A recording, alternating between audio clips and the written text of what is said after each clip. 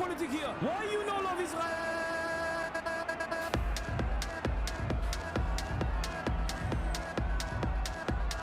Oh, you hate it?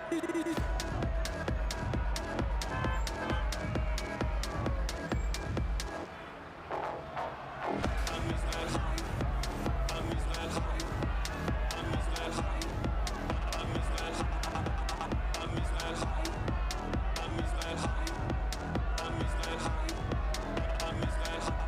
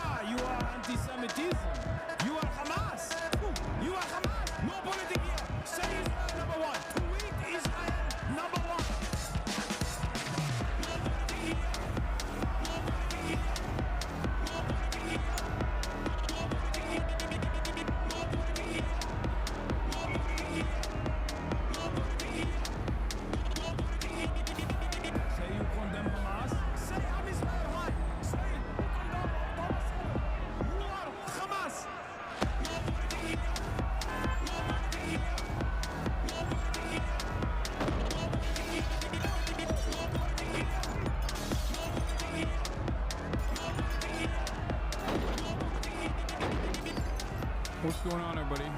I hope everyone's having a fantastic evening, afternoon, pre-noon, no matter where you are in the world. I'm Hassan, goodness, Hasanabi broadcast coming to you live from sunny California, Los Angeles, folks. We're live and alive, and I hope all the boys, girls, and enemies are having a fantastic moment because today's a beautiful day. Today's a wonderful day. Today's a very special day. Wanted to start off by, of course, celebrating a very special country, the most special country on this most special day. Now, there's a lot of you that are probably asking, Hasan, is this a very special day for what reason? Is it a very special day because it's 4th of July today? Well, that's part of it for sure. But what could it be? What is the real reason why it's a special day? Well, it's a real special day every single week. That's right. Ladies and gentlemen, not only is this 4th of July, but it's also a very special day because it's Friday. That's right. Immaculate vibes all around, no matter what happens. It's freaking Friday. It is 4th of July Friday. It's Fuck-a-Fan Friday. You already know what it is. Our forefathers fought long and hard, not only for the revolution, but also specifically so that you can get a revolutionary advantage, such as the weekend. If you like 5-day work weeks as opposed to 7-day work weeks, then thank a labor union, as we do every Friday, the obligatory celebration of all labor militancy. It's freaking Friday, baby. And the vibes are going to be immaculate. That's right. They are going to be immaculate no matter what. That's right. But before we get to all of the news and whatnot, this is part of the broadcast where I tell you about my personal news, and that's exactly what I'm going to do in between the time period where I press the stop stream button and press the start stream button, so help me God. Why are your sunglasses labeled Lamau? I don't know. Mark Jacobs literally sent this to me directly, like straight up. That's not even a joke. That's not even a meme. They were like, yo, Hasan, we want you to have this. And I was like, thanks, Mark. Sure. Sure thing, bud.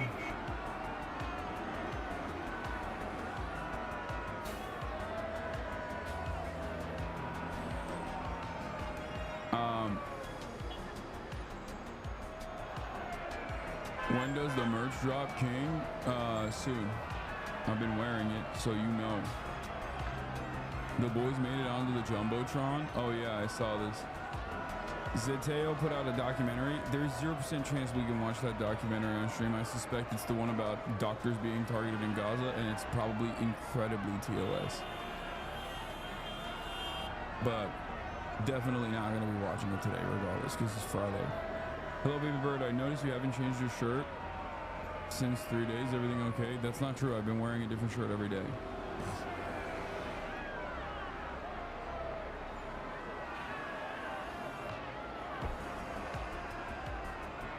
New part 3 of the Guardian doc. Oh, nice. There were no guests on Fear End this week, but very special guest actually. Are you going to Anime Expo? Yes. Tomorrow. In any case, okay, why am I answering all these questions? All right, folks. Personal news-wise about what's going on in my life in the world of Hasanabi Piker, okay? Last night I ended the broadcast, half day, you already know what it is. We had Cutie Cinderella in the building, we had Austin Show in the building. The reason why we had to do that, obviously, was so that we could shoot the Fear and podcast. Everybody's favorite podcast, best podcast in the world. Everybody knows this. Okay?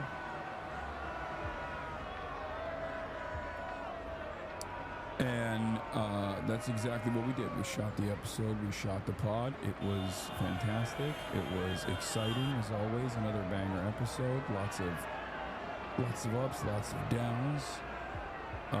Just a fantastic experience overall. Now,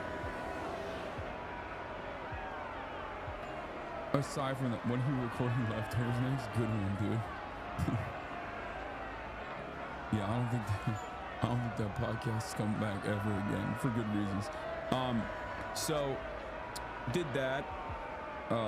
Didn't really have too much time after the podcast because like we filmed it until like 9-10 p.m. So then I basically went to sleep. Look at these two. Speaking of sleep, look at these two babies. And then this morning I woke up early. I did a twofer. I did a back-to-back. No days off, baby. 4th of July or not, doesn't matter. Rain or shine, we grind. I went to the park first.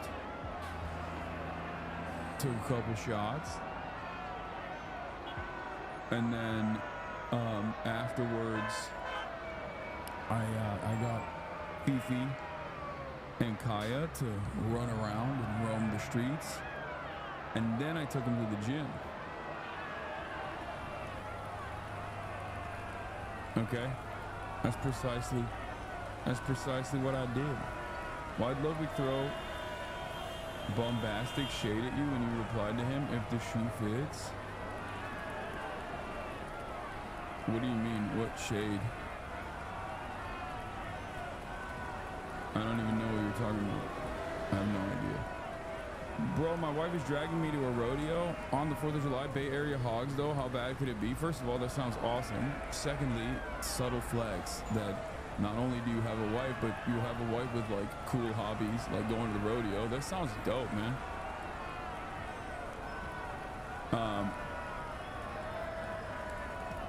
But yeah.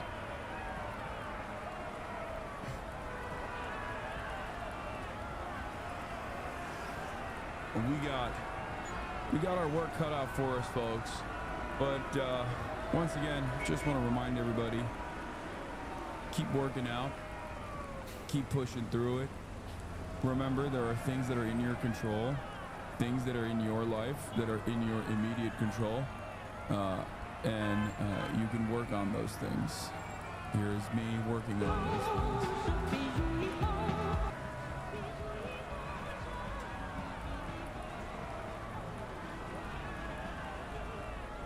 Here. Did you see Charlie Kirk implied he scratches his ass with his bare hand? I did.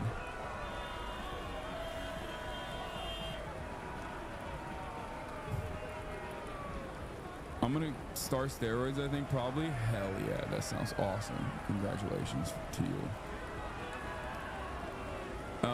But yeah, the reason why, not too bad form, keep it up, bro. Thanks. Well, my shoulder is still janky, so I have to do this instead of like my regular shit.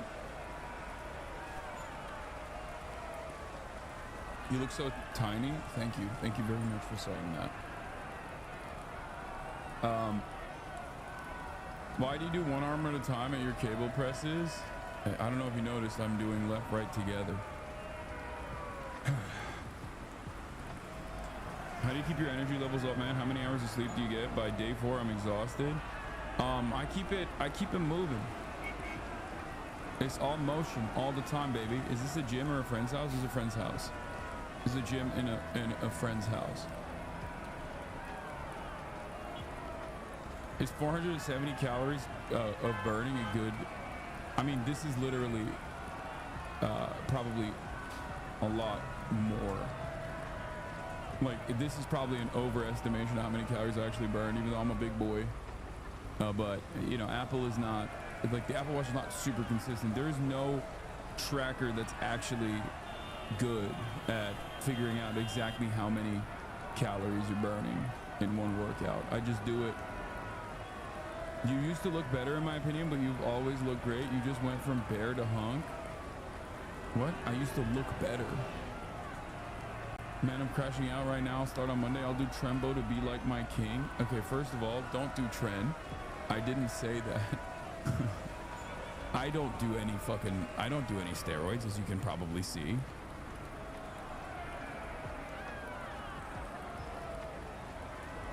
Have you ever used a Whoop or Oura Ring? I used to use Whoop before I got on the Apple Watch. And the reason why I stopped using the Whoop was because it was giving me sleep anxiety. It's like, it's not for everybody. It's not for the faint of heart. And I suspect Aura is the same as well. Because I hated, like, first of all, I hated going to sleep and then waking up and being like, did I get my sleep? Did I get enough sleep? And then my Whoop was constantly telling me, you didn't get any sleep. You're gonna fucking die today. And it's like funny because I personally don't have any issues like going to sleep at all. I don't have any issues going to sleep at all normally. Like I just sleep like a baby. I boom, lights out. Especially if I crank one before it's over, right? But with the whoop in the morning, the first thing I would do is obsessively check whether or not I had enough sleep. And I never had enough sleep. I never, ever, ever had enough sleep, which was ass. Just a heads up, there are probably a lot of losers brigading the chat today. What do you mean? Wait, that's funny. As opposed to what? Every other day?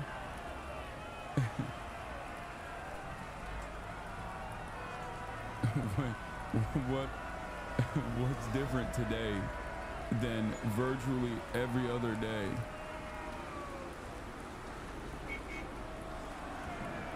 Bro knows Batty Hub? What's Batty Hub?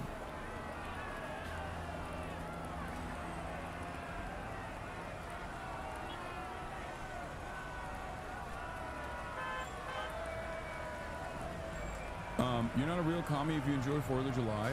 I mean, as someone who used to be a major Ameribo, as someone who's still a major Ameribo, I would say that like I always loved getting hyped up for 4th of July.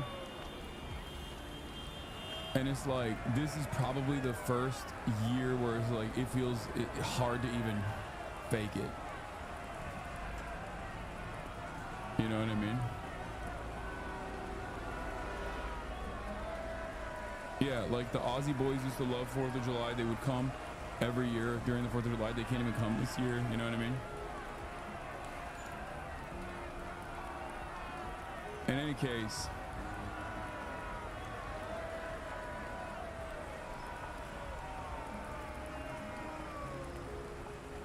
hard to fake excitement for this 4th of July. Trump passes his melt the poor bill. Hogwatch fell for it again. Award edition. Get in now. Am I not allowed to mention the Chinese fireworks? What do you mean? Yeah, the Aussies understandably can't come this year because they know that they would not be allowed into the country and that they would instantly get thrown into a detention facility, and then after an extended period of time of being in a detention facility, they would probably get sent back to Australia if they're fortunate. So that is precisely the reason why they chose not to come this year. What is that photo? This is from an old calendar shoot that we did.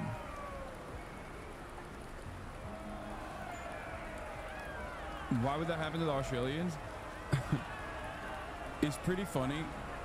It's pretty funny to ask that question here on this broadcast, especially considering that even I have been detained as an American citizen by Customs and Border Patrol.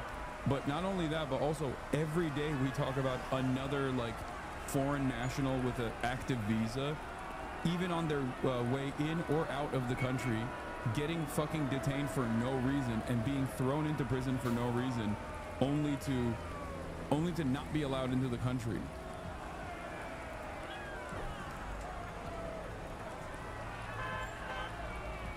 Like, dude, there is a guy from Norway by the name of Mads Mikkelsen, who we talked about already, who could not come into the country because he had JD Vance memes on his phone and a photo of like a wooden pipe. And then they were like, have you ever smoked weed in your life? And the guy was like, I've smoked weed once or twice. And they were like, you're a criminal.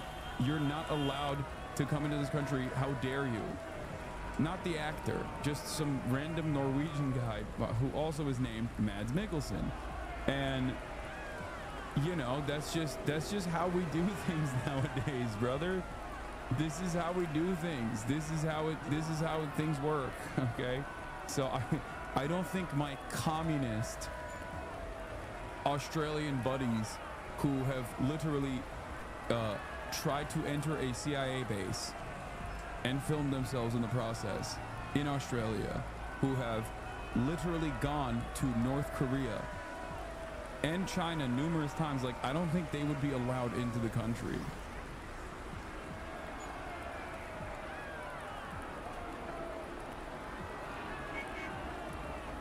I wouldn't even recommend like normies coming to the United States of America right now, let alone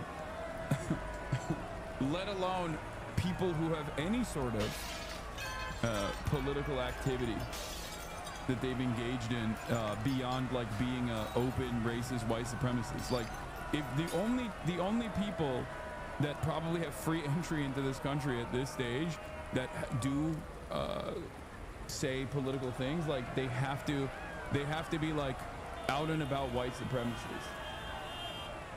Those are the only people we are seemingly allowing, like white South Africans who are just like open neo-Nazis. Like those are the only guys that are allowed into the country at this point.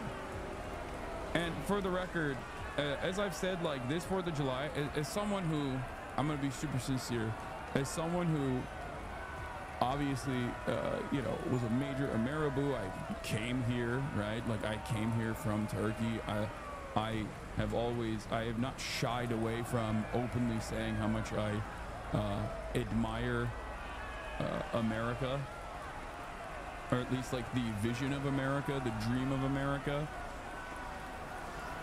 I love celebrating 4th of July. I love celebrating all the fun stuff that Americans do. I have a long-standing bit about how Muslims don't have any like fun holidays that we celebrate. You know what I mean? Like Ramadan is the thing that we do in Turkey and in the entire Muslim world.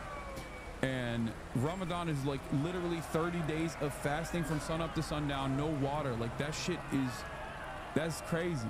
You know, that's not exactly like Americans, and their holidays and their celebrations are all capitalist. It's fucking awesome. They just run around and consume food, get drunk, get blasted, and purchase commodities. Like that's incredible. They hang out with family, they shoot explosives. Like that's awesome, right? We don't really do stuff like that.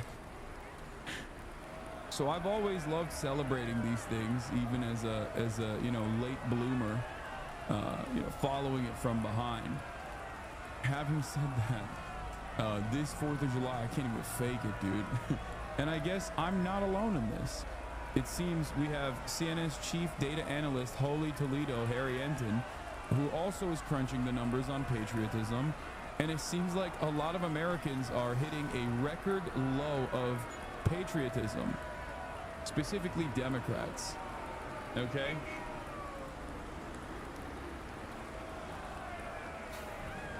You bought the bullshit lie what folks tell themselves about America. Low-key sad, to be honest, because it's understandable how it happened, but it's still an exaggerated lie. Yeah, you do realize that that's everyone outside of the country, right? Like everyone outside of the country thinks like this is the land of prosperity. Even when the land of prosperity is like directly dropping bombs on their heads, most people still think like this is the country, like this is the place to be. And then you come here, and in the past, at least like given the actions of America over there, when people over there came here, they would at least experience like a little bit more improvement on their immediate living standards as a consequence of not being bombed any longer by the country that's bombing them. So that used to be like the meta. That's why, you know, immigrants that come here are very grateful, very excited to be here and shit. But like nowadays, given that the prosperity faucet has been diminished, they've really shut that off. And they don't even make America doesn't even try to make it seem like you can get a better hand here. There's not a whole lot of like, yeah, no, I love following the American dream coming from a lot of people. And I say this as someone who is the method, is the example of success. Guy who comes here, okay, and gets a leg up. Guy who comes here at the age of 18, I mean, has seen tremendous prosperity, tremendous fortune, and yet I recognize how shitty things are for everybody else. It's just not great.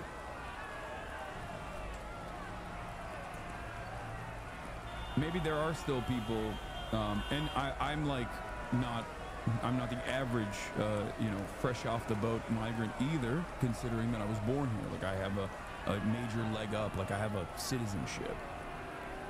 You're a pathetic loser. The USA is the greatest country on earth. The Republicans are cleaning up after Biden's mess. Don't hate the janitors, hate who made the mess. Okay, buddy.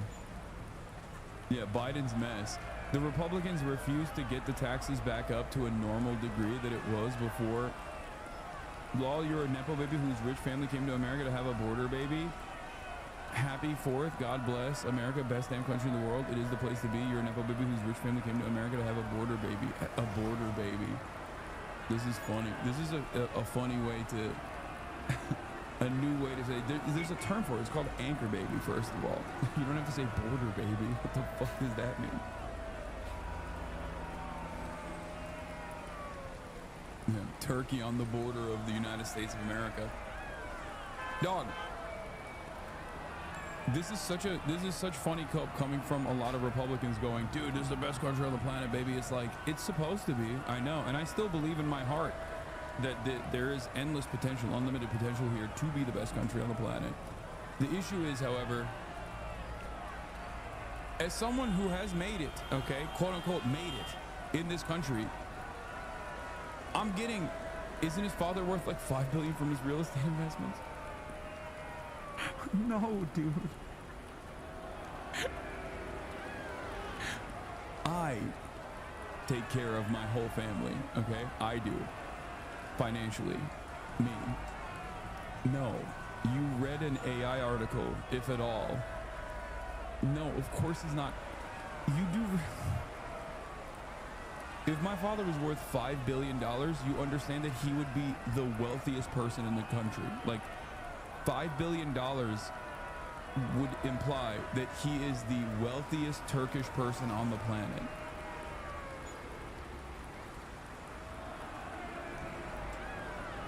In USA, no, he would be the wealthiest like he would be on Forbes lists.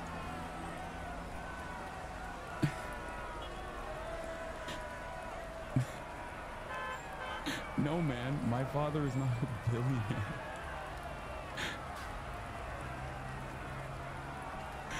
Oh, that's funny. Anyway, I can send an article if you'd like. I know, dude. I know there's hella articles on. I know there's, yeah, look, the wealthiest person in Turkey is Ibrahim Erdemoğlu, okay? And his net worth is 5.3 billion. The second wealthiest is Murat Ülker, whose wealth is $5 billion. My dad would have to be on this list.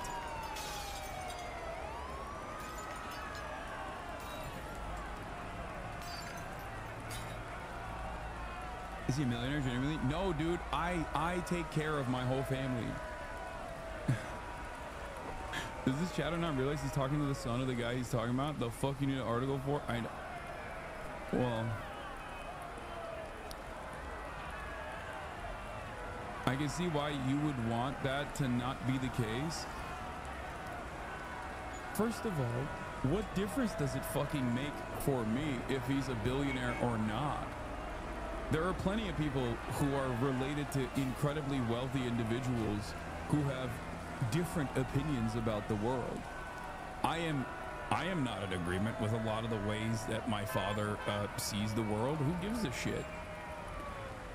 But I like that you got duped by a fucking AI article. Like, the degree of stupidity that you're demonstrating here is that you got duped by a fucking AI article that has made such an incredible claim that most people would probably read that and go, this is probably fake.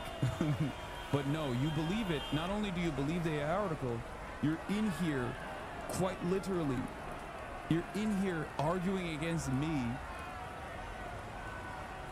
saying that this is the truth. Like the AI article that you read is the truth.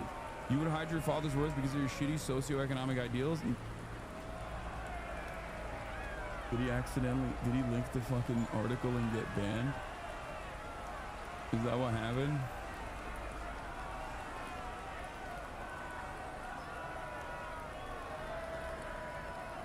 Bitch, I'm wealthy. The fuck are you talking about? So much so that I'm fortunate enough to take care of my entire family.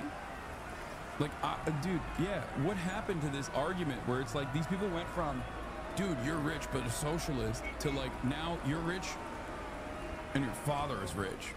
He's not. He used to be. It's not something that I've kept a secret. My dad used to be pretty, I mean, rich for Turkey, right? Not in those lists or anything like that, but by the time I got to college, he was not.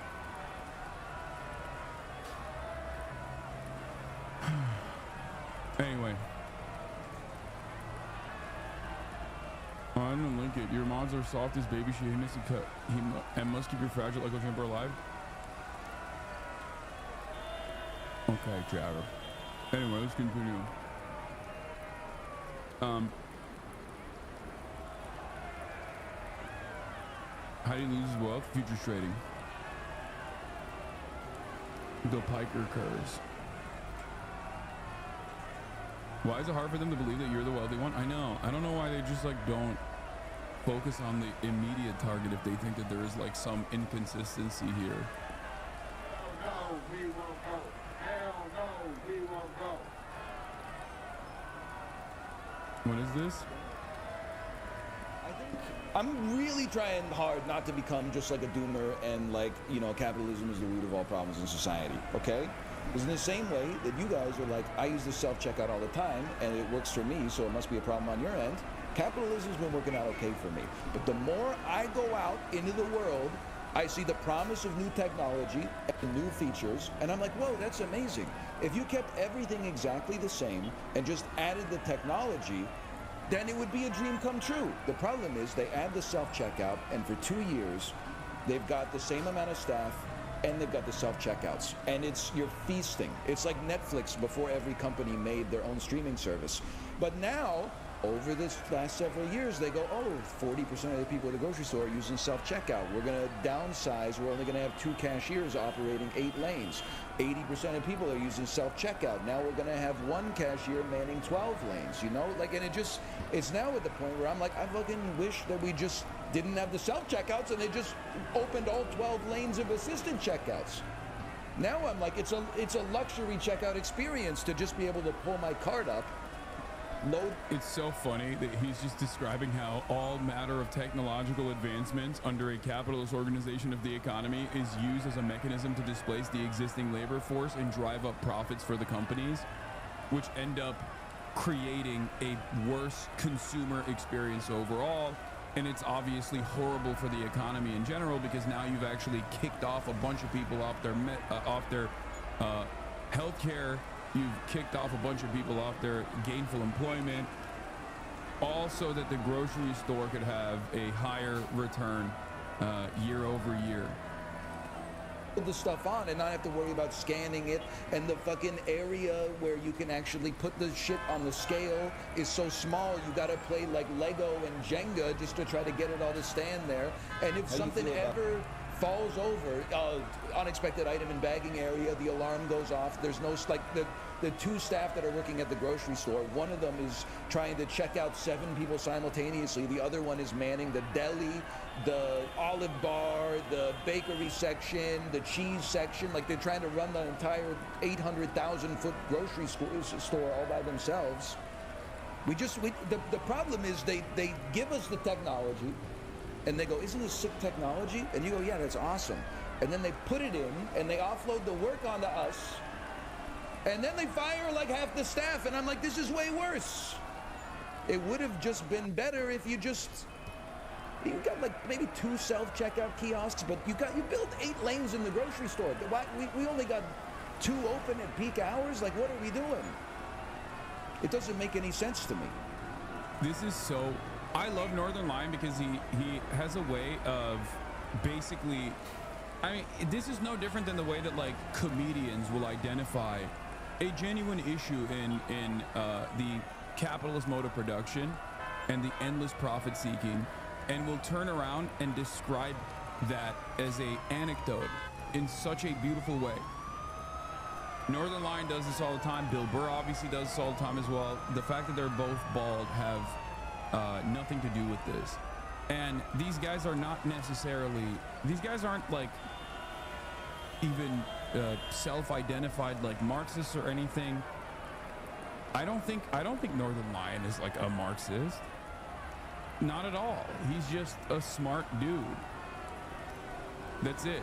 He's a smart dude who is smart enough to literally experience these kinds of changes in his immediate life and realize that there's probably a reason for it beyond, I don't know, people just making issues, people just making wrong decisions or whatever.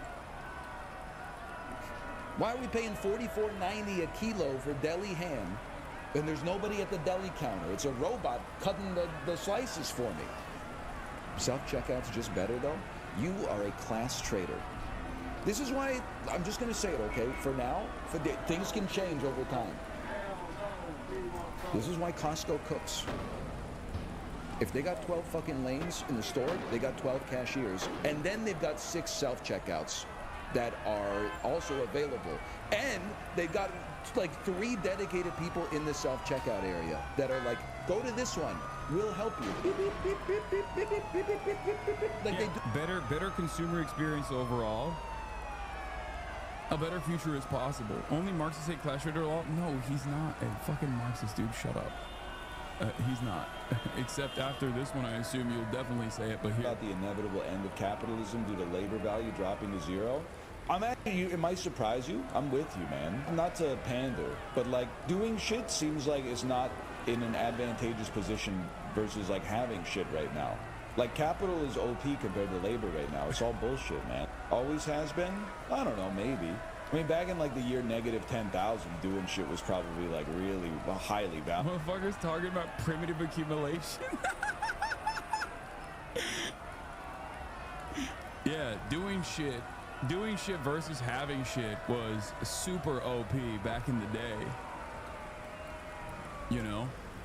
And then these guys decided, I'm gonna have shit. And they started putting fences around what previously was known as like, you know, land for everybody. And then they were like, I'm gonna protect this thing that I put fences around. I'm gonna enclose this space. It's mine now. Now you can't have it. If you want to work on it, if you want to work on the land, it's my land. I'll give you money. All of a sudden, people who have shit have a significant advantage over people who do shit. How did this happen? Valued. You'd be like, okay, you got 6 blueberries. I'm doing shit. I took your blueberries. Labor beats capital in that situation, I suppose. Listen, being breaded is sick, but at the same time, it seems crazy that, like, you know, like, don't get me wrong, like, it works. I'm being careful here, but it works out in my favor most of the time. But, like, you can just put your money in, like, a CD, and you're not really, like, doing anything for society, but you get, like, money back, like 3%. But then, like, a dude can come to your house and, like, clean your car. He's giving up, like, a little bit of his lifespan to clean your car, and you pay him with, like, money that you got for doing nothing. That doesn't seem right, man. I just traded you none of my life for some of yours. That's fucked up. I don't know if there's a fix for it, but I've just traded none of my time for some of your time.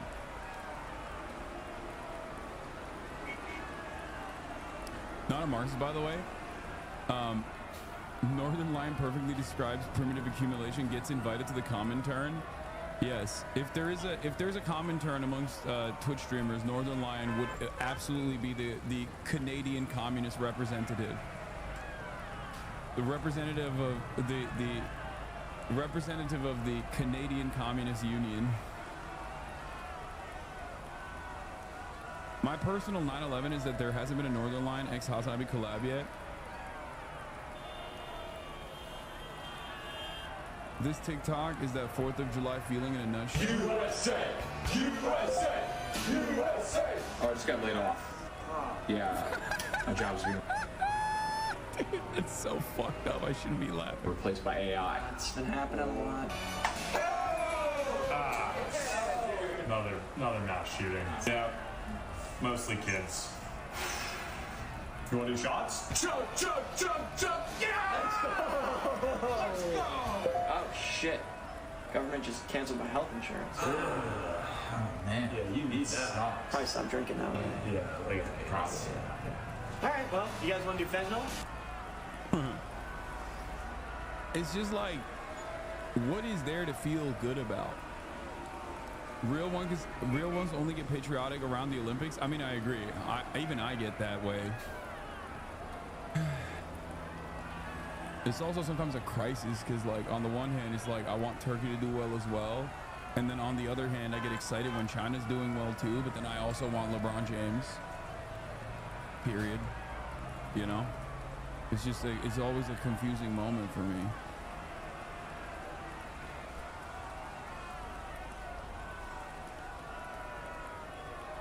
Play the anime horse girl racing game. Oh, you mean this one? Uma Musume Pretty Derby. Oh, is that already locked and loaded, ready to go, ready to rip?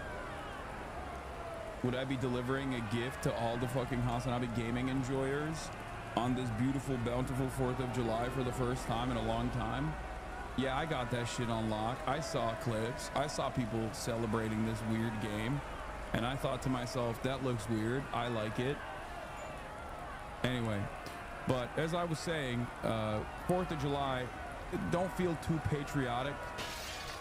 And I feel like the vibes overall, depending on like the level of educational attainment in my immediate orbit amongst like normie friends of mine as well, it like there's definitely less overt patriotism coming from people who are basically faking it. From the people who are like, yeah, 4th of July, but even they're like kind of faking it. They're like me a couple years ago, faking it, but can still enjoy it, as opposed to a lot of the people who otherwise, like liberals who otherwise would be like celebrating it, I feel like are not. They're just like, what's there to fucking, what are we doing? Everything fucking sucks. People are getting laid off. The healthcare is the government's just taking away people's healthcare. It doesn't seem good. ICE raids everywhere. People are getting black bagged off the streets. You know? But if you can still feel, I guess if you can still feel patriotic, more power to you, brother. You know what I'm saying? Congratulations. We covering Trump's Iowa speech. We covered it yesterday.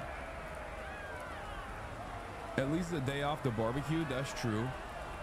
That's true. Anyway, let's look at Holy Toledo, Mr. Harry Enton, the chief analytics correspondent of Clinton News Network, covering the Democratic pride to be an American. Let's see. Today on Independence Day, I'm looking into whether or not Americans feel proud to be an American. And as it turns out, Democrats, their percentage who say they're proud to be an American has fallen through the floor. What are we talking about? Take a look here. Democrats' pride to be an American, extremely or very proud. In 2015, look at this. 4 out of 5 Democrats were extremely or very proud to be an American. That number has plummeted to just 36% now in 2025. A low this century has fallen by more than half since 2015 as Donald Trump has become, of course, president once again this year. Now, what is driving that decline? Well, a lot of it has to do with age. What are we talking about? Well, generation... Bro, I think this is something that I noticed and something that I've talked about as well. This is the global standard, especially in the Western world. Like, every now and then on my TikTok For You page, I'll have one of those like annoying street interview guys go up to like people in the UK to be like, would you fight for your own country? Would you fight for the fucking UK?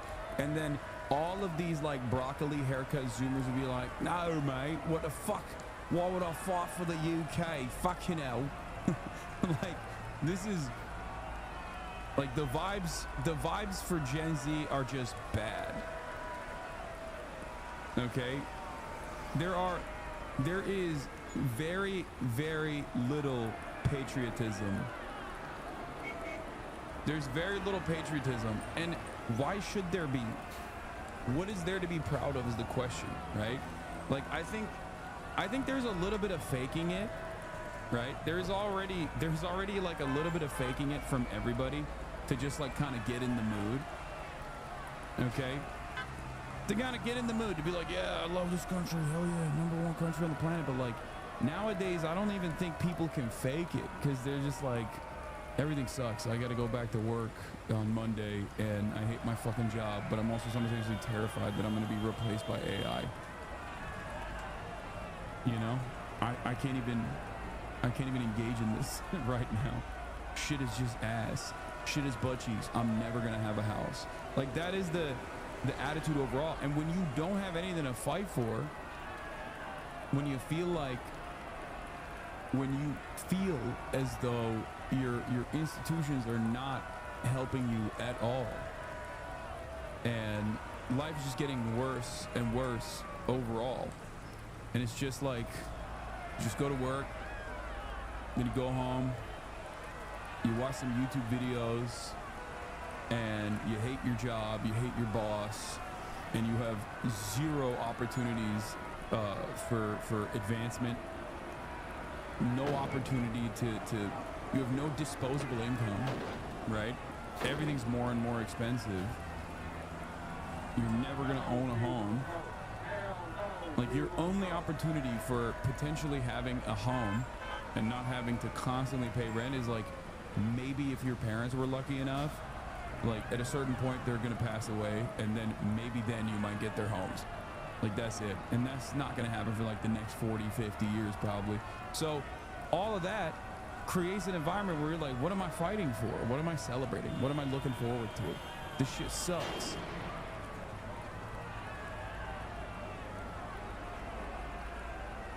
So then it's like, it's hard to even fake patriotism in that regard. I feel like Americans would be infinitely more patriotic if they saw more of the returns from not only the fruits of their own labor, but also more of the amenities of like being this force of evil around the planet. Straight up, if America was more of a social democracy, I think a lot more people would be down with like whatever the fuck we're doing over there, you know, whatever the fuck we're doing in Iraq, Afghanistan, Iran, wherever. They would just be like, yeah, it's fine. At least we get to keep some of these super profits, you know. We get to have better take-home pay. This is fine. But because capitalism requires endless imperialism, and with that endless imperialism, you have a diminishing standard of living year over year, because the machine only has a finite amount, and if all of the output is going to 800 military bases around the world and constant pain and torment, then sorry, you can't get the potholes fixed in your fucking neighborhood. Your ISPs are never going to deliver uninterrupted internet connection to you, even though you're in the wealthiest country on the planet. You're not going to get health care. They might even take away your health care. All this stuff, it makes you go, I don't give a shit about this. This sucks. Sorry. All the money is going to the billionaires and also Israel. We have to give more money to Israel. Sorry, you can't have it. Democrats, proud to be an American or not. Of course, Generation Z, born since 1997. Look at this. Only 24% of Generation Z Democrats are extremely or very proud to be an American. That is actually lower, Erica. That is lower than the percentage who say they have little or no pride to be an American at 32%. I just never thought I'd see these numbers based upon where we were a decade ago, but that's exactly where we are. Now, if Democrats have extremely less pride to be an American than they used to, what about Republicans? Well, this is where the trend line gets interesting, because with Republicans, there is no trend line. In fact, take a look here. Republicans' pride to be an American, extremely or very proud. In 2015, there's a real divide in this country, bro. Like, I'm telling you, this is a direct through line to educational attainment. Okay? This is a Venn diagram, okay? The less likely you are to have a higher degree, the more likely you're just sitting around and being like, everything's fucking dope. But I would go so far as to say that even these guys, I wonder what the Gen Z Republican attitude looks like, because I feel like even they're just like, this is not the best. Things are not the best right now. I mean, guys, let me tell you something, okay? You want to feel this way? Slam your head into concrete over and over again and give yourself a lobotomy, and you will arrive at this position. Literally happened to John Fetterman, even though he's not the best example, because I think he also sometimes, due to a stroke, or maybe he had these feelings already, has like bouts of depression, seemingly, where he wants to walk into traffic. But like, yeah, you'll be a way happier person overall. You know, this is it. If you wanna live in the bliss of ignorance, you have to become ignorant. You have to work to become ignorant. It was 90% back when Barack Obama was serving his second term. Now in Donald Trump's second term, it's basically the same percentage, 92%. So Republicans still are extremely or very proud to be an American. Democrats, on the other hand, have seen their numbers fall through the floor, led, of course, by the youngest generation, Generation Z. We'll see how these numbers turn going forward, but the bottom line is, whether or not the folks out there are extremely or very proud to be an American, I'm extremely or very proud to be with you, Erica Hill. Happy July 4th. Don't talk too much shit about him. His son's birthday's coming up. Uh-oh. This tweet is about what you were talking about. What is this? I support Donald Trump's cuts to the treats received by Americans. May the American people derive no benefit from imperial super profits. Yeah, I know.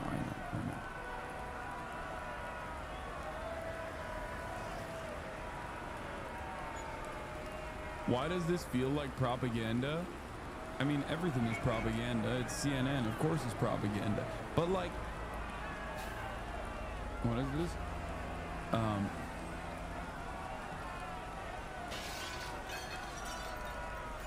Just 58% of Americans say they're very or extremely proud to be American, down from 85% in 2013, the lowest ever recorded by Gallup. I do think that Donald Trump is accelerating this. I think Donald Trump did an insane number on American attitudes. This is an anecdote. I have nothing on this. I have no information on this, but I think Donald Trump doing like this incredible trade implosion scheme, and then being like, we're going to dominate China on the global stage, and then that happening side by side with like IShowSpeed going to China and showing an entire generation how awesome China looks. Like, that created this very unique environment where everybody was like, wait a minute, I thought these guys were like living in mud huts. I thought these guys were just like peasants working on the rice farm. What the hell? They got better shit than we do. What the fuck is going on? I don't like that. This doesn't, I don't see any positives on my side of the bargain here in the United States of America, and it seems like Chinese people are having a great time over there. What the fuck? I feel like that coming back to back definitely changed at least a lot of people that I know that have always been like, I'm patriotic, I love America, and I hate China. It's my job to, you know, despise China.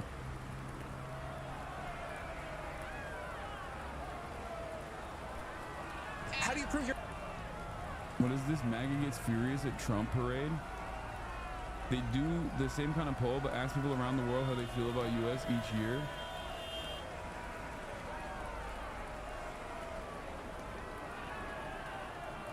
America found out we are the bootleg country.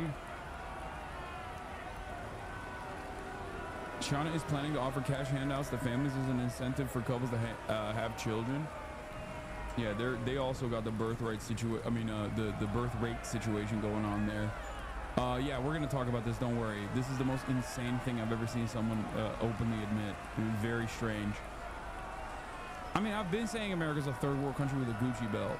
Like I've been saying that. We got like a nice shine. You know what America is? America is the 24 karat gold labubu, okay? That's what it is.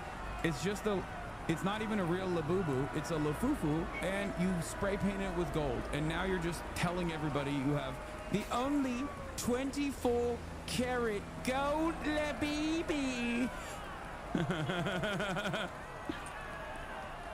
I'm the proud owner of the only 24 karat gold labubu.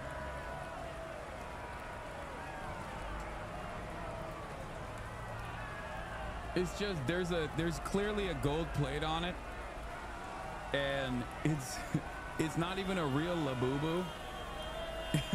And it's getting increasingly more and more, like it's increasingly getting less gold as days go by.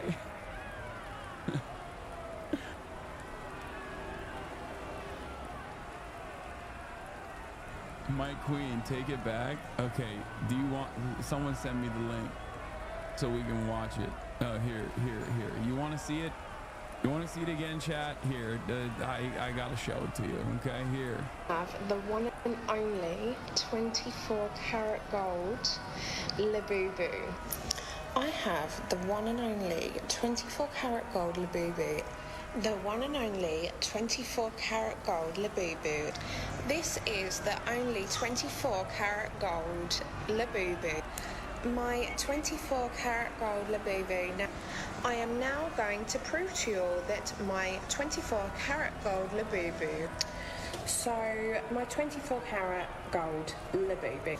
So, as you all know, I am the proud owner of the 24 karat gold labubu. My 24. Dude, there's something so funny about people being like, dog, have you seen the legal mindset video about you? Dude, if I were to cover every Rumble lawyer, fake lawyer that actually is like a fucking right-wing freak that spends most of their time talking about like trans people, I would lose my mind. I would have no time to cover anything else. I get it. A lot of you are drama perverts, okay? And you nut when you think about the prospect of drama. But I'm not going to pay any mind or any attention to some fucking psychotic MAGA lawyer, not a real lawyer, but a passport bro, who offers fucking courses on becoming a passport bro, who primarily fucking streams on Rumble. Why do you guys come in here and ask for this stuff? It's never gonna happen. Okay? It's never happening.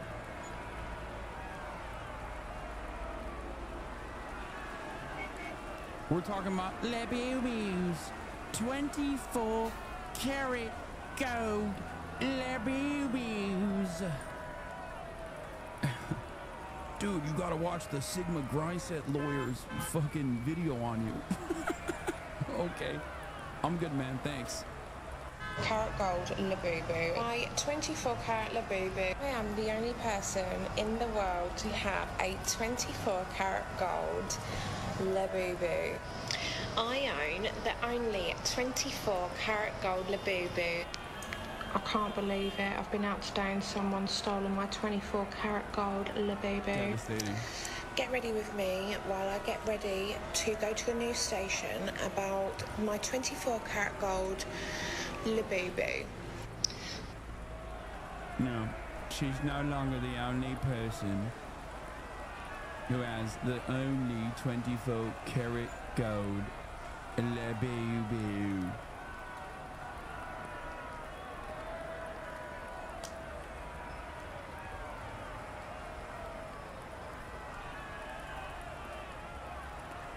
She has a sapphire labubu now?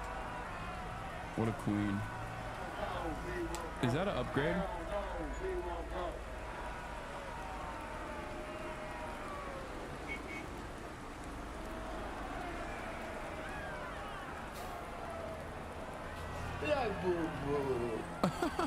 I literally cannot stop saying labubu like this 102-year-old Hungarian grandmother. Labubu! Labubu! Labubu! What is that? What is happening here?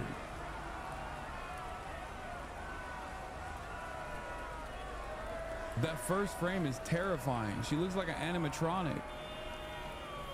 That's crazy. Our other big story. Anyway. But yeah. America, the 24 karat gold Labubu, okay? That's what it is. That's where we're at. That's what's popping. That's what's happening. The ADL has come out. By the way, last night we watched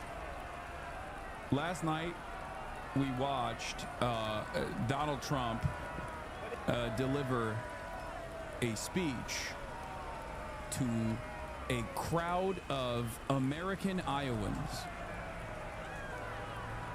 who were very excited at the prospect of the big beautiful bill passing, which I thought was really funny because it directly was going to take away the people behind him, the people that were gleefully cheering, their health care. This is a bill that doesn't do anything positive for these people, okay? Nothing whatsoever, okay? There's not even like anything in there that you could point to as remotely positive. So we watched Donald Trump deliver a speech to a crowd of heart-diseased Iowans, as you can see in the background, cheering as he gleefully talked about taking away their Medicaid and their SNAP benefits so that Donald Trump's wealthy friends can keep their massive tax cuts. Now, the big beautiful bill was designed in an effort to make the previous Trump tax cuts from 2017 permanent. They were supposed to sunset. They were supposed to sunset right now, okay? Or soon. And Donald Trump was able to whip the votes and expertly craft this fuck the working poor bill and go against a lot of his previous campaign promises, such as I am not going to take away your Medicaid. I'm not going to touch Medicaid. Right? Well, it turns out he's molesting the Medicaid. Okay? He is molesting the health care, just like he molested global trade. And here we are. What is this? Oh, the Social Security Association blasted out these bullshit emails yesterday. I heard about this yesterday from a chatter as well. I didn't know it was real or not. But yeah, Social Security applauds passage of legislation providing historic tax relief for seniors. SSA admin is sucking on it. Yeah, I feel like this is kind of inappropriate. I mean, this is pretty inappropriate. Not that it fucking matters. No one cares, right? Like, there's no normalcy anymore. But like, I wish the Democrats would do more stuff like this.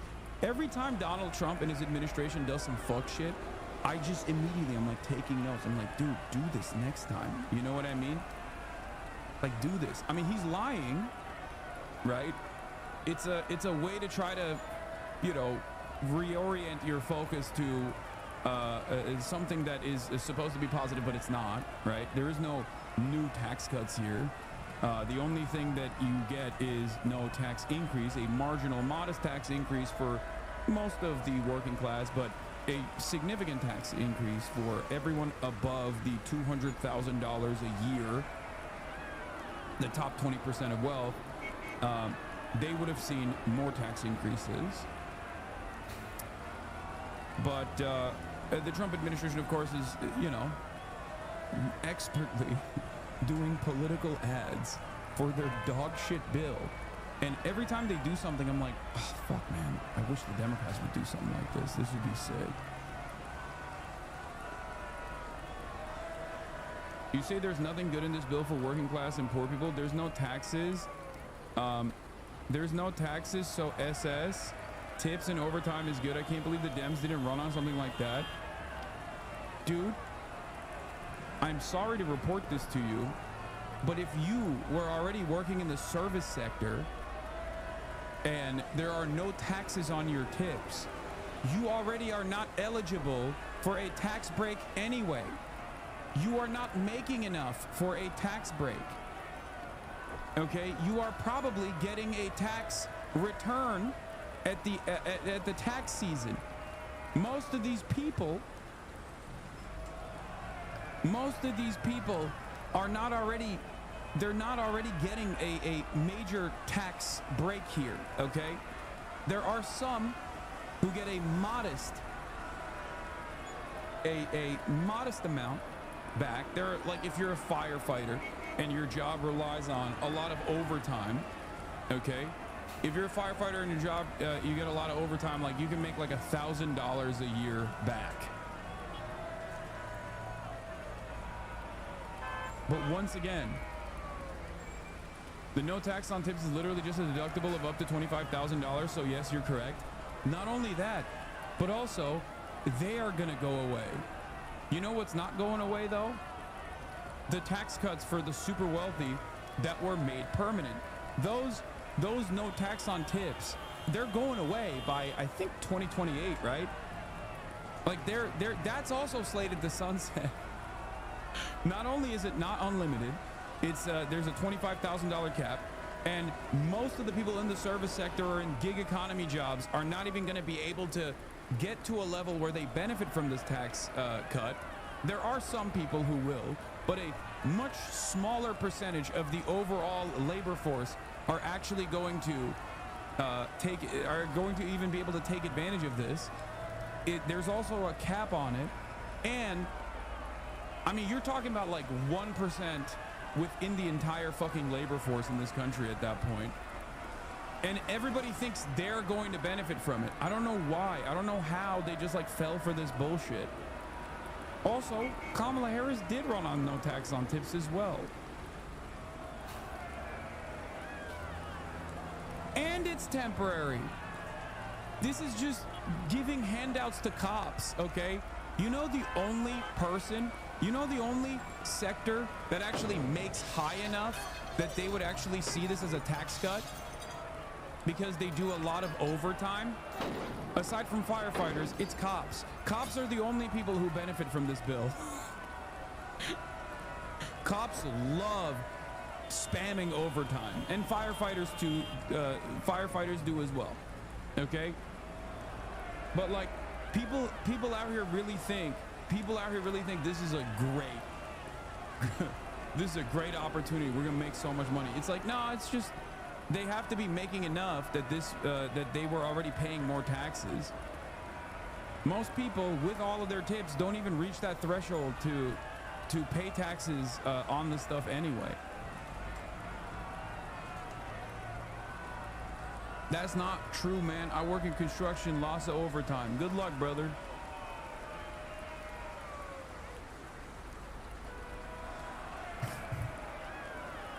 Yeah, if you make under $51,000 a year, you will actually pay more in taxes. Also, the cutoff for the no tax on tips is $25,000. Wait, you know this bill sucks, so why are you glazing it? You said there's nothing good in this bill for working class / poor people. The no taxes on tips and overtime is good. Overtime is good. I can't believe Dems didn't run on something like that. Overtime taxes are huge. Social Security should not be taxed at all. That's a decent amount of money. It's smart politics and actually helps people. American brain, dude. American brain is always tax cuts are the only way to help the working class. No, dog. You know the best way to help the working class? You know what is the best way to help the working class? Taxing the rich, okay? Keeping taxes stable for the working class in general, and then having a fuck ton of amenities and a fuck ton of social safety nets for everybody. That's how you're supposed to help the working class.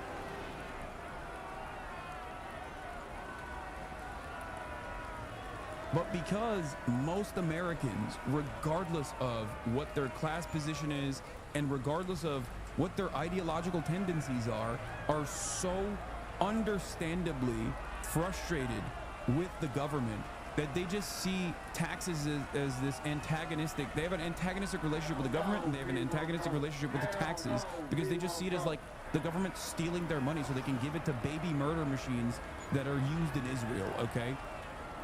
Most people go, why the fuck am I giving money to the government? I don't see anything in return.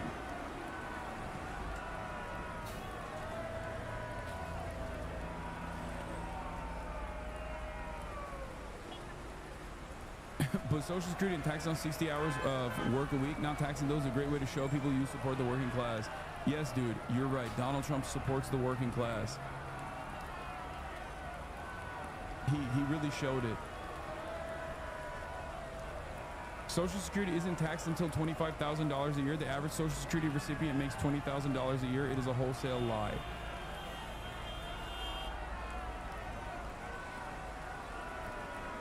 Do you think some salaried employees might change to hourly so they can get a lot of overtime and avoid taxes on it?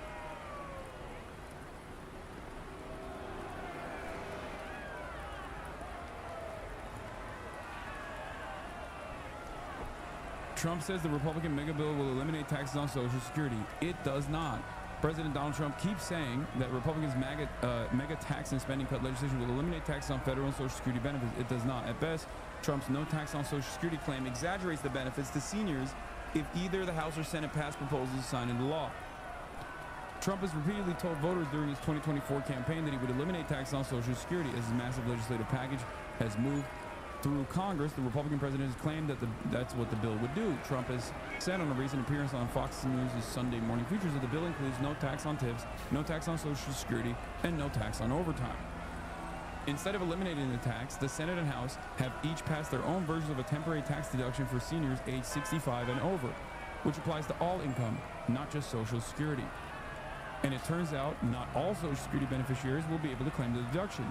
Those who won't be able to do so include the lowest income seniors who already don't pay tax on Social Security, those who choose to claim their benefits before they reach the age 65, and those above a defined income threshold. The Senate proposal includes a temporary $6,000 deduction for seniors over the age of 65, contrasted with the House proposal, which includes a temporary deduction of $4,000. The Senate proposal approved Tuesday would eliminate Social Security tax liability for seniors with an adjusted gross incomes of $75,000 or less, or $150,000 if filing as a married couple. If passed into law, the tax deduction would last 4 years from 2025 to 2029. The deductions phase out as the income increases. Touting a new Council of Economic Advice analysis, the White House said Tuesday that 88% of all seniors who receive Social Security will pay no tax on their Social Security benefits, going on to say that the Senate proposal's $6,000 senior deduction is estimated to benefit 33.9 million seniors, including seniors not claiming Social Security. The deduction yields an average increase in after-tax income of $670 per senior who benefits from it. Garrett Watson, director of the policy analysis of the Tax Foundation think tank, said conflating the tax deduction with a claim that there will be no tax on Social Security could end up confusing and angering a lot of seniors who will expect to pay no taxes or expected not to pay taxes on their Social Security benefits. While the deduction does provide some relief for seniors, it is far from completely repealing the tax on their benefits. But the problem is there's lots of MAGA people. Here is lots of MAGA people are so poor they will cheat on $5 extra for themselves and not care about billionaires because they got the $5 extra. You're just describing stupidity. And I'm trying to explain to people that it is stupidity.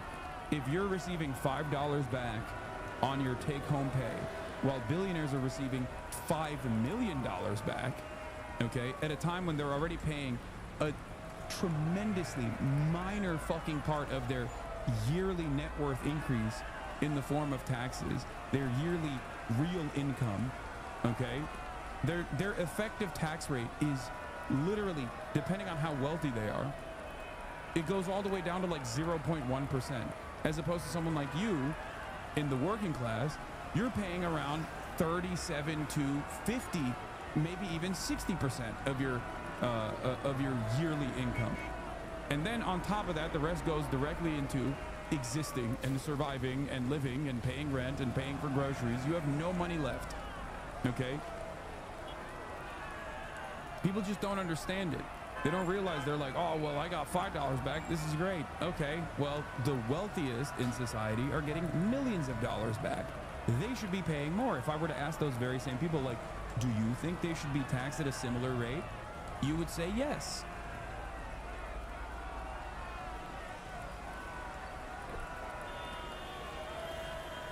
And for the poorest Americans, okay, for the poorest Americans in the working class, they unironically actually get fucked over.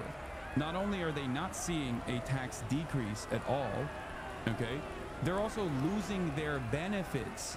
They're losing the things that taxes are paying for. So you're actually losing money. If you are above the top 20% threshold, if you're making over $200,000 a year or more, there will be some either modest, if you're closer to the $200,000 level, you will see some modest benefits from this. And the higher you go up the $217,000 line, it's not even 200,000, it's 217,000, the top 20% of wealth, which is experiencing 60% of all of the tax cuts from this bill. Okay? The higher you go from the $217,000 line, the more the benefits are, the more bountiful the benefits are. Okay? Everything below that line is not even seeing anything, and there's past the point of there's a point that you go beneath. If you go beneath like $55,000 a year, for example, you are actually seeing decreased benefits. Like, it fucks you. It directly fucks you.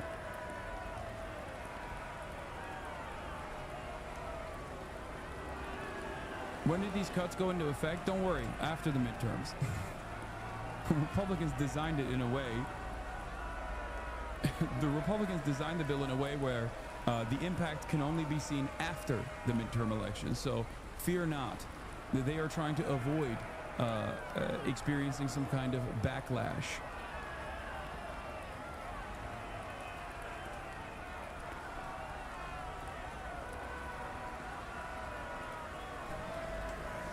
It's so transparently fucked up.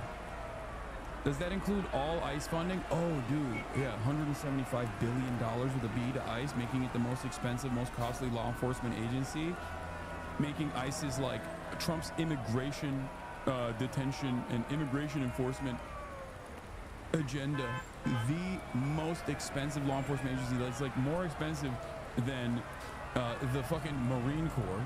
Okay, their annual budget is larger than the Marines. Great stuff to have in there too. 150 billion to the military, 175 billion to ICE alone. Okay, to ICE, Customs and Border Patrol, and Trump's like immigration enforcement agenda.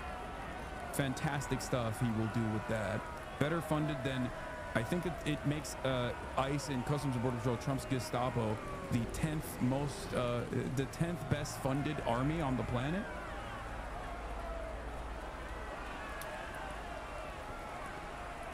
Yeah, and of course, as things stand, we know Democrats will never defund ICE, so that's just permanent. And that machine will require more immigrants to throw into it. It's like a volcano.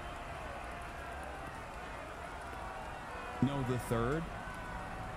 I think it's like third largest standing army. No, it's not the largest standing army. It's like the expensive.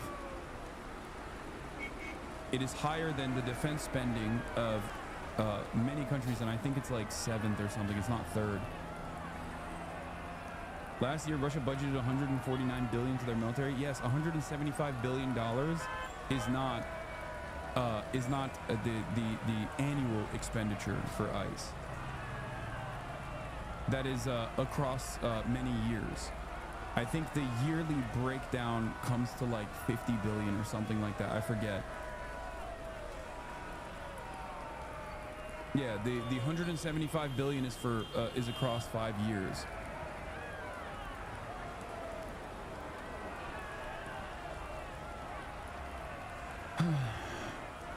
Fantastic stuff. Anyway, let's look at 4th of July holiday week, expected to set record for travel. Story is the ongoing July 4th getaway. The FAA recorded 51,000 scheduled flights yesterday. Its busiest day of a very busy week for travelers. And Dave Malkoff is at the world's busiest airport in Atlanta. Dave, how you faring out there? Hi, Michelle. Yeah, I can feel it is getting busy out there. Look at all these travelers back here. 4 million people will come through this airport, this one airport this weekend. According to AAA, we'll see 72.2 million travelers going at least 50 miles away from their home this week. That's up 2.4% from last year, and that breaks down almost 6 million people on airplanes and then 62 million in cars. Those are both record-setting numbers.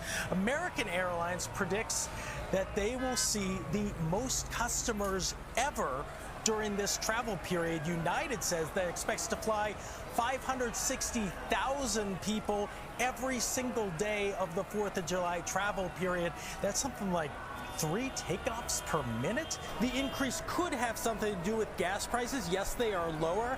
Nationally, it's down to $3.16 per gallon on average, but more flights means more delays. So we had about 9,000 delays yesterday. That's both internally in the United States and coming in and out of the United States. And if you look back there, you can see that TSA is starting to get crowded, but Nancy, it's gonna be... Remember when Schumer said a shutdown was worse than letting them pass the budget? Glad he saved his energy? Yeah. Well, it was a de facto shutdown anyway, because the shutdown is supposed to shut down federal workers, which Donald Trump did by way of Doge, only to have to forcibly restore it because a lot of things stopped working. Also, last night, as we talked about, Donald Trump was live and alive in Iowa as people were cheering on his direct cuts that will ruin the lives of the people behind him. And he said something on there that I immediately clocked as potentially anti-Semitic. He used the term Shylock, which is a Jewish moneylender, the OG Jewish merchant meme from Shakespeare, and you know, but he's pro-Israel, so it's fine. But if you love them, or if you love somebody that you're leaving it to, think of that: no death tax, no estate tax, no going to the banks and borrowing from, in some cases, a fine banker, and in some cases, Shylocks and bad people. But if you love them, or if you love... And then Eric Swalwell said if the ADL can't condemn this, they should pack it up. They will have zero credibility. And the ADL did. They said the term Shylock evokes a centuries-old anti-Semitic trope about Jews and greed that is extremely offensive and dangerous. President Trump's use of the term is very troubling and irresponsible. It underscores how lies and conspiracies about Jews remain deeply entrenched in our country. Words from our leaders matter, and we expect more from the President of the United States. Yeah. They did it. They did it. They finally came out. Listen. They were really busy. Okay, to be fair to the ADL, they've been really busy, you know, going after true anti-Semites like myself, who don't actually say anything anti-Semitic, and as a matter of fact, combat anti-Semitism with regular frequency, but also don't think that Israel should do a genocide or maintain an ethno-state. So, I mean, who's to say what's anti-Semitic at that point? You know what I mean?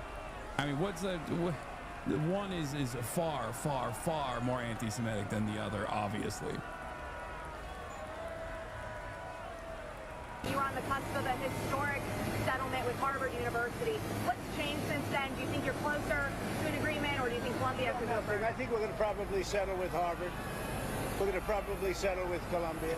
They want to settle very badly. How much? There's no rush. A lot of money. I wanted to ask you about one of the words you used during your speech, Shylocks. That's widely viewed as an anti-Semitic phrase. Do you intend for that word to be used? No, I've never heard it that way. To me, Shylock is somebody that's a money lender at high rates. I've never heard it that way. You view it differently than me.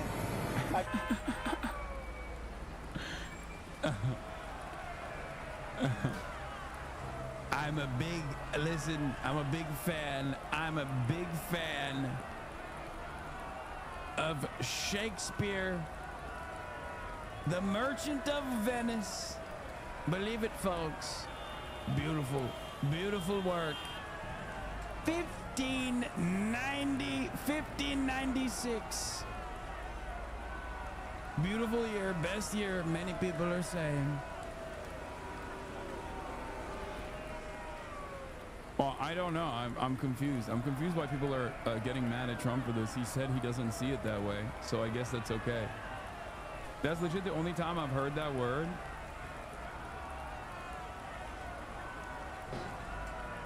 Yeah, it's like the OG. It's the OG like Jewish merchant meme. Like that's where it's like that's what it is. He's like a shitty money lender. A Jewish money lender that is greedy. Like that's where it comes from. That's like that's why when I heard it I was like, damn, isn't that like a no word?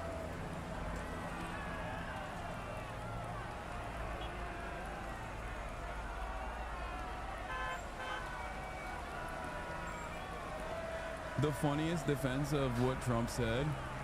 Trump bombed Iran. He can say Shylock 100 times a day forever as far as I'm concerned. Is this real? Did he actually say this? No. There's no way. Is John Podhoretz does believe this, but I doubt that he would openly say it. I feel like this is a fake tweet.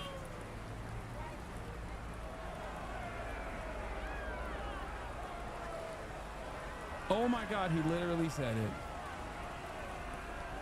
Trump bombed Iran. He can say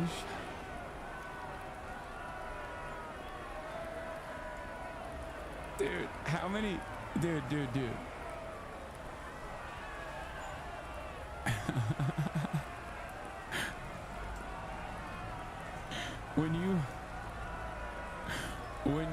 when you bomb Iran, you get to say whatever you want, okay? Are you kidding me? Democratic majority for Israel. This is offensive and unacceptable. Unfortunately, it's part of a pattern of President Trump spreading anti-Semitic stereotypes. He should apologize. This is good. Maybe this will take the attention away from what a lot of these organizations are way more focused on, which is anyone and everyone that says Israel should stop doing a genocide.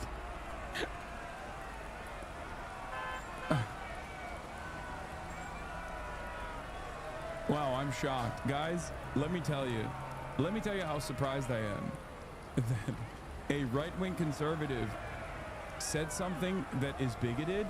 What? I'm just now finding out that right-wing conservatives sometimes happen to be a little bigoted. Just a little bit. Wow. What? That's crazy. Stop. Stop the presses, dude.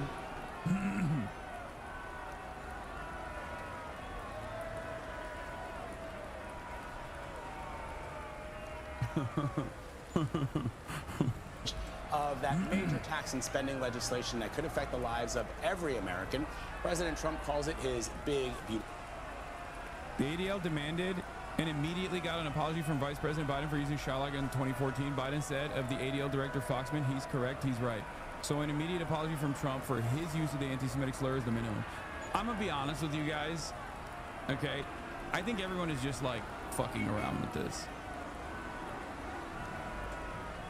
Maybe I'm crazy, but like Trump has said incredibly anti-Semitic shit on the campaign trail. He literally said if he loses, it's because of the Jews. The Jews are responsible for his loss. He said that I've done so much for the Jews. Why don't they love me more? Like, what are we talking about? Oh my God, I can't believe he used the term Shylock. Like, he says Chuck Schumer, who is Jewish himself, is a Palestinian. He uses Palestinian as a pejorative. Okay? Like, I don't think anybody cares about this. I think people are just saying this to you know, openly show openly test out the moral consistency of like institutions like the ADL. Okay, that's what it is. That's what it feels like to me. Maybe I'm wrong, but it feels like a lot of this is just like silly. Like, yeah, imagine the reaction if Mamdani used the term Shylock.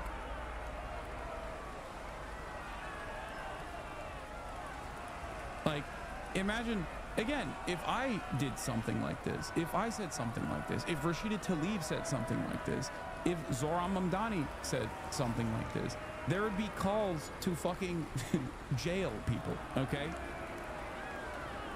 That's it.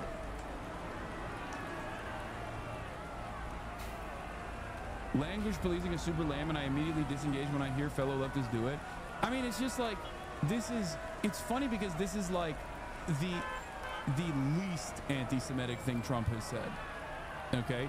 The idea that like every American Jew is supposed to care about Israel is literally anti-Semitic.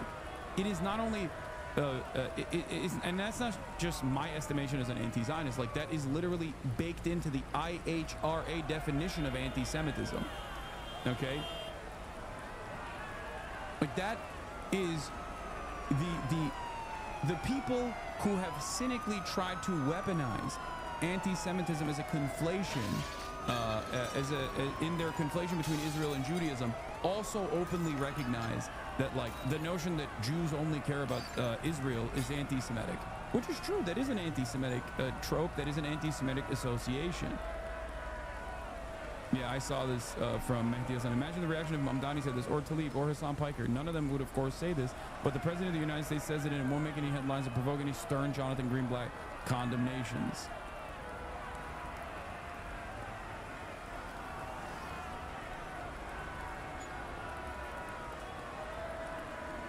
Yeah. He is like, he's anti-Semitic in the exact same way that like a lot of people his age are, okay? Where it's like, you know, Jews, they're money people, they're in the media, like that type of anti-Semite. That's it. Like that's the level. He's not like the neo-Nazi level of anti-Semite, but it doesn't matter because he's a neo-Nazi in other ways, okay? But because he loves Israel, as a direct consequence of the incredible amounts of money that he's gotten from Miriam Adelson and then previously Sheldon Adelson before he died, that he will always do whatever the fuck Israel wants him to do, and therefore nobody really gives a shit. He could straight up say way more anti-Semitic shit than this, and the institutions that would, in other circumstances, the institutions that would otherwise like call out people and demand that they get punished, would absolutely take positions exactly like John Podhoretz. No, but this is extremely helpful / transparent. Zionists are saying that Trump, and anyone else for that matter, can be explicitly and openly anti-Semitic as long as they fight Israel's wars of expansion and shield it from accountability for genocide. Israel at the expense of Jews. This is precisely what it is.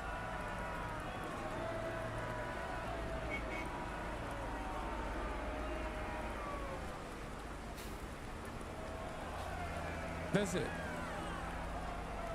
Some would say he could kill a man on Fifth Avenue and they would still vote for him. I mean, exactly. Guys, the highest version of this was not seen with Donald Trump.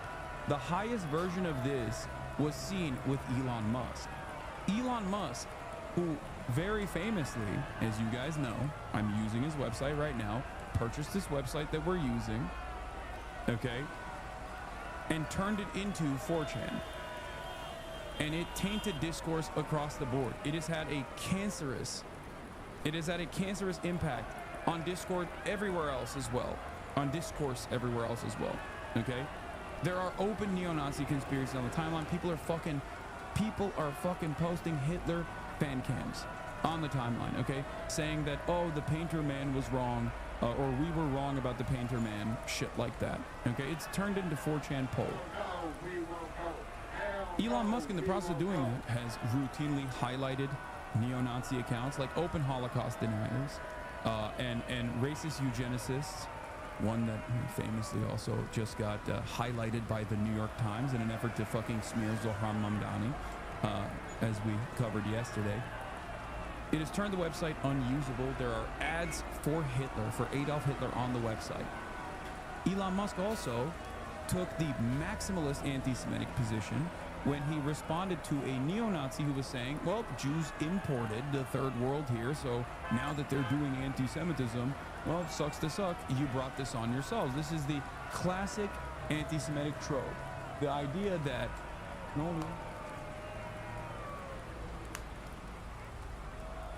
Okay, peki. Okey baba dur tamam söyle yaparım tamam. Anneme söyle mesaj atsın bana. Elon Musk geldiği zaman atsın o zaman ondan sonra sipariş veririm. Elon Musk turned around and looked at that great replacement theory, which is the idea that like Jews are bringing in the third world into Western civilization to destroy the racial fabric of Western civilization in an effort to destroy it from within. And he said, you have said the truth. That is the maximum anti-Semitic position you can arrive at. Okay? I can't think of any other anti-Semitic conspiracy that's more damning than that one. It is directly the one that Adolf Hitler used. It is directly the anti-Semitic conspiracy that the synagogue shooter, the Tree of Life synagogue shooter, was geared up about when he went into the synagogue and shot the attending Jews. Elon Musk turned around and said, "This is great. Like you have said the actual truth." But because he's pro-Israel, because he is pro-Israel, the ADL has routinely defended him. The ADL literally defended him, throwing up the Sig Heil twice on inauguration. Okay, that's it. That's it. What is that chatter saying? Are you making an argument to that point that's demonstrably true? Wait, what? You're gonna make that argument that is demonstrably true? Is the truth anti-Semitic? You think Jews have Elon is not a Nazi, lol. Brother, I don't think you're a good judge on who is a Nazi and who is not a Nazi, considering that you think that Jews have engaged in a conspiracy to fucking import the third world into the Western civilization, to destroy Western civilization from within. Dog, you're a fucking Nazi. What do you mean? That is not a correct argument at all, you fucking moron. That's not even an argument. That's just a made-up hysterical fantasy.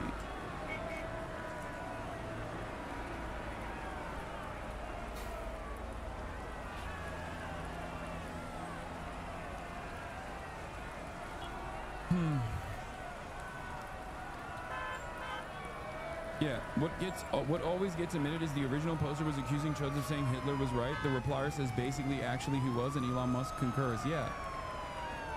The cowards hiding behind anonymity on the internet and posting Hitler was right. You got something to say? Why don't you say it to our faces? And this guy goes, okay, I'll say it to your face. Hitler was right. Look at him. Jewish communities have been pushing this exact kind of dialectical hatred against whites that they claim to want people to stop using against them. I'm deeply disinterested in giving the tiniest shit about how Western Jewish populations come into the disturbing realization that those hordes of minorities that support flooding their country don't exactly like them much. You want the truth said to your face? There it is. Elon Musk turns around and says, you have said the actual truth.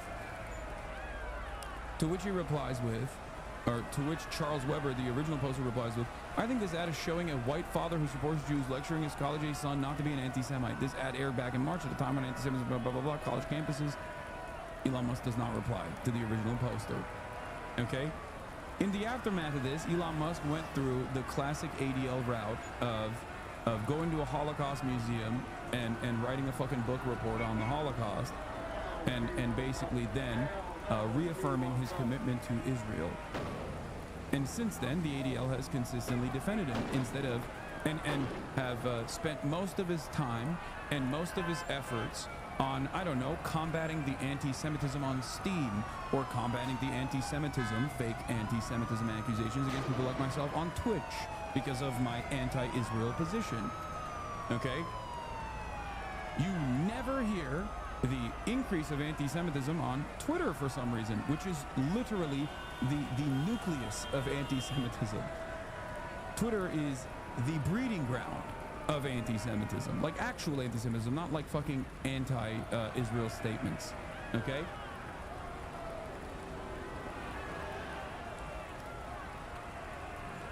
And yet you never hear from Jonathan Greenblatt on any of that shit, because Jonathan Greenblatt only cares about Israel, okay? It's so ironic this pussy hasn't been banned yet. I love that these people literally fucking come in here to complain that I'm not banned yet, not realizing that they have become the social justice warriors that they fucking despise, by the way. Every goddamn day you see right-wingers being like, why isn't this guy, why isn't he banned yet? Please, mods, ban him. Soy right, dude. Fucking soy right.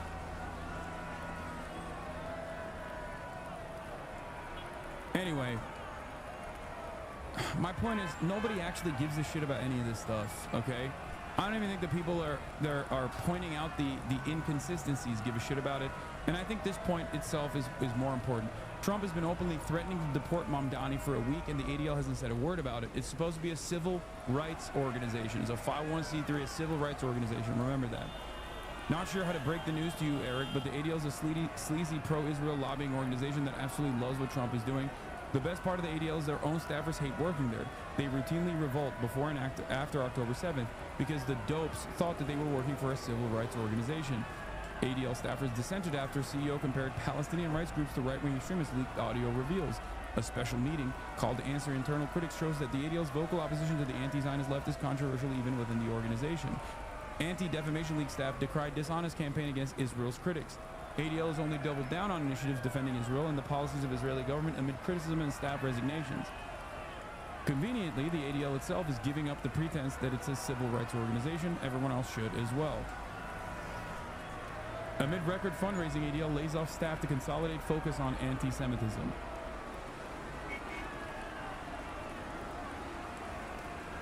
And it's not actually consolidating focus on anti-Semitism. It's consolidating focus on anti-Israel statements. Anti-Semitism is simply a weapon that they use, and because of that, they will sometimes correctly call out like real anti-Semitism, because if they only fucking called out Israel's critics, then obviously most people will go, all right, dog, I don't think you're being real with this. I don't think you're being honest with this. What the fuck is this shit, right?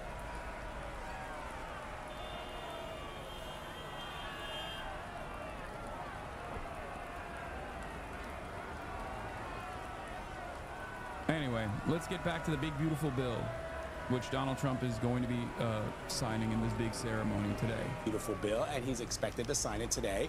It includes extending his 2017 tax cuts and adding billions more for defense and border security. The Congressional Budget Office projects nearly 12 million Americans will lose Medicaid, and the deficit will increase by more than $3 trillion. So, a lot to break down. Willie James Inman is at the White House for us this morning. Willie, good morning. Good morning to you, Vlad. This Independence Day, the president will celebrate a huge win after Republicans passed a key piece of his legislative agenda, just in time to meet Trump's July 4th deadline. President Trump celebrated the passage of the so-called Big Beautiful Bill at a rally-style event in Iowa. There could be no better birthday present for America than the phenomenal victory we achieved just hours ago when Congress passed the one big beautiful bill to make America great again. Reminding his supporters that the bill delivers on many of his campaign promises. With this bill, every major promise I made to the people of Iowa in 2024 became a promise kept. Which includes increased spending for border security and the military, extends the 2017 Trump tax cuts, along with a temporary cut to federal taxes on tips and overtime. The bill will also add more than $3 trillion to the deficit over 10 years, according to the nonpartisan Congressional Budget Office. But getting the tax and spending cut package across the finish line wasn't easy. The yeas are 218, the nays are 214. The motion is adopted. 2 Republicans voted with all Democrats against the bill. And as the president watched from the White House Thursday, Republican leaders touted this as a big win for President Trump's domestic agenda. I can tell you that this bill is going to be a great thing for everybody around the country, my constituents especially. Democrats have blasted the bill, which includes cuts to social programs such as food stamps and Medicaid. House Minority Leader Hakeem Jeffries stalled final passage to voice his opposition during a record-setting speech lasting nearly 9 hours. It's a crime scene.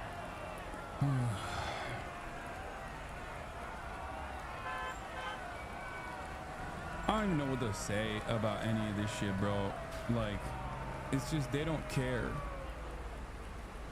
Nobody cares. I don't know what else to say about it. It's just it seems like we're just cooked, you know. Going after the health and the safety and the well-being of the American people, and Mr. Speaker, we want no part of it. The president announced that he will sign the legislation later today into law, inviting all members of Congress to be there. The event will be followed by a 4th of July celebration, including a military jet flyover, complete with a B-2 stealth bomber, the same jet used during the strike against Iranian nuclear enrichment sites last month. Michelle. Willie James Inman, the White House. Thank you. President Trump's big... Bro could have been a live streamer with all that yapping. True. Breaking down Trump's spending bill. What's in and what's out. Let's take a look. Big tax and spending bill. Yesterday, he celebrated its passage in Iowa. There could be no better birthday present for America than the phenomenal victory we achieved just hours ago when Congress passed the one big, beautiful bill to make America great again. Of course, not everyone is happy. It is expected to add trillions to the deficit. Also in the bill, cuts to food benefits for millions, cuts to student loans, including for medical school, and an end to clean energy credits from the Biden era, and big cuts to the National Park Service, though the bill does fulfill a campaign promise. No more taxes on overtime and tips, but only through President Trump's term. It also boosts funding for ICE and a border wall and for air traffic control. So to break it all down, we've got our chief Washington analyst, Robert Costa, joining us this morning. Bob, good to see you. So as you know, the president fought to have this bill pass, and he's celebrating its passage, but is there any concern amongst Republicans about how the impacts will affect cuts, for example, in Medicaid and the people who rely on it? Good morning, Vlad. While there are public celebrations from President Trump and other Republicans, behind the scenes, it's a little bit more muted. There is concern that ahead of the 2026 midterm elections, Republicans are going to feel a burden politically because of all of these cuts across the board, and especially on Medicaid. Many working Americans who are looking for that sort of health care coverage, who are looking for food benefits, they might feel a bit of a limit in terms of the scope of what they can get, and they might make Republicans pay the price. But strategists say in the GOP, they're going to work in the coming year to try to sell this bill. All right, so you no doubt saw Hakeem Jeffries making that very long and impassioned speech against the bill on the House floor. Is this a sign of how Democrats will be framing their messaging ahead of the midterms? The way in which this unfolded is really important to look at. Representative Jeffries, the Democratic leader in the House, his allies tell me behind the scenes he needed a moment. He wants to go toe-to-toe with President Trump as a political performer, not just as someone who has a different political argument. And by seizing the political stage and really getting national attention, they're hoping that Representative Jeffries, Leader Jeffries, can get out there and start to articulate for the Democrats a forceful argument against President Trump and say that this bill and everything President Trump is doing is enabling the rich in this country. You see class... He's a real performer, dude, that one. Democrats need more communicators. Hakeem Jeffries is really bad at communicating, unfortunately, for the Democratic Party. Politics starting to emerge as a real part of this next conversation. You no doubt saw the president yesterday after he was asked about his power in this term, saying that he feels that he has a lot more power this term than he did in his first term. So what does this policy fight this week tell us about where the two parties stand and how much President Trump is driving the process? Quickly, Vlad, this shows how much power President Trump has within the Republican Party. Usually these big legislative fights have a lot of intra-party quarreling. What you saw is President Trump was able to get almost everything he wanted at a relatively fast pace. All right, Bob, thank you very much. Happy Independence Day, my friend. The motion is adopted. The House of Representatives passed President Trump's one big, beautiful tax and spending bill. Sort of celebrating like... Dude, Uniparty is giving the B-2 bomber to Israel now. Release. Gottheimer and Lawler introduced bipartisan bunker buster act to equip Israel against Iran's continued nuclear threat, strengthen U.S. national security.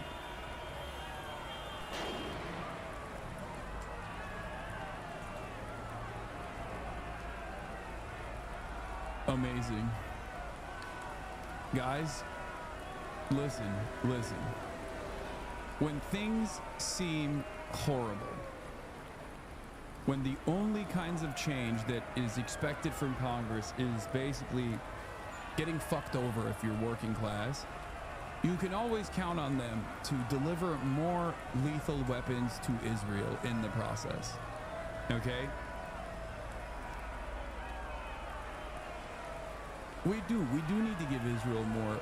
We do need to give them B-2 bombers. Why shouldn't they have it? What are you, an anti-Semite?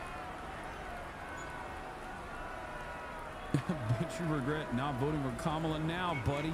No. The girl boss will be different. Should be given more B-2s, okay? Chill. Like the biggest bill of its kind ever signed, and it's going to make this country into a rocket ship. At what point will we just give Israel nukes? Oh, buddy. Oh, buddy, let me tell you. Little too late for that. You're late by decades on that one, okay? Boy, do I have news for you. They already got them, all right? They already got them. It's going to be really great. We're going to take you through some of the highlights of this bill. They extended basically everything that was scheduled to expire as far as the 2017 tax cuts. Back then, in President Trump's first term, Congress set all these tax cuts to expire at the end of 2025. Republicans really viewed those tax cuts as a huge success, and they made it a priority to remove that expiration date. The child tax credit has been $2,000. This bill will make it $2,200 and index it to inflation. The estate tax, they increased the exemption, so that's the per person amount that you don't have to pay estate taxes on, to $15 million per person. Republicans really disfavored electric vehicles and clean energy tax credits, and now anything purchased after September 30th is not eligible for those credits. On clean energy, the wind and solar in particular are taking a hit in this bill. They're going to be phased out faster. The state and local tax deduction has been capped at $10,000 since 2017. There was a block of Republicans from New York, New Jersey, California in the House who wouldn't vote for this bill without a much higher cap. What they got was $40,000. It's a pretty significant amount. That starts phasing down once income reaches $500,000. This bill also includes some new items, particularly ones that President Trump campaigned on last year when he was running for a second term. One is no tax on tips, up to a $25,000 deduction for tip workers. Again, you're still going to pay payroll taxes on those, similar amounts for overtime pay. It's removing income taxes on the sort of half part of time and a half. So you'd still pay taxes on straight time, but then the additional half increment you wouldn't necessarily pay income tax on, you would get a deduction. Car loan interest for domestically produced cars, you'd be able to deduct thousands of dollars in interest. The fourth is a deduction for seniors. So the president talks about this bill making it so there's no tax on Social Security. That is not in fact the case. There's an approximation of that, an attempt to do something like that. It's a $6,000 per person deduction for people ages 65 and up. Generally, these provisions will all kick in for tax year 2025. They are temporary. They go from 2025 through 2028. Bro, as a work as a scientist and one of my colleagues, a research technician, was saying the left is pro-war and the right is anti-war. My professor told me he believes the Jews control the NIH in America, where he worked for a decade. We are so omega cook, bro. What do you even do? Wait. He thinks the Jews control NIH in America? Is this before or after Donald Trump decided that if you say something anti-Israel, then your NIH grants will be revoked? Because I don't think that it was the Jews that asked for that. It was the Trump administration that demanded that.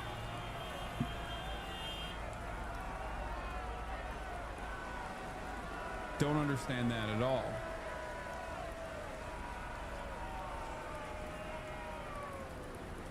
How can you be a Trump supporter and then look at Donald Trump literally going, I mean, first of all, how can you be a Trump supporter and then be like, oh, Trump is anti-war, the Dems are pro-war? I get why people think the Dems are pro-war because they are pro-war. They say it all the time. And Trump says he's anti-war, but at least he's like showing you that he's pro-war. Also, simultaneously, if you're a Trump supporter, like you see him revoking NIH grants from colleges that don't actually sign a loyalty pledge to Israel. what's going on there? Like, what, I don't understand. Are you pro-Trump? Like, but Trump is also under like Jewish control by your estimation at that point. Like, it's a very confusing. It's a very confusing position to arrive at. According to this bill, it's not even building something for other people, it's just transferring ours to them, although the bill does suggest we should construct specialized runways in Israel so they can use them. The Bipartisan Bunker Buster Act will help ensure Iran can never threaten the U.S., Israel, or our allies with a nuclear weapon, give the president the authority to transfer the massive ordnance penetrator bomb or bunker buster and the aircraft necessary to carry it if Iran is on the cusp of developing a weapon, and preserve Israel's qualitative military edge in the region while maintaining the capacity to deter Iran.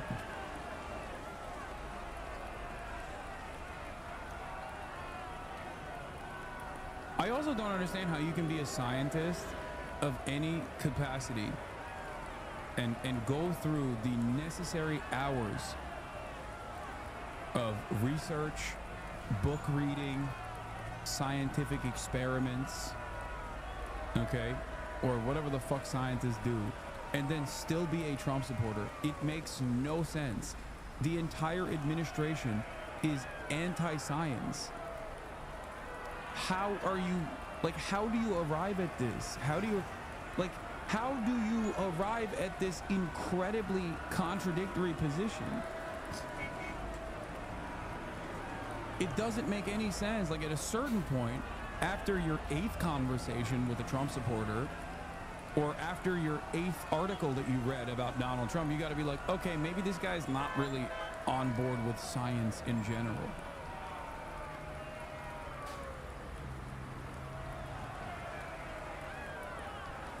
Book smarts, but zero common sense. But I just don't understand, because, like, dude, it is a real chickens for KFC moment, okay? If you're a fucking scientist, if you're a literate person, Trump is waging war against you. What the fuck do you mean? Not even a scientist. Like, it doesn't make any sense.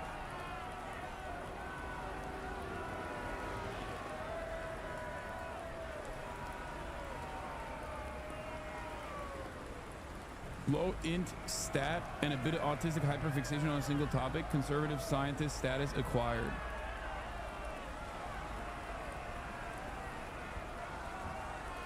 Class interest? What class interest? When you are working for a fucking institution like a college, your class interests are exactly the opposite of what Trump is doing. That is my point. My point is that it literally is against their own immediate interest. It's against their class interest. What do you think? Fucking people that are working at colleges that are tasked with doing research are fucking raking in the big bucks? Is that what you think is going on? They certainly are not.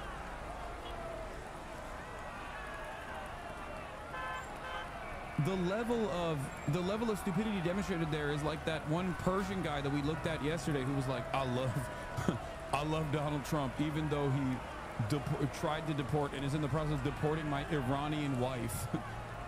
I don't regret voting for Trump. Like, that's what you're doing at that point, because this guy is directly taking away your money. Okay, he's taking away your income. Anyway, he said he's anti-Trump, and I do brain science. After he said he believed it before too, because the heads are apparently Jewish, he said he's Italian. Might explain it or make it more confusing. What?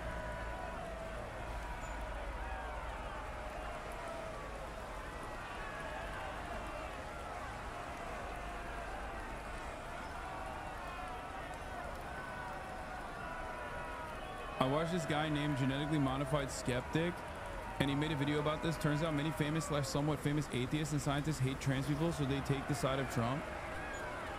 What? Explain me doctors claiming anti-COVID. It's all cognitive dissidence.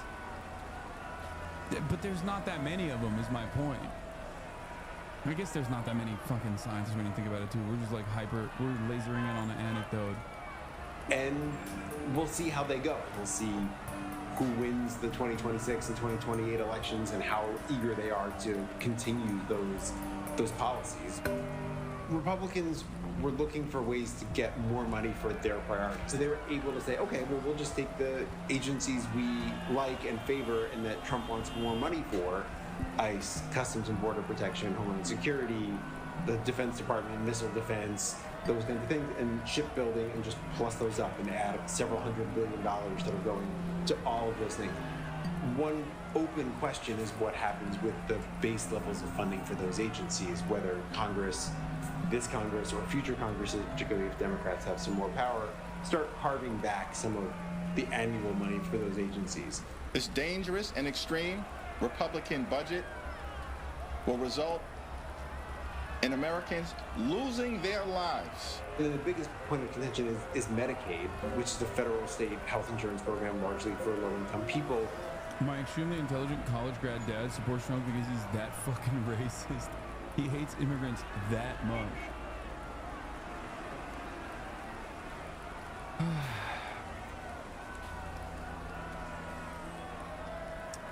Wow. That's the type of shit that just, you know, fucks me up a little bit. Like, how can you be like a well-read individual and be pro-Trump is a genuine question that I have. Like, you don't have to be pro-Democrat, you know what I mean? But like, being pro-Trump is something far beyond, you know? There are a fuck ton of people who are not pro-Democrat, but they're certainly anti-Trump, you know what I mean? Or there are a fuck ton of people who are who aren't pro-Democrat, but are at least like not pro-Trump. Okay, you don't even. I'm not even talking about like anti-Trump, but at least you're not pro-Trump. You know, it's just always shocking. Like, I've said this so.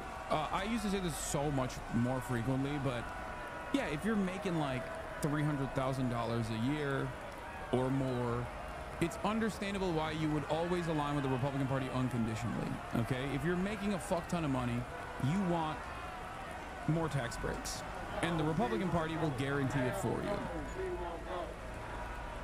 They will. The Democrats will also play ball usually, but like at least the Republicans, they are actively on your side, okay?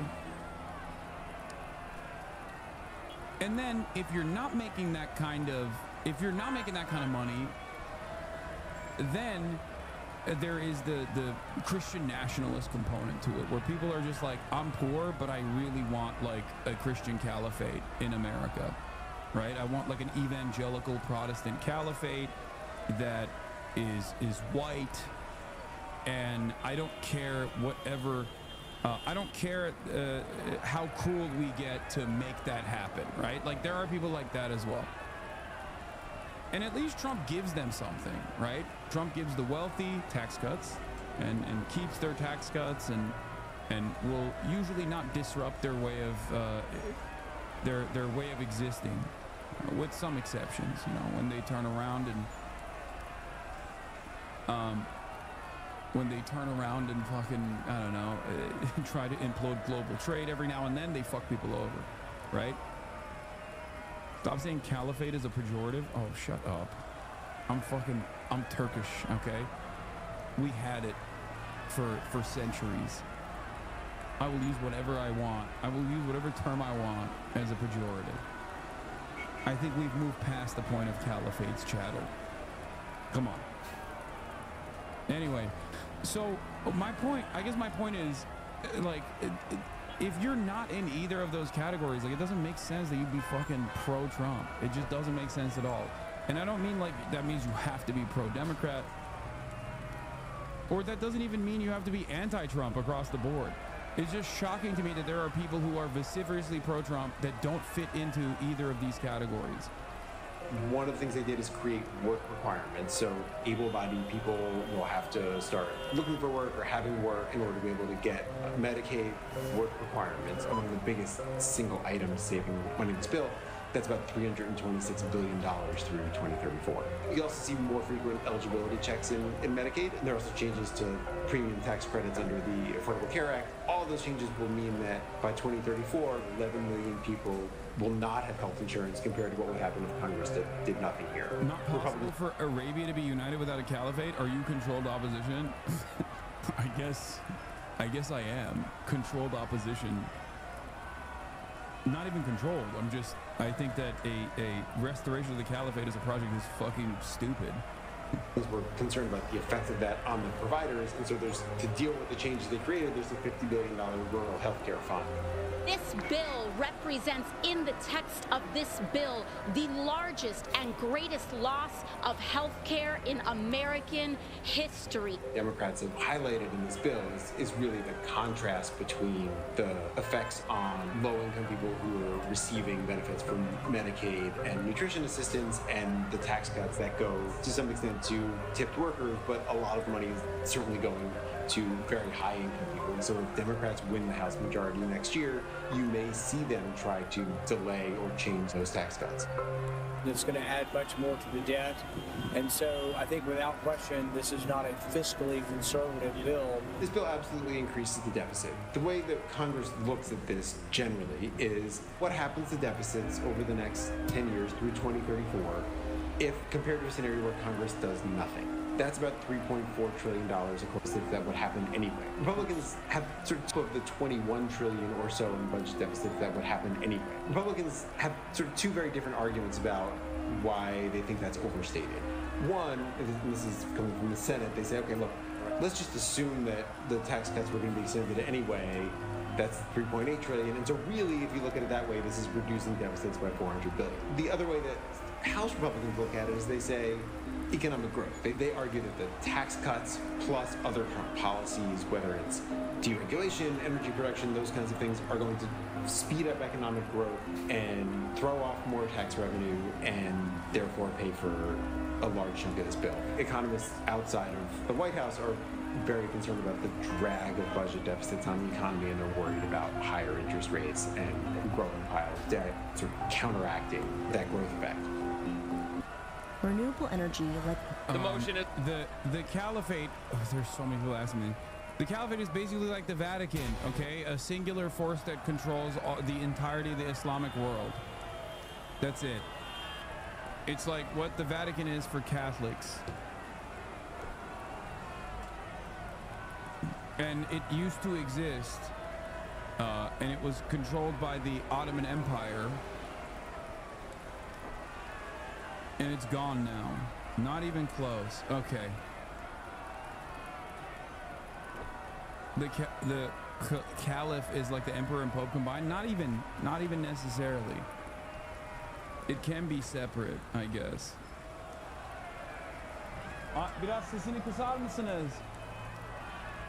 Okay. Yeah, it is going to exist, and that is so wrong. It's crazy.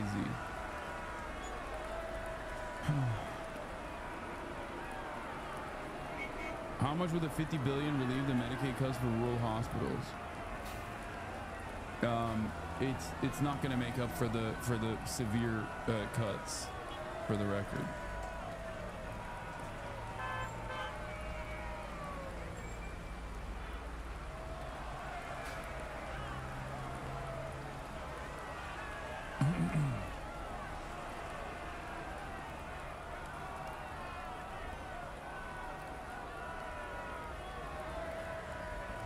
Let's fucking go. Ice morale soars after big beautiful bill passes. Oh.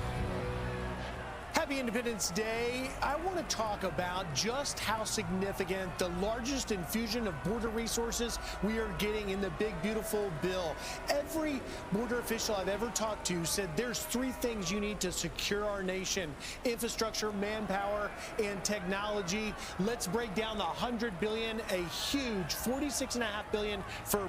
Only Sunnis believe in the caliphate, but the caliph is just a political leader, whereas the pope is the vicegerent of God on earth. Shias don't believe in a caliphate; they believe in the imamate, and their imams are much more akin to the role of a pope.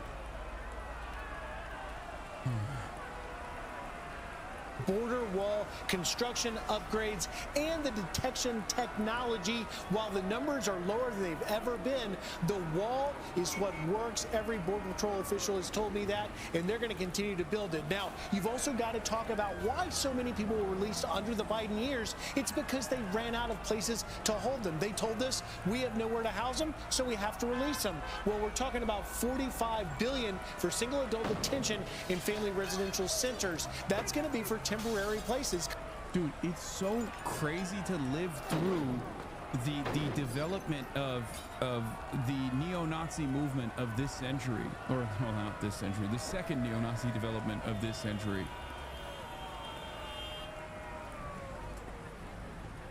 Like, it's crazy. This is literally like if during Nazi Germany and the Nazi rise to power, you had like media and the press writing writing about how wonderful it is that we are doing expenditures on like new developments of concentration camps, you know? It's just so weird. It's so strange to watch. It's so strange to watch this happen in real time and have people celebrate it.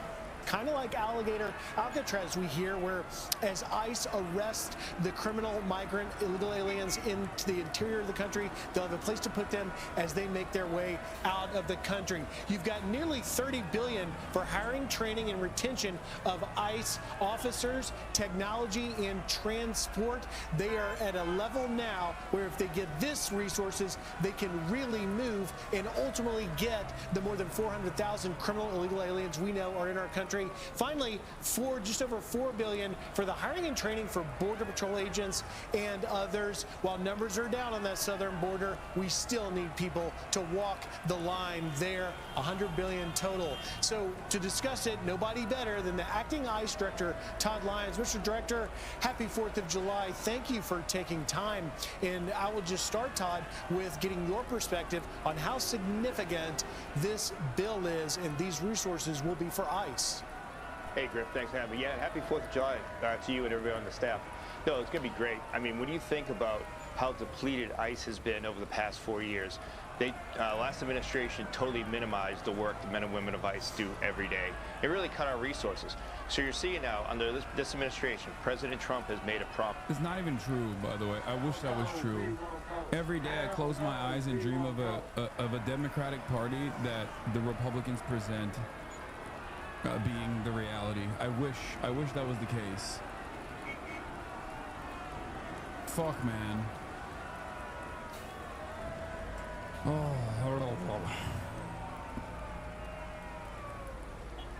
They make it seem like Democrats are actively defending the working class. Democrats are actively underfunding ICE. They're like standing in opposition to ICE. Like, I wish, dude, I wish that was the case. Promise to the American people to make America safe again. And a key part of that is his immigration strategy. And what Secretary Noem has done with helping craft this bill, it's been amazing. Just like you said, the detention space alone is going to be huge for us. We saw so many individuals let into the country last time without due proper vetting. We know we have so many known gotaways, known suspected terrorists. This is going to give us the tools and resources now to have the infrastructure in place to go ahead and ensure that ICE is going out and being that viable law enforcement partner we are and going after all these public safety threats. And the one main thing, Griff, that you pointed out is the manpower and hiring. We've lost so many good men and women because they just didn't feel like they were law enforcement officers anymore. When you're just not allowed to do your job, it's very hard. This is the most annoying aspect of like pro-cop propaganda, is always just like talking about the fucking feelings of the cops. Like, I'm sorry, I don't give a shit, okay? And not for ICE and not for cops in general. It's like they literally did this in the post-BLM world where they were like, it's just so hard to be a cop. They get paid incredible wages. They get the spam overtime pay. They get literal benefits as though they're living in like a Scandinavian country, okay? They're also completely unaccountable, impossible to fucking fire, and because they have all of that, the one thing that they don't have is respect. which is also false. They do get an endless amount of praise and respect that they don't even deserve, for the record. And yet it's still not enough. There's just like constantly, oh God, how do we make up for this, for the fact that there are people in American society that say cops are fucking lazy. And they're doing the same thing for ICE. It's just like they have everything. And of course, when you have everything, heartbreaking. So now we're going to have the opportunity to get men and women of ICE the backup they need. We're going to be able to retain these great individuals. So it's going to be a great win for the Department of Homeland Security. Well, Mr. Director, it seems that morale is up. Our friend and my colleague in common, Bill Malugin, getting some reaction from some of your ICE officers saying things like this. Let's go. This is long overdue and will give us the resources to ramp it up and give the American people what they voted for. This ensures that ICE is the tip of the spear to make America safe again. You know, you really, and of course the smiley face emoji, and then the last one there, this administration has been fighting nonstop to give the law enforcement agents in these dangerous sanctuary communities the tools we need to complete the mission. As you talk about giving your men and women what they need, Todd, you're facing a backlash the likes of which ICE has never seen, from agents being doxxed and assaults now on your ICE officers up nearly 700%, as you already have some California cities canceling their 4th of July events today to literally have a response to protect migrants from ICE raids. You see them here, LA County, Whittier, Bell Gardens, and Cudahy as well, just out of control. What are you saying to your rank? What do you mean, dude? You are a villain. You are literally a villain.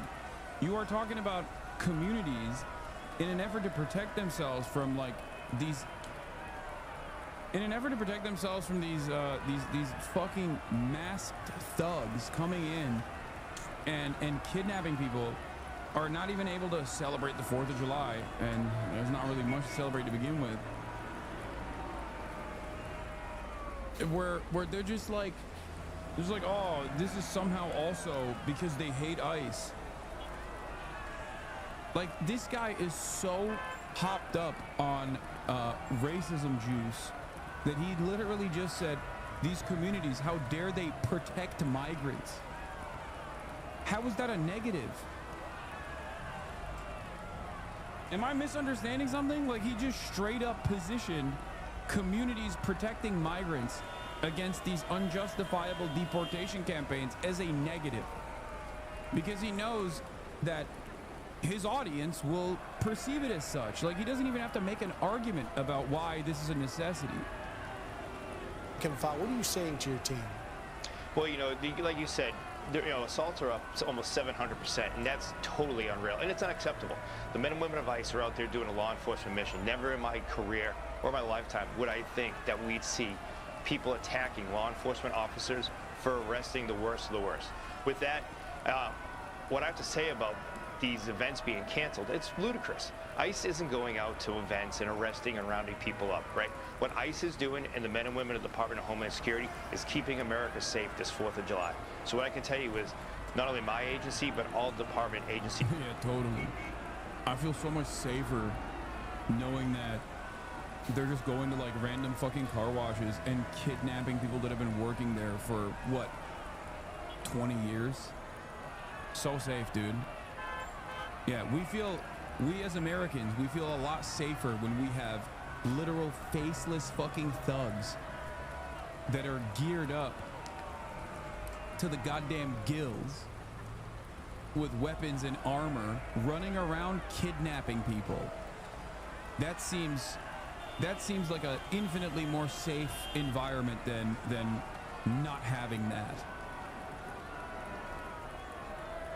Like, this isn't even just about being Latino, okay? Like being an American of like Mexican or Guatemalan or, you know, Latin American descent, Latin American background. This is just unsafe for everybody. Like, it's unsafe for everybody across the board. Who the fuck is like, oh, I feel so safe because unaccountable psychopaths are able to cover their fucking faces and round people up and kidnap them and send them wherever. Have you seen how the Haitians are handling ICE? Yeah, I did. I saw mostly people talking about it. I haven't seen videos. I don't know how real that was, but I heard that like they try to do a dragnet in a Haitian neighborhood in Little Haiti in New York, and they were not able to complete that mission, it seems, which is great. I mean, that's what every community should be doing. Components have been out there working with state and local officials to ensure that things like the sleeper cell threats, these known or suspected terrorists that came in, aren't going to affect our 4th of July weekend, and that Americans can go out and celebrate. So what we should be focused on is what the good work that the men and women of ICE are doing to protect this nation. You know, you guys have highlighted, Griff, what we've done with some of the high-threat countries. We arrested a former sniper from one of these high-risk countries. We arrested an Iranian that was tied to Hezbollah. We are out there ensuring that these people that were let in under the last administration aren't going to do us harm on a great day like July 4th. You know, just in the last few seconds I've got, Todd, we were doing Proud American shout-outs all day. How proud are you? Proud American shout-outs all day. Ugh. Gang violence has been tearing apart the Caribbean nation of Haiti for months. UN officials now warning gangs control an estimated 90% of the capital.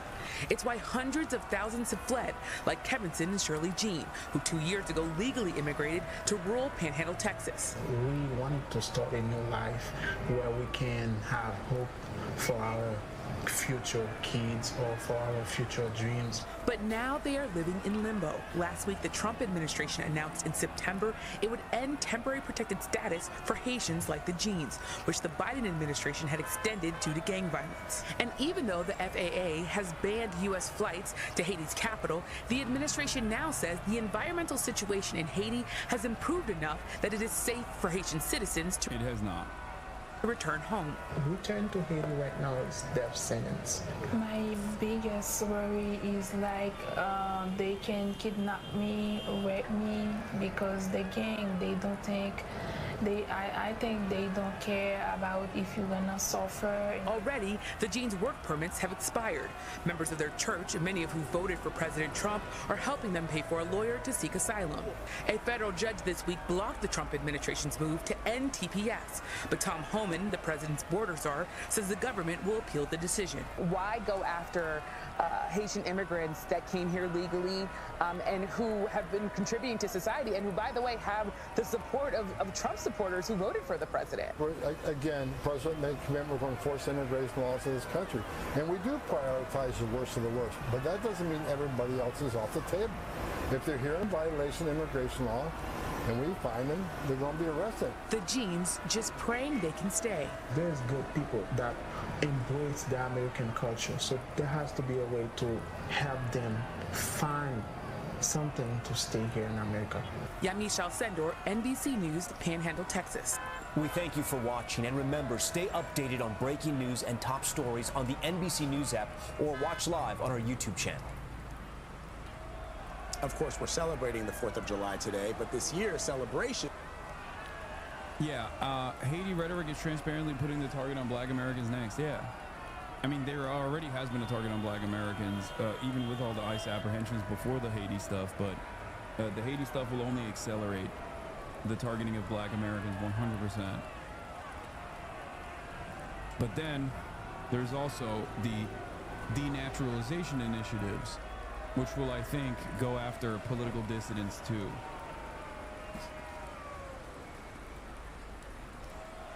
Will look different for years past for some families.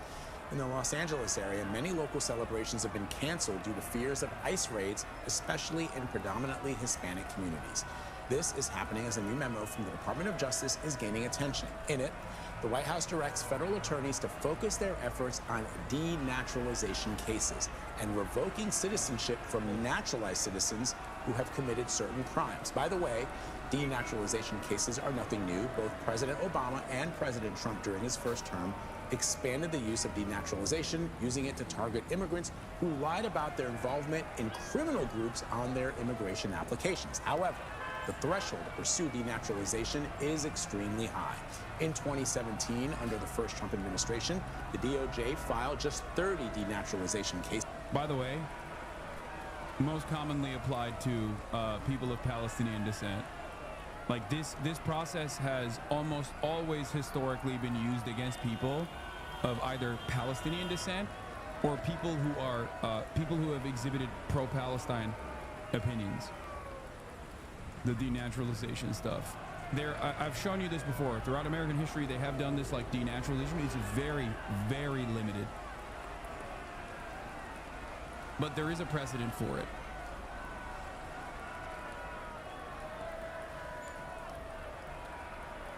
Cases, according to the Miami Herald. So, what does this new memo mean for the millions of naturalized citizens living in the United States? Joining us now is immigration attorney Kathleen Martinez. Kathleen, good to see you. Good morning. So first of all, there are 25 million naturalized citizens living in the U.S. right now, as you know. Should they be concerned about what this new DOJ memo is calling for? I'm African-American/Scottish, like that matters. Only speak English, adopt it, and I keep getting stopped by ICE in my state whenever I go to Walmart. We're so fucked.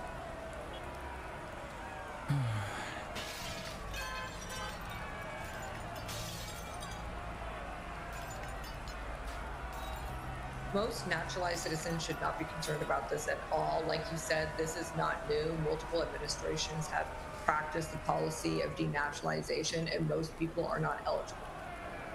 Yeah, except that's not what the Trump administration is saying. What do you mean most naturalized citizens should not be worried about this at all is a wild thing to say, because when the Trump administration says this, they're not actually going to go after, like, first of all, the conversation surrounding denaturalizing criminals is already fucking insane, because that is unprecedented, okay? And even in the past, when they have done this kind of denaturalization, in the past, they still did it on the same, within the same boundaries. It was still ridiculous. Look, Dave Weigel on denaturalization. The Ogles letter didn't come from nowhere. By the time he sent it, the administration was already expanding efforts to denaturalize immigrants. That effort, in a June 11th memo first reported by the Associated Press, focuses on immigrants accused of crimes, though those can range from terrorism to concealment of material information when seeking citizenship. In addition, on Monday, the administration announced that it had revoked a visa for the members of Bob Dylan, a British hip-hop duo, after they led a chant of death to the IDF at a UK music festival. We're trying to eradicate and stop anti-Semitism, DOJ Civil Rights Division Attorney Leo Terrell explained on Fox News. Getting a visa is a privilege, and that man is a person who wants to incite violence.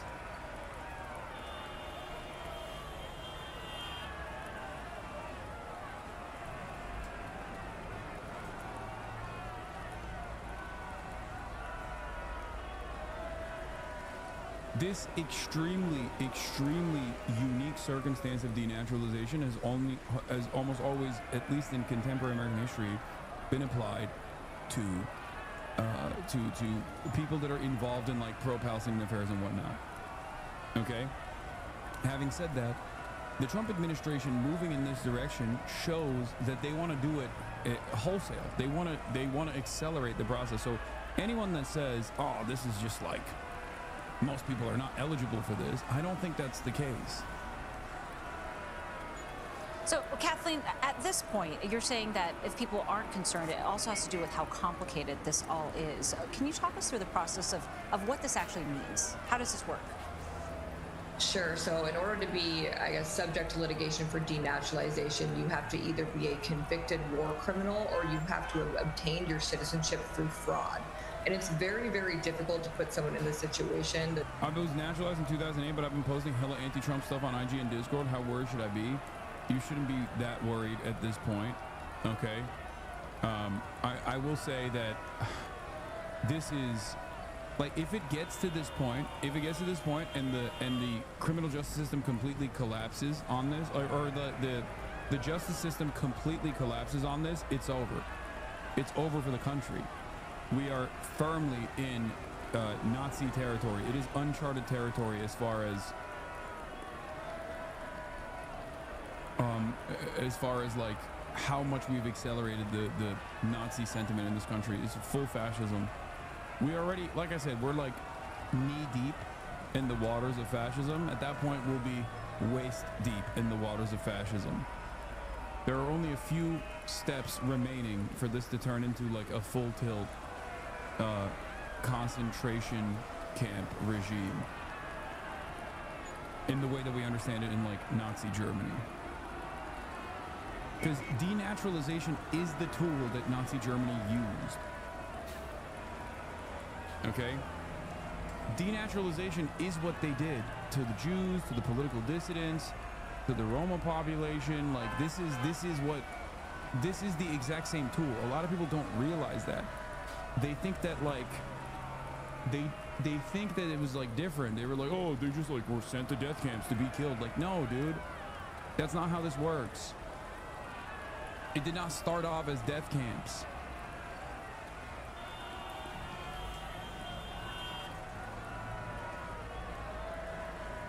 It started with the process of denaturalization, remigration.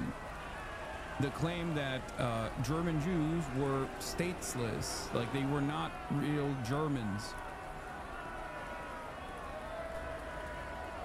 That came after decades of dehumanization.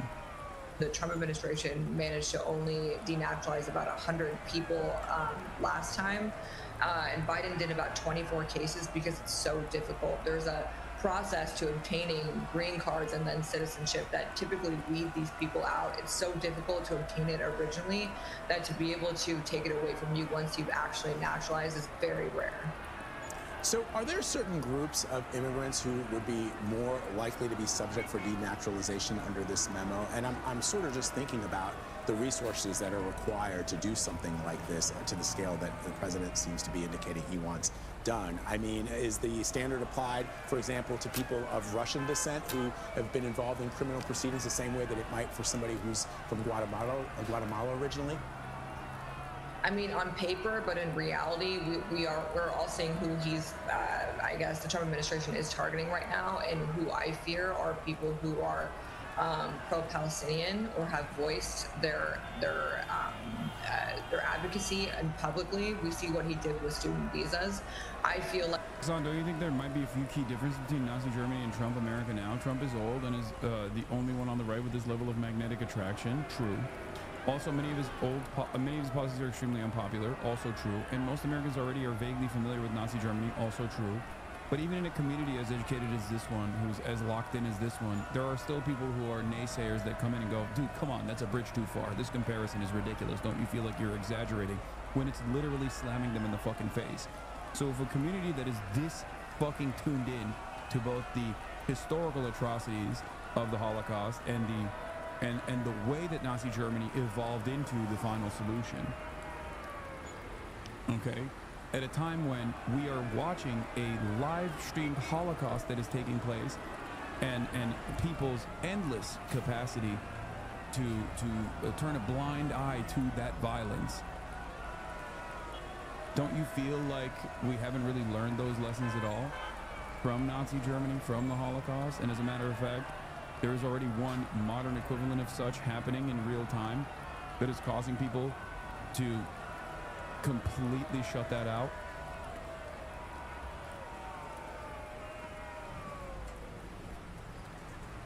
Like those are the people who he is going to target in this administration.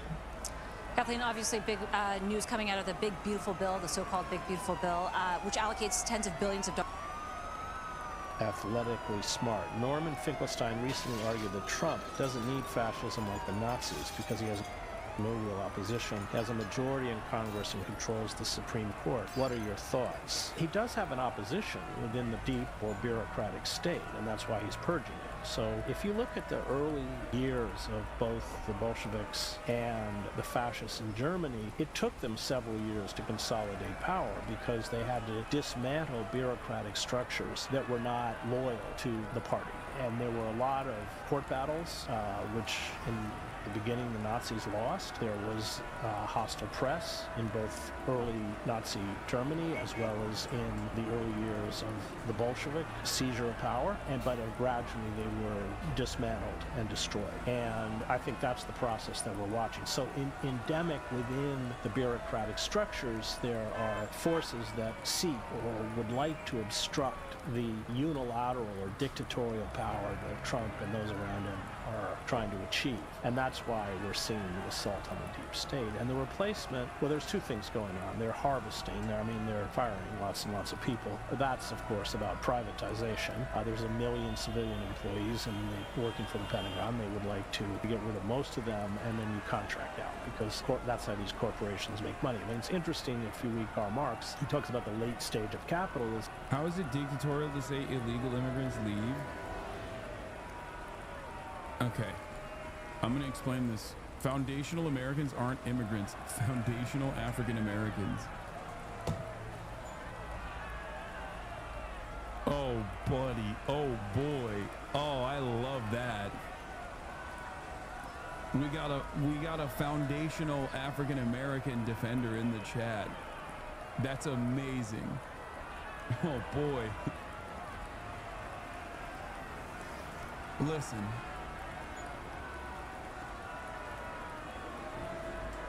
I'm going to try to explain this to you very, very carefully, okay?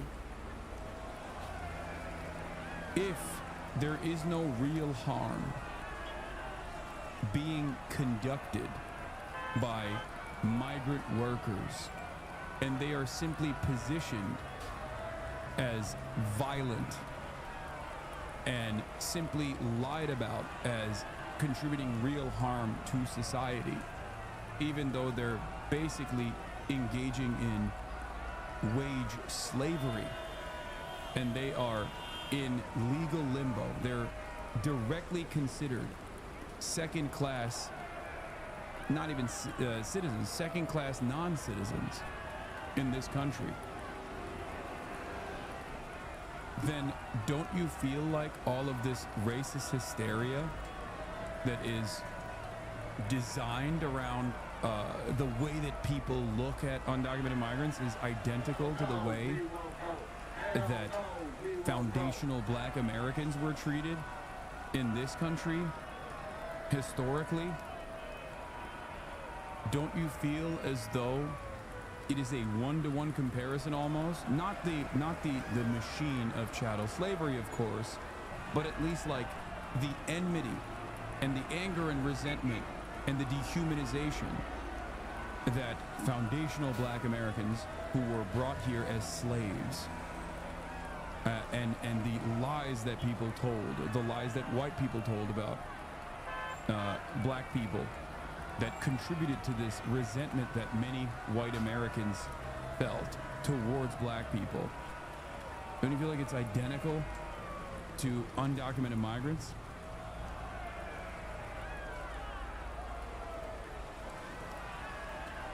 And the very same enmity, the very same dehumanization will, of course, inevitably make its way to the prosecution of Black people as well, and it already has, for the record. Now that we are deciding, now that we've decided, we're going to take away the authorization of Haitian migrants that are in this country legally and start the deportation process of Haitians, that is opening the floodgates of ICE going to Black neighborhoods and illegally detaining Black people, whether they are foundational Black Americans or not. Don't you feel like that's going to happen? You can't see a world where that is absolutely going to happen? What's really interesting about foundational Black Americans as this like almost cultish way of thinking is that it is this complete reversal from the resentment that is sometimes demonstrated by first-generation African migrants in this country, where a lot of people that come from African countries, African nations, that are fresh off the boat, per se, will claim that they are of a different status and background than black people, African Americans that have been living here for generations. Okay? This is the exact reversal of that kind of mindset. But what many first-generation African immigrants quickly realize is that in the eyes of the state, in the eyes of the white supremacist state, there is no difference between them and a black person that has been living here for generations, that is a descendant of slaves. White supremacy dictates that the state doesn't see you as anything different, especially because the enmity and the anger or the resentment that the state has towards you is not born out of any sort of real logical conclusion. It's just a simple white supremacist superiority attitude that needs constant fucking the constant recycling of propaganda and stereotyping and dehumanization to justify itself, to justify its existence. You understand? There is no real reason for racism. It's just a successful tool that people in positions of power utilize to divide the working class. There is no true logic behind anti-black sentiment. There is no truth behind it. There is no like empirical evidence that you can point to. That's why racists will oftentimes try to engage in a logical justification, and historically they've applied eugenicist attitudes to create a scientific reasoning for why there is a difference between black people and white people. That's why they've used now debunked science back then. You're really saying Trump wants an America with white people only? Then what, Eastern Europe versus Western Europe? It makes no sense. Well, I'm confused by what you're saying here.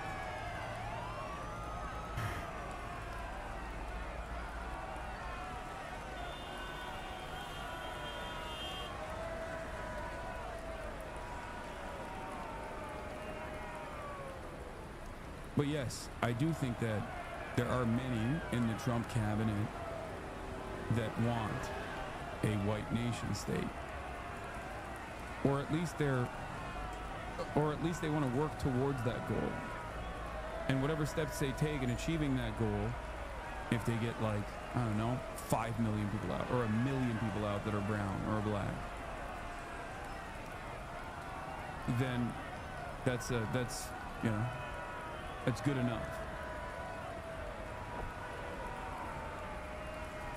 And because there is no real logical reason for why the administration is doing this, and it's just pure resentment, it's unproductive and bad, and they will never suit their appetite for it. Dollars to building more detention facilities and also boosting the capabilities of ICE and its officers.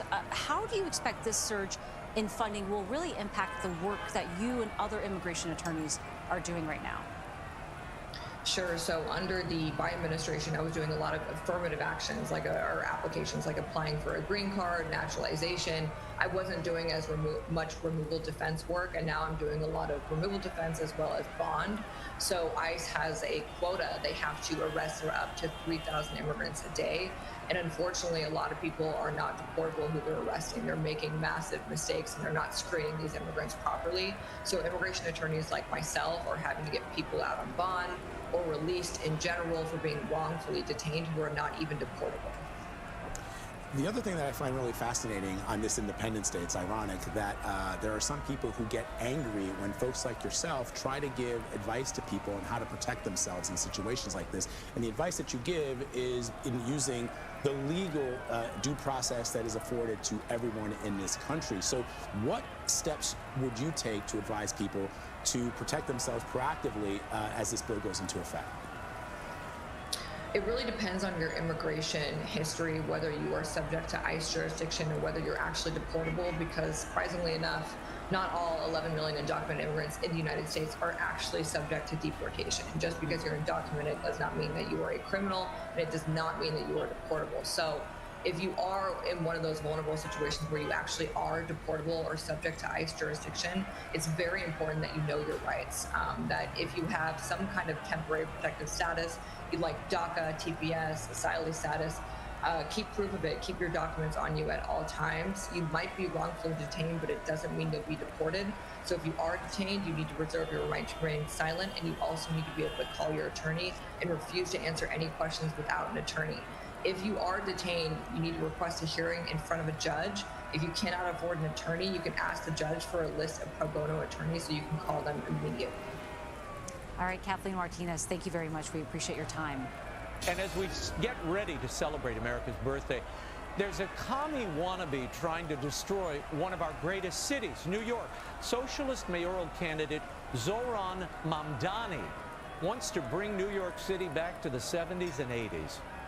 I want to say it very clearly, because both Mr. Tilson and Andrew Cuomo's Republican billionaire donors have been lying about me. I will not defund the police. I will work with the police because I believe the police have a critical role to play in creating... We didn't have to look long for his tweets to figure out he was lying. Queer liberation means defund the police. We can tax the rich, heal the sick, house the poor, defund the police, and build a socialist New York. Defund the NYPD. Here to discuss is Republican New York mayoral candidate Curtis Sliwa. Curtis, thank you for being here. You founded the Guardian Angels back in the 70s because of the violence we were seeing. Explain what defunding the police would mean to this city in this moment. In this city, with the Guardian Angels, we witnessed the celebration of the bicentennial. It was 1976. First time there were fireworks by Macy's over the East River. Most of my Guardian Angels... I don't care about this. Trump is going live. It's Mega Bill celebration time.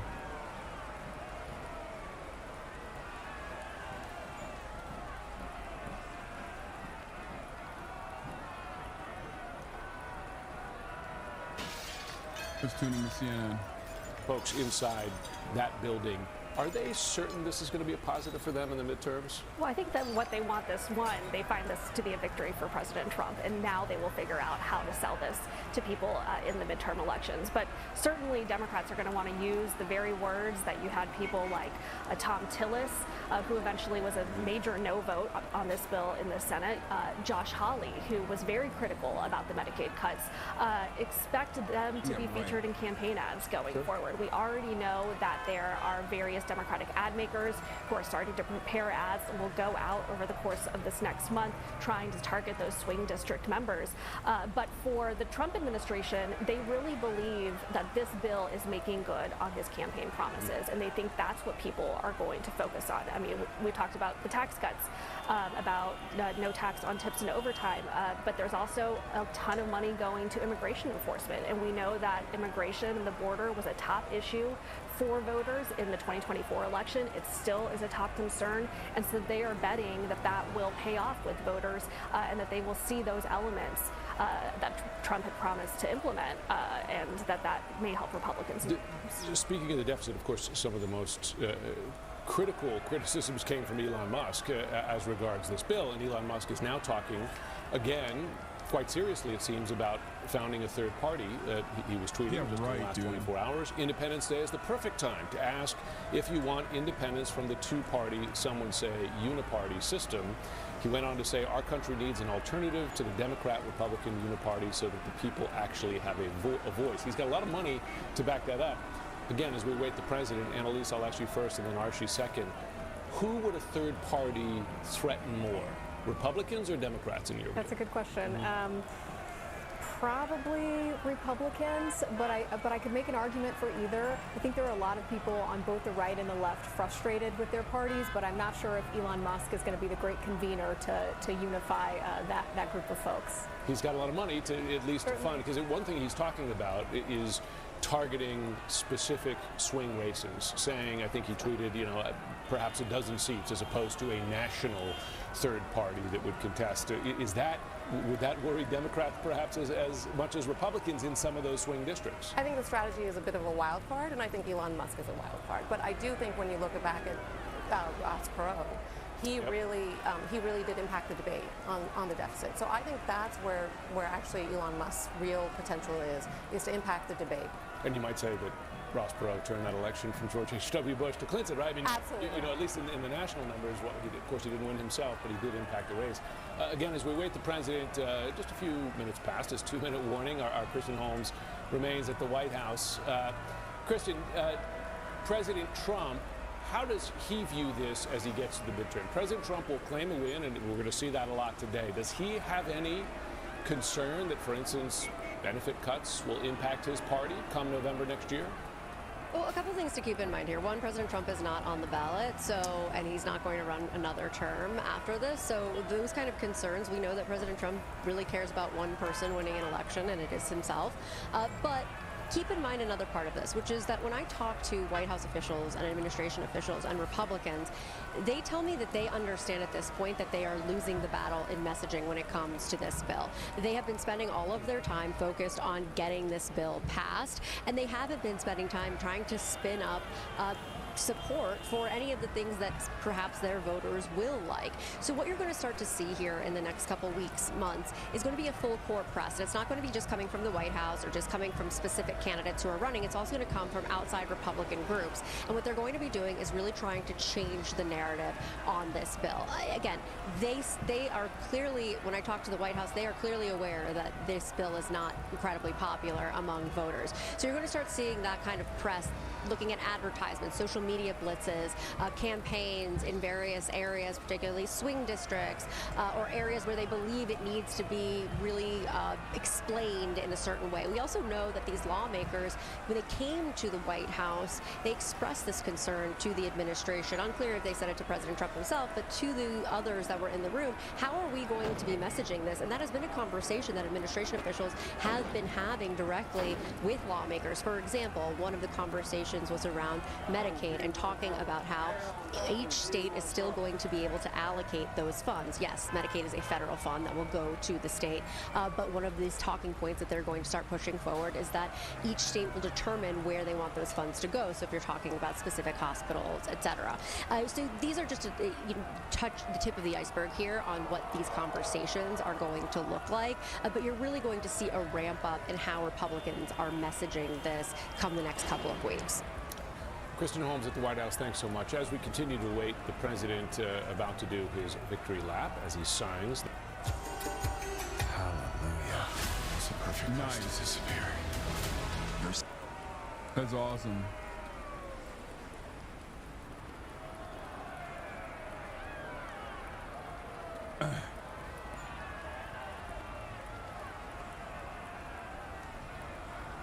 These guys just constantly remember all the what is this? The right has no problem with incremental progress towards their goals. Why does the left?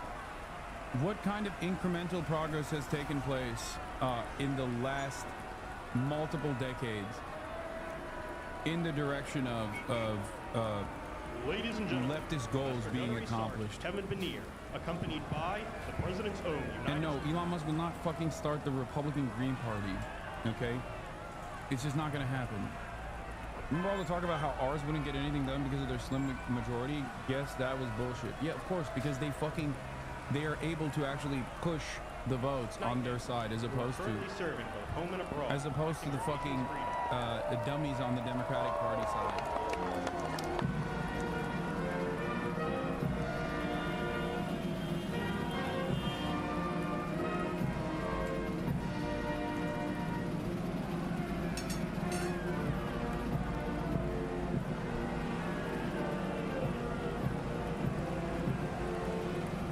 Also, 3 Democrats died, which made the Republican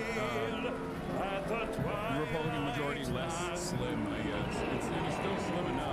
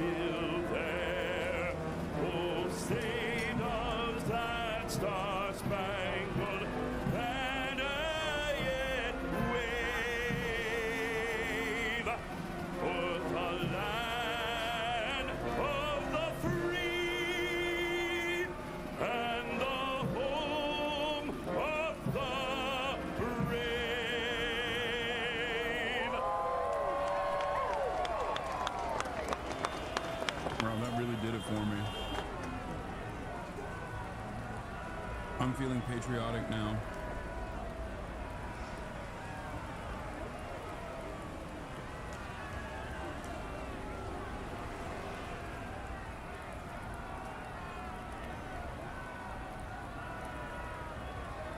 I've been awash with patriotism.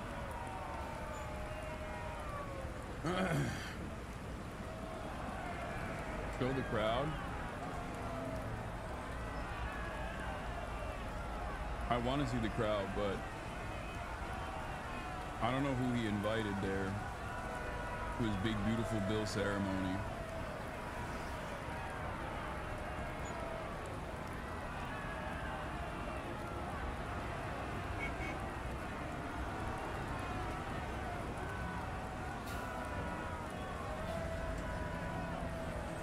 Look, this guy is proving my point. You're right, the entire Obama presidency does not count anymore. You are so right. That's exactly my point. The most, like, incremental change in the direction of socialized medicine literally was struck down under the Obama administration, which would have been a public option. It was taken out. The ACA, outside of the two provisions, the ACA outside of the two provisions of pre-existing conditions provision, the 26-year-olds being able to still retain their health insurance under their parents' provision, was literally a subsidization scheme for the private-public partnership that continued private health care. Especially after what happened just a week ago, when you look at that big, beautiful First implemented by a Republican governor by the name of Mitt Romney in Massachusetts. And I think I can say very proudly, and I don't have to quote the polls, that our country is more proud right now than it's been in many, many years. We have pride, we have dignity, we have something that's happened miraculously so fast. You know that our military now is the most sought after job there's ever been, serving in our military. 1 year ago, people didn't want to join our military. They didn't want to join our police or firefighters. They didn't want to join anything having to do with our country. And now, as you probably know, the enlistment is at an all-time record. We're packed. We're full. And I just think that's so important because that was so sad 1 year ago when I heard those statistics. We had a different president, but nobody wanted to join, and now we're at a record. And I will say that I just left NATO, where we had a tremendous experience. They've agreed to put up over $1 trillion a year. They went from less than 2% to 5%, and nobody thought that was possible.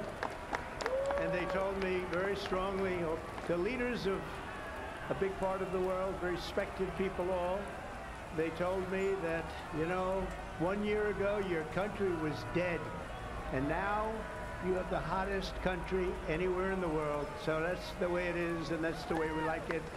And it's only going to get hotter, I promise you that. After that spectacular display of American power, let me just say that God bless the United States military, and God bless the USA. God bless. And to all Americans, I want to wish you a very happy Independence Day, happy 4th of July. This is going to be something special. This spirit in this country, we haven't seen anything like it in many, many years and decades. Let me also express our gratitude to our magnificent First Lady. She worked very hard to make this all work. And we have a fireworks display about 9 o'clock tonight. I hope you're all going to be around and watch it. I know our congressmen and our senators who are standing right here, so many of them, they did such a great job. They're going to be here. I guarantee you, they're not leaving. They're not leaving. Thanks as well to the National Park Service, the USO, and countless friends and distinguished guests. We have so many people in the audience that have so much to do with the success of our country. We've, I think, had probably the most successful almost 6 months as a president and the presidency. I think they're saying it was the best 6 months, and I know for a fact they're saying the last 2 weeks there has never been anything like it as far as winning. So as you know, 2 weeks ago, our incredible Air Force pilots conducted one of the most successful military strikes in all of history, Operation Midnight Hammer, and that's exactly what it was. It was a hammer. This evening, we're honored to be joined by 150 airmen and their families from Whiteman Air Force Base in Missouri, home of the B-2 bomber.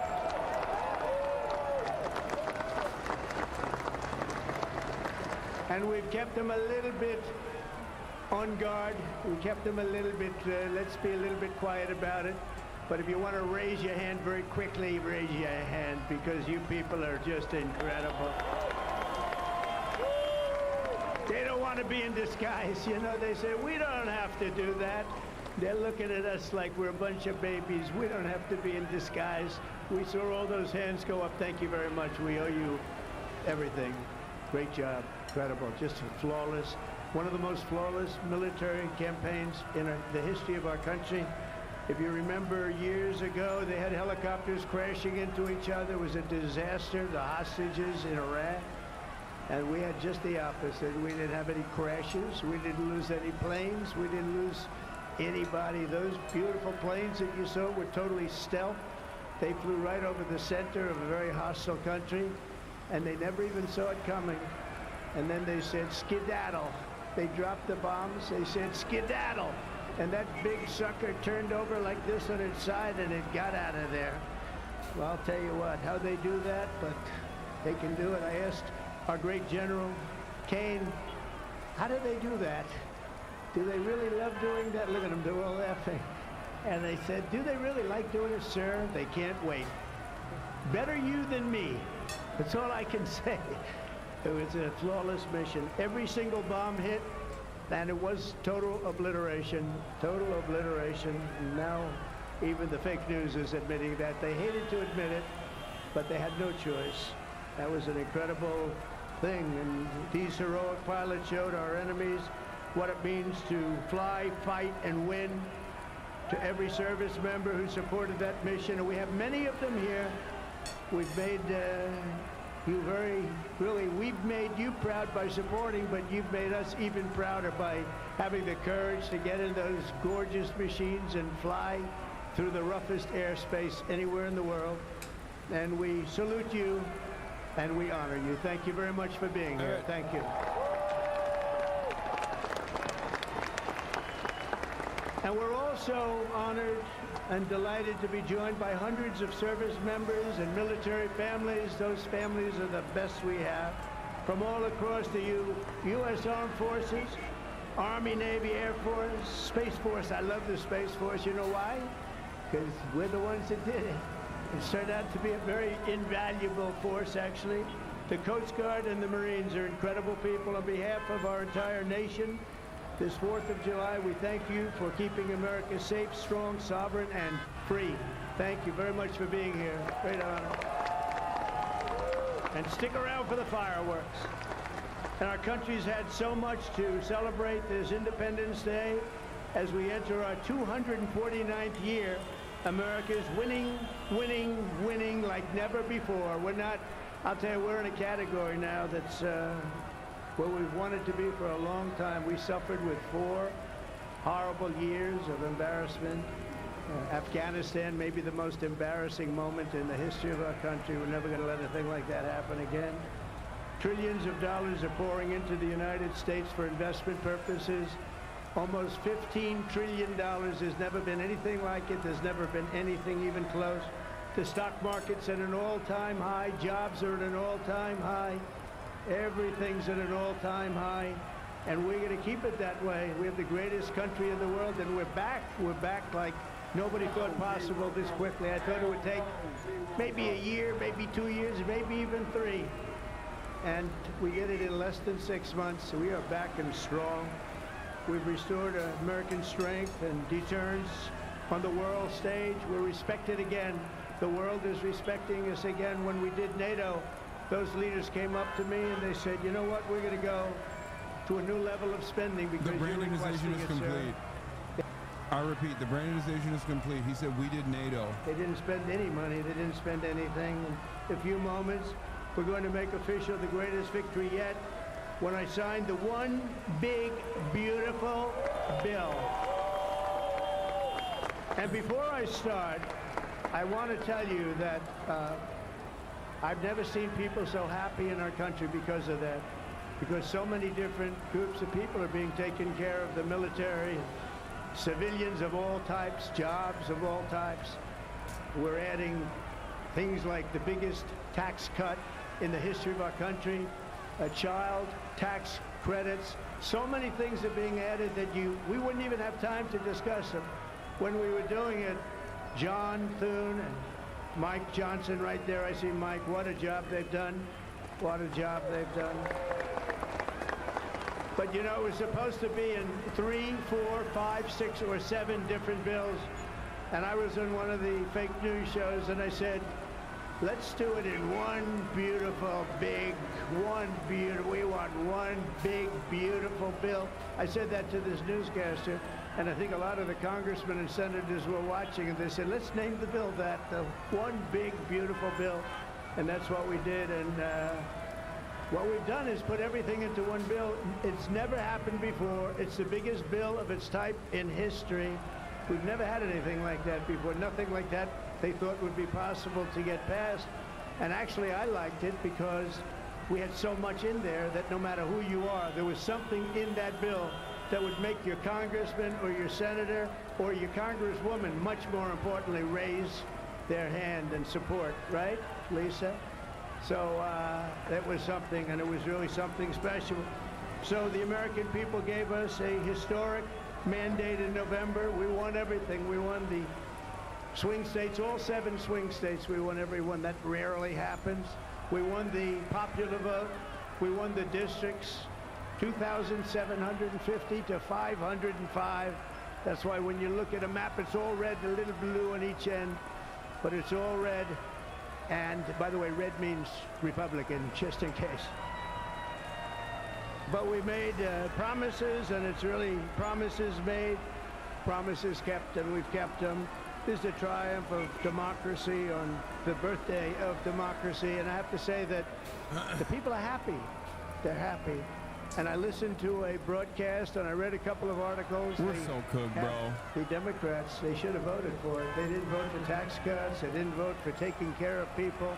They didn't vote, not one vote. And we knew that because their hatred of either the country or me or both is so great. They didn't vote at all, and it's terrible. But I just have to say, they have a routine. It's terrible, they say. Terrible, terrible. You saw that guy standing up for hours yesterday. He didn't know what he was even doing there. I say, when's he sitting down? He had a towel. He's wiping his face. That's not too elegant. But what is he? I said, what is he doing for so long? And he couldn't criticize the bill. He was criticizing everyone else and everything else. So they've developed, and this is according to the news media, they've developed a standard line, and we can't let them get away with it. Oh, it's dangerous. Oh, everybody's going to die. It's actually just the opposite. Everybody's going to live. This is just the opposite.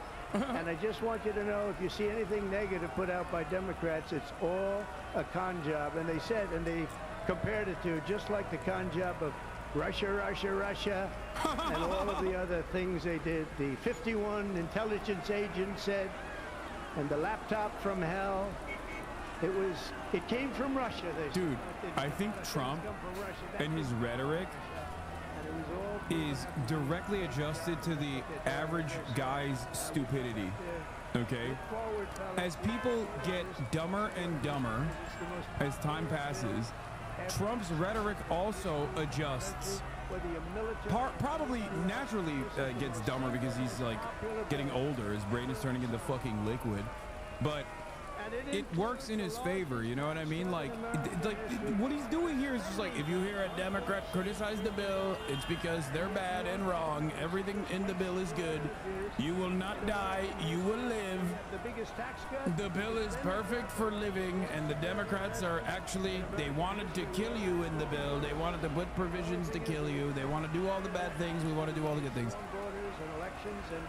My people have promised me that we're going to go into elections and we're going to make sure they're not rigged, that they're not sullied, We're going to make sure that the elections are going to be fair. You need two things. You need strong borders and you need fair elections. And we're going to make sure on the elections also. And our armed forces are one of the most vital military modernizations of all time. It will take place. So we rebuilt our military in our first term, and now we're going to modernize and remodernize our military, including building a great golden dome all over our land so that if they get nasty with us, it's going to be knocked down. It's going to make any of the golden domes, they call them the iron domes, we're calling ours the golden dome, because we did the iron domes, and we do sort of everything, if you want to know the truth, but this blows it away. We're going to keep you safe. I want to thank every member of the House and Senate who worked to get this bill on my desk, and many of them are here, and I'm not going to mention all their names because we'll be standing here, but I have to mention a few. And especially I want to thank Vice President J.D. Vance, who's been fantastic. Secretary of State Marco Rubio, who's been incredible. We have somebody that is, it was a passion. I think he actually loved it. It wasn't easy, but he loved it. Speaker of the House, Mike Johnson, who's right here. Speaker, thank you very much. What a job, and he worked so closely with the Senate Majority Leader, John Thune, who's a fantastic guy. And those two are a team that is not going to be beat. When you look at them and you look at their counterparts on the other side, it's not even close. I want to thank both of you people for doing an incredible job. Thank you very much, John and Mike. House Majority Leader Steve Scalise, a brave man.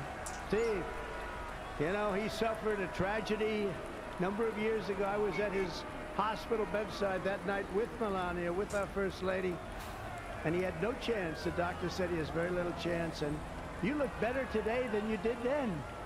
He didn't look particularly good that night, I will say. Oh, my God. But I learned one thing. His beautiful wife loved him. She was a disaster, right? I told him, I said, How's Steve, the dick doing, I can only tell you one thing. I was with your family, and I was with your wife, and your wife was devastated. She loves you. I've seen a lot of wives that, you know, they don't seem to be so concerned in those situations. But that's the kind of wife you don't want. But you have a great, beautiful wife who was really there, and you really have done. You're a very brave guy. The way Mike and okay, John. Consistently, the way Trump talks about like genuinely traumatic incidents that happened to other people is always amazing. Like he's just doing a bit off Minnesota. He comes this from guy Minnesota. getting his dick shot off, He's dude. like, oh, look, he goes, no, I don't want to run for governor. You know, come to think of it, I think that's a good idea. You would win so easily. The guy is terrible. You would win. You just have to take a look at that handsome face of yours, and you'd win. Tom Emmer, everybody. He did a great job. And I think you should consider that, although we don't want to lose him, do we? We don't want to. Let's say we are. I think say we are. Steve, what a job Steve you did. got And shot Senate in the Majority butt Whip and the John penis Barrasso at the congressional baseball game. Yes. Senate Finance Chairman Mike Crapo. Thank you, Mike. What a job. What a job. He knows that tax stuff. Him and Jason, they really know their stuff. Senate Budget Committee Chairman Lindsey Graham. What a good man he is. I see a poll. He's running, and I see a poll. He's 24 points up. That's not bad, Lindsey. That's not bad. 24 points up in the great state of South Carolina. House Ways and Means Chairman Jason Smith. What a job. Thank you, Jason. Thank you. These people are great. These are great patriots. I have to call them out. House Budget Committee Chairman Jody Arrington. Jody, thank you very much. Jody has been good right from the beginning, and so many others, and they're all here, and they fully understand. They'll never speak to me again, but that's okay. It is what it is, but I just want to thank everybody. A lot of senators here, a lot of congressmen and women here. Lisa, thank you very much, by the way. I have to thank you. Thank you very much. You've been fantastic. So this bill will fuel massive economic growth and lift up the hardworking citizens who make this country run. The factory workers, farmers, mechanics, waiters, waitresses, police officers, firefighters, coal miners. Coal is back.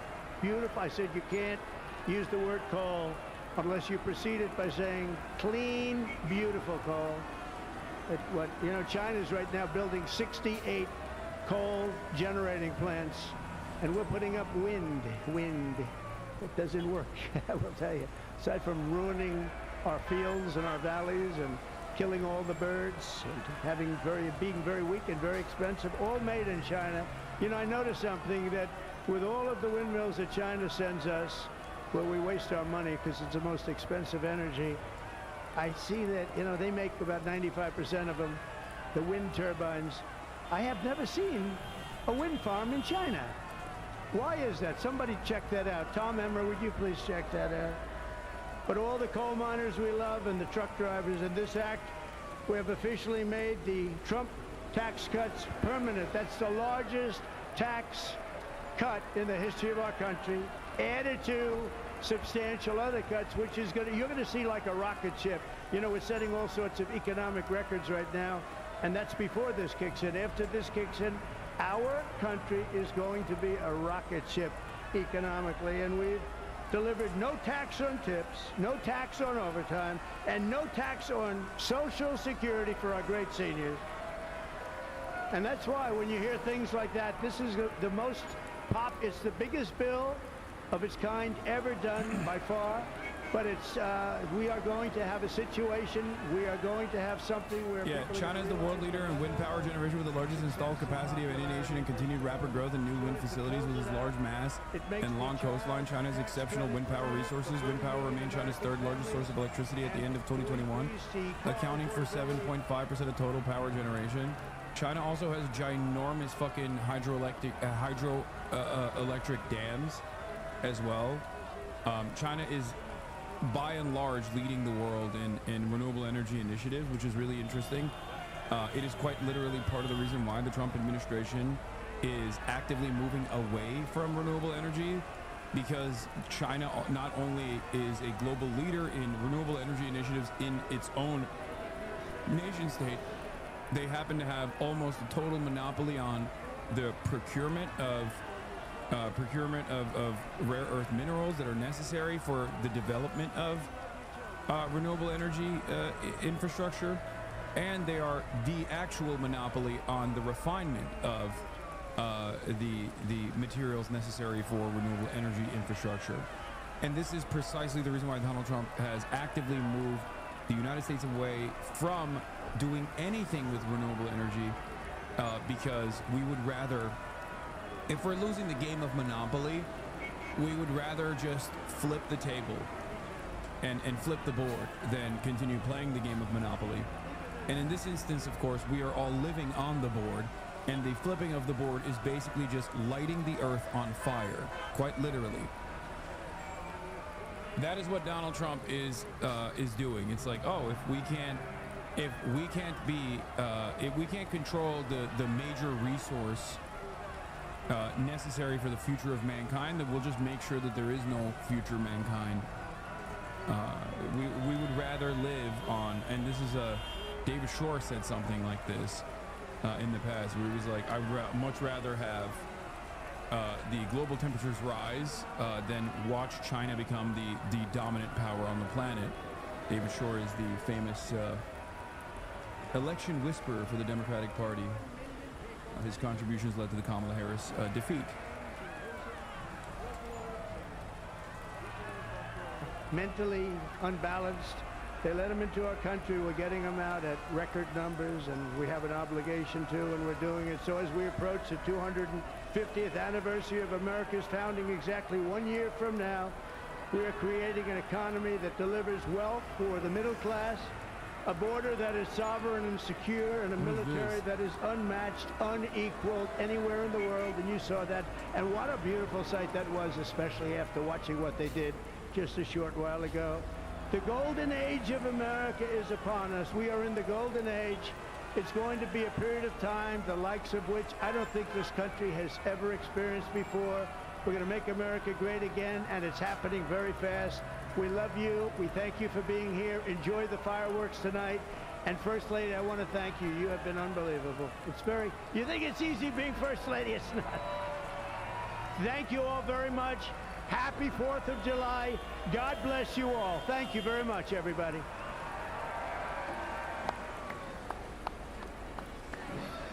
Yeah. We're going to sign the bill now. We're going to sign the bill now. Who controls the solar panel supply chain? Polysilicon, the primary material for solar PV manufacturing, which is melted and cast into ingots. The ingots, polysilicon ingots that are sliced into thin wafer sheets ranging from 150 to 280 micrometers in thickness. Then it goes into the wafer. The wafer is then cleaned and doped to manufacture a crystalline solar cell. There's the cells, and then they're turned into module panels. Multiple cells are wired together and laminated to form modules before being connected to panels. As far as the share of manufacturing capacity by country/region in 2021, and these numbers have only increased since then. As far as the polysilicon, China has 80% of that.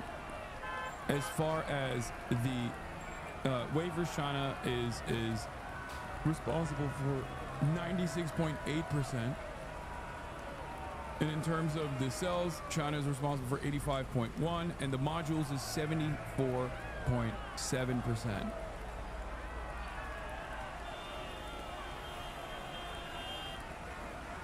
This is the real reason why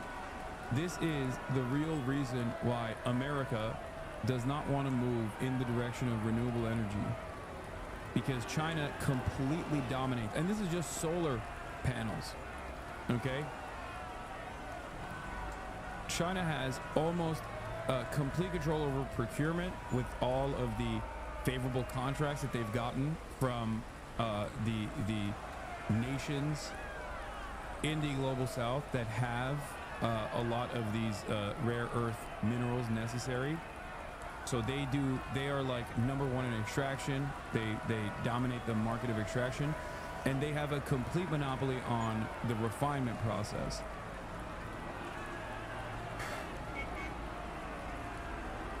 This is also part of the reason why they are moving in the direction of, you know, electric vehicles and really upgrading their energy grid, their energy infrastructure. Please clarify that 45% Asia Pacific capacity are companies from my country manufacturing overseas. Yes, the Asia Pacific capacity is also still Chinese.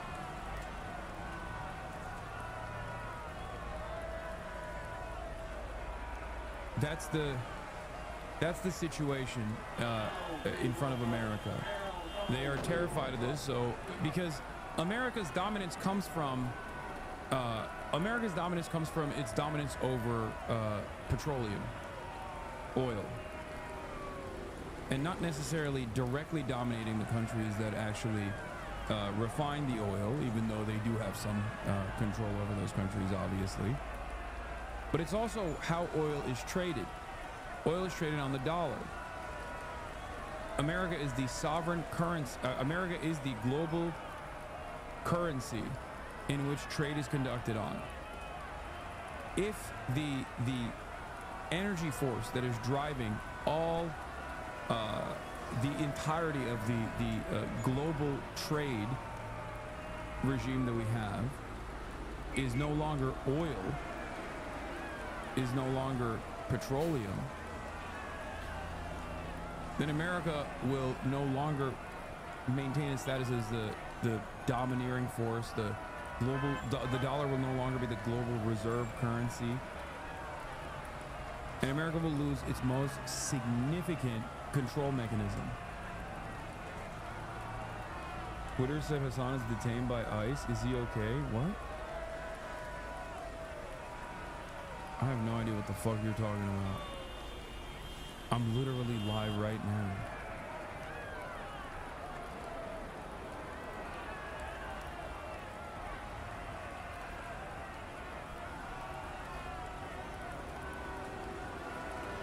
You think I'm in a detainment center or something? Do you think that's what's going on?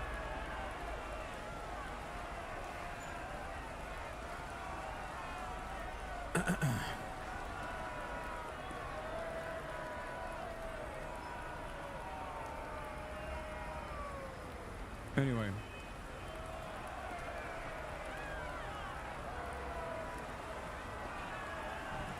The point is, if there is no more reliance on oil, then there's no more, then the power that America has being the global reserve currency, the petrodollar, it goes away as well. This is, what is this? Set it here. The post has been deleted. Hassan Piker has just been arrested by ICE and is in the process of getting deported back to Turkey. The fucking post isn't even up anymore.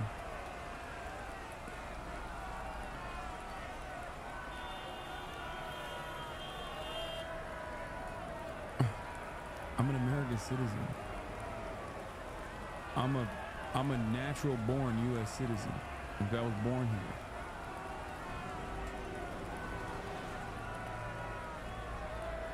The pedophiles who say Israel has a right to defend itself are very upset about you defending yourself, or just making shit up to feel better about themselves. Oh. Maybe they'll get off my ass for a little bit if they imagine that I've been deported or something. You know? Isn't transferring to renewable energy inevitable though? Yes. However, no, if we just kill the planet before that transition ever takes place. I'm not kidding when I say I think America's goals here is just to basically kill the planet. Like, the gamble is we got a couple hundred years here before things like really shake up. Okay? We got a couple hundred years before things like shake up and become dangerously unstable. And you know, we'd rather speed run that process by going long on oil and destroy the planet in its entirety than to let another hegemon take our place on the global stage. If the Trump admin gets rid of birthright citizenship, can't you be at risk? Like, couldn't you be at the crosshairs if your parents weren't naturalized U.S. citizens at the time of birth? Yes, but who knows? That's a long way down the line. China avoided purchasing U.S. crude for the third straight month, the longest stretch since 2018. China shuns U.S. oil for the longest stretch since 2018. Yeah, like I said, it's flipping the monopoly board because you're losing. No, that's precisely what it is. What the fuck are you saying? Agriculture will collapse? We will have societal collapse from refugees alone? Yeah, I see that. I'm saying like full annihilation. Like, what you're describing is 50 years. This is 50. Okay? I'm talking full annihilation in like 100 plus. Because when agricultural collapse is imminent in the global south, what will happen is mass climate refugees trying to desperately migrate into the United States of America or even Canada, like areas that are not as immediately harmed by climate change. Rather, not immediately harmed, but like new agricultural hotspots will open up. Cooler climate, cooler areas that had cooler climate that was not sustainable for agriculture will now be readily available for agricultural output. Okay, and people will understandably try to migrate to these areas to survive. And in that process, America has already started this engine, will get increasingly more violent in an effort to stop the hordes from breaking down the gates. Okay? Instead of working to solve these issues, America is moving in the opposite direction, becoming more militant, becoming more aggressive, becoming more violent, making it impossible to come here.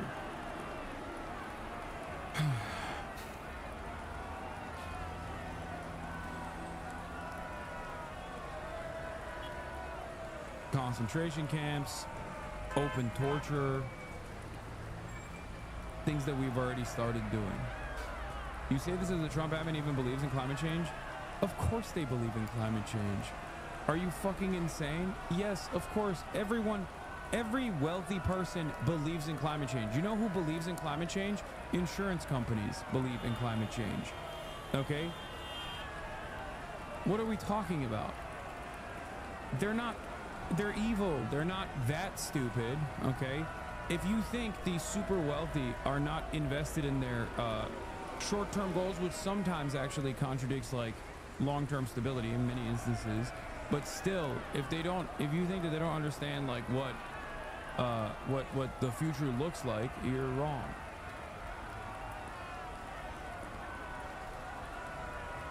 That's not how it works. Cooler areas will not become prime for agriculture because of global warming.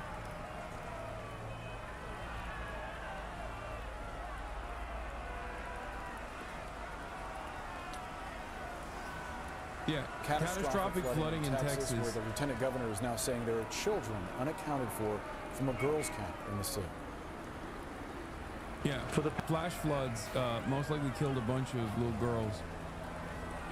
Parents who are waiting, particularly that had children in Camp Mystic. Camp Mystic is a camp that has over 750 kids. Right now, there are 20-some that aren't accounted for. That does not mean they've been lost. They could be in a tree. They could be out of communication. We're praying for all of those missing to be found alive. Let's bring in CNN's Ed Lavandera, who joins us over the phone as he is on his way to one of the affected areas. Ed, what more do we know?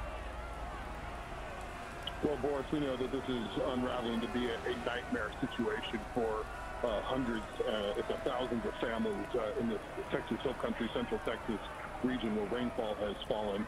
Not only has, as what the lieutenant governor there said, that there are still some 20 children believed to be missing from that Camp Mystic, which is a popular camp that children attend during the summer here in Texas. But the sheriff is also now saying that there are at least 13 dead in that death toll. You just cut the weather monitoring too. Alligator Auschwitz was paid for with $450 million from the FEMA Shelter Fund.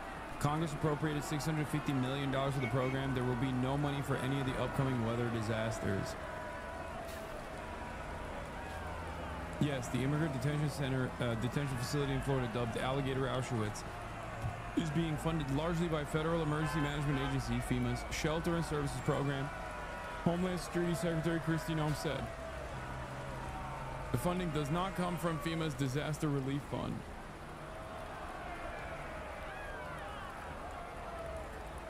Considering that we're also gutting NOAA, NWS, National Weather Service, and all of these initiatives that are supposed to warn against these sorts of things happening. You know, I suspect that these kinds of climate change related extreme weather incidents are going to happen even in higher frequency. What is this?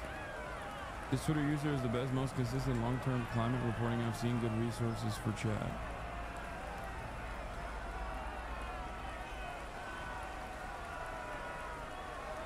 Could continue to rise in the hours ahead as crews are still trying to search for survivors or any of the victims that are still in the path of the Guadalupe River there in the Kerr County area. This is an area where they want to destroy FEMA and they want to underfund FEMA in the short term and then inevitably destroy it so that can we see your airsoft gun up close?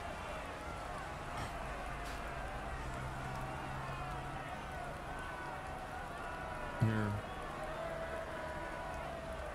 What do you think this is, dumbass? Look.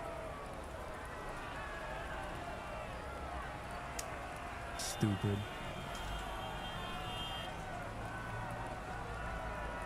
Surely this will stop the brigading. No, probably not. The people asking are just trying as hard as they can to get you banned. I know. Hey Hasan, when are you heading to the face party? Emily, Bonnie, and Emaru are on their way to it now. Thanks for the update. Even if it was a real gun, by the way, you know, I still do have a right to defend myself against people issuing death threats. Like, what the fuck?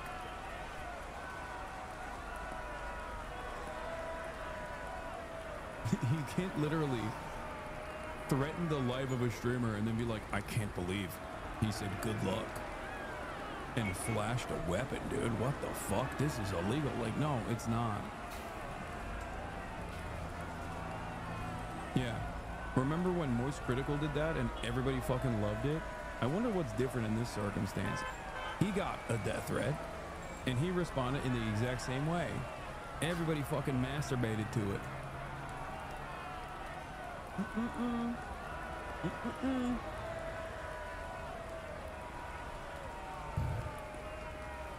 Yeah. And now all of the fucking right wingers who like literally are gun fuckers who fuck themselves with their guns are now being like, dude, I can't believe this. I can't believe it. Why do I feel like you would defend yourself like this instead of using firearms? Probably.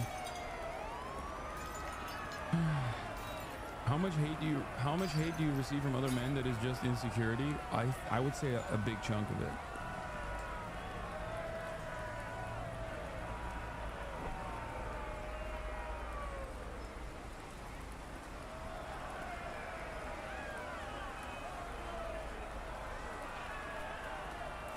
They're saying you leaked the wrong guy. I didn't leak any guy. Rainfall has fallen. There was no leaks that happened. That's not a thing. Like, people are just lying and saying that you doxed a person. It's this person's literal fucking public YouTube account as a public fucking Twitch streamer whose account got nuked off of the fucking website for issuing death threats. Like, there's not, I don't know his name. I don't know where he lives. I don't want to know his name nor where he lives. I don't want to know any of these things. Like, there's a difference between trying to investigate a person's background, figure out what their email is or their phone number is or what their address is or what their name is, and and instead looking at his public username and then finding the corresponding public YouTube page that he has because he's a fucking content creator stupid enough to issue a death threat as a content creator. And it's not the first time this has happened. This happens on a daily fucking basis. It's just the first time that people have decided to try and get me banned off of this stupid thing. It's not going to work, obviously. It's just so fucking stupid. Yeah, it's just like people trying to concern troll.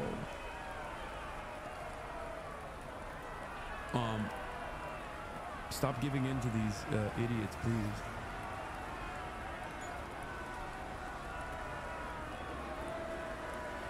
I don't know why we're even talking about this.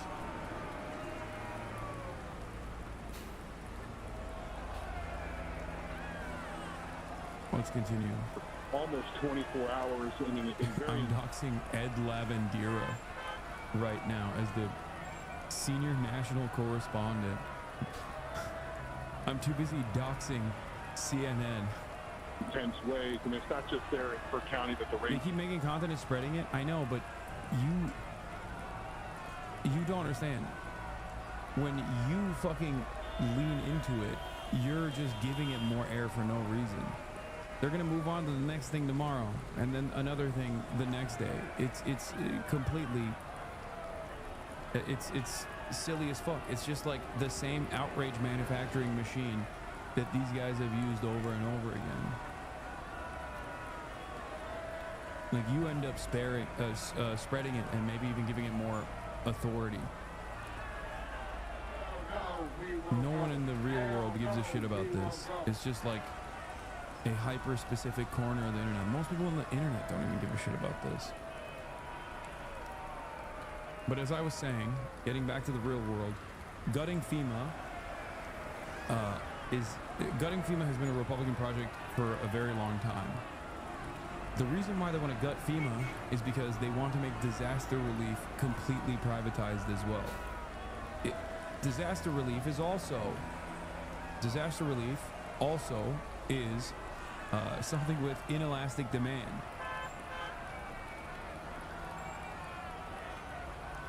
All areas have dramatically affected much of central Texas as well. So as we've been driving in, we're still about, we're making our way. You know the old saying, never let a crisis go to waste? This is precisely what this is.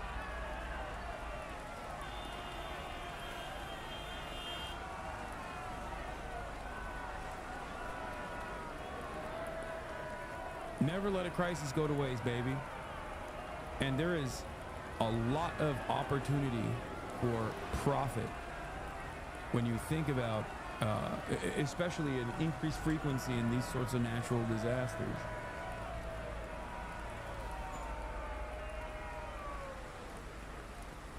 The Texas Hill Country, and there are rivers and creeks that are just kind of coming out of its banks. But right now, the intense focus there in Kerr County, where the sheriff confirms that there are at least 13 people dead. That death toll expected to go higher, and obviously a great deal of concern for many families who've been affected by all this, and a number of children from this popular campground area that are still missing, and the frantic search for them continues here this afternoon for us. Yeah, no question, and we hope that officials find them safe. Ed, tell us about this area of Texas, the Hill Country. Tell us about the landscape and whether these sorts of storms are typical for the region. Well, they have had a devastating flood like this in some of the rivers in this particular area back in 1987, which is a flood event that many people remember and talk about quite a bit. But one of the authorities speaking here this afternoon in Kerr County said that what is unfolding at this moment far surpasses what was experienced back in 1987. But from time to time, there are rivers that make their way through the Texas Hill Country where you have this intense amount of rainfall that falls in a very quick way, can cause devastating flooding like this. But there's a Camp Mystic is a popular summer camp it's an all-girls camp just up the river. There's another camp, and we're trying to still get information on that one. Camp La Junta, where it's an all-boys camp. So this is a region, especially for this summertime time of year, where it's a very popular place for people to go hang out on the rivers, especially on a July 4th weekend. And would you happen to know, Ed, what kind of warning was put out if folks on the ground were aware that something like this might be coming? I think one of the local officials said that there isn't a very elaborate warning system in this particular area, but regardless, the amount of rainfall that has fallen in the last 24 hours came rather quickly. I don't have a real gauge as to whether or not the people who were closest to all of this had a real good indication of what was unfolding or what was about to unfold. That isn't totally clear to me yet, so we'll continue to report on that as well. Ed, I know you're no stranger to storms in Texas. I believe it was 2017. There was a hurricane there where you were actually on the ground as several rescues were happening. Can you give us an idea of the kind of resources that folks in the Lone Star State have on hand right now to respond to something of this scale? Well, we do know that there's air support, there's helicopters that have been brought in. How long until people actually start to care about climate change? Will it be too late? No, they will never care about climate change. You want to know why? I'll tell you why. People don't even care about like the action reaction, like the immediate impact that they vote for, right? Climate change is, well, one, it's already too late. But climate change is happening gradually. And that's the biggest problem. We as human beings do not have the capacity to understand the consequences of our actions that unfold in, 10-year time frames. Okay? It's just impossible. It is it's far beyond the scope of imagination for the average person, especially when you have an entire multi-billion-dollar media ecosystem that is actively telling people not to give a shit about this.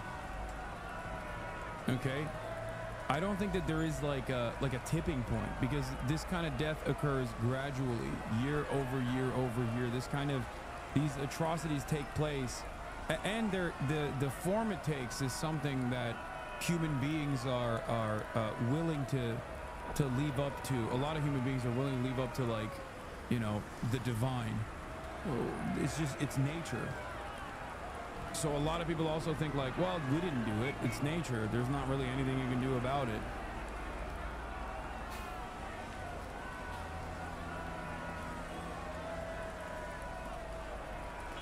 So for a lot of people, it's not even something that they can like immediately experience, or when they do experience it, they think, oh, this is just like this is a consequence of natural disasters. There's nothing we can do. You're so bad at explaining this. Let me explain. Climate change is not gradual or linear, which is what humans are accustomed to. Climate change at best is exponential, more likely abrupt. So one day things are normal, the next day the meta is completely unrecognizable. That's why sci-fi literacy is so important. I mean, that's a decent explainer, but I think most people will also say the exact same thing that that you said to me, which is, I don't understand the words that you're saying.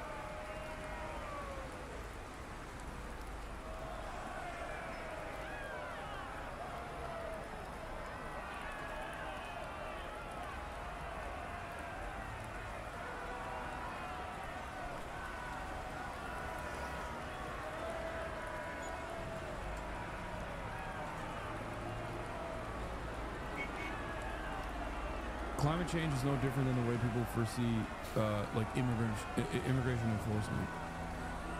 Okay, it's the same principle behind the famous poem. First they came for the communists, I did not speak out because I was not a communist. Then they came for the socialists, I didn't speak out because I wasn't a socialist. It happens over time. And most people don't realize that it's inevitably going to fuck them over as well. And climate change is similar to that as well. They're like, oh, it's just a thing that's happening in a different state.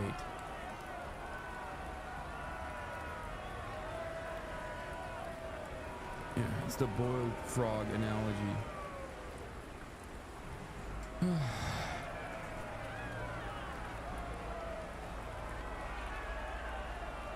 The state authorities and Texas emergency management officials have said, they are sending in a squadron of different units that can help in this situation. So there are high water rescue teams. So there's boats in the area.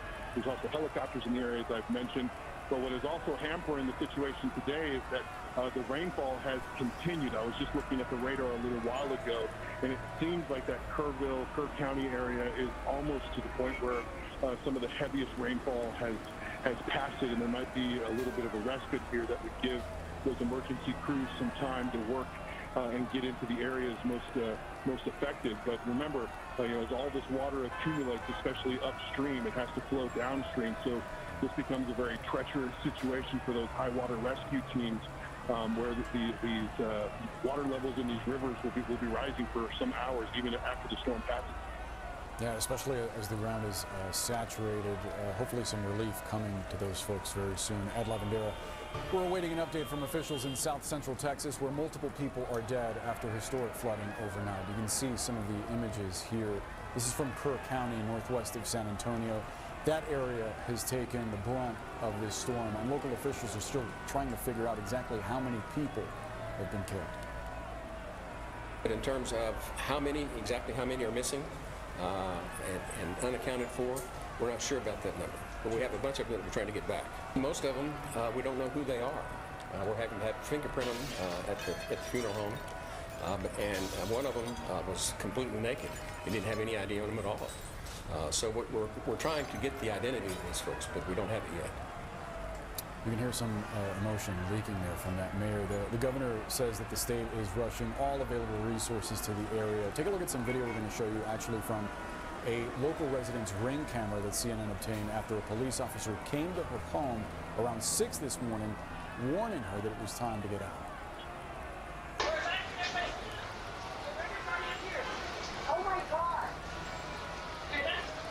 There's people screaming in the river. We're evacuating everybody. Oh my God! Can you knock on your neighbor's door? Tell them to get out now. Clark's going to be over. The people here screaming are in the river right now. Let's get everybody out. CNN meteorologist Derek Van Dam is monitoring the situation and has more. That is fucking insane. That you're hearing people screaming because they're caught in the fucking flash floods. The river went from 6 feet to over 20 feet. Where were the warnings? Where were the warnings? Shouldn't there be a flash flood warning? Boris, it has been a catastrophic 18 hours of flash flooding across the hill country of Texas. One river gauge in Comfort, Texas, recorded a rise of 26 feet in 45 minutes. Look at this. Homes swept off of their foundations. There's only the front porch left standing. This is along the Guadalupe River in Kerr County, and look at how these trees have been completely toppled over. Gives you an indication of the force of the water that swept through this region, by the way, under the darkness of night. So how terrifying it must have been for residents that were finding themselves in that flash flood situation. Now, look, this is still an evolving The total loss of NOAA's Office of Oceanic and Atmospheric Research, a nerve center of global climate science, data collection and modeling, represents a setback for climate preparedness that experts warn the nation may never recover from. More woke leftist nonsense from PP.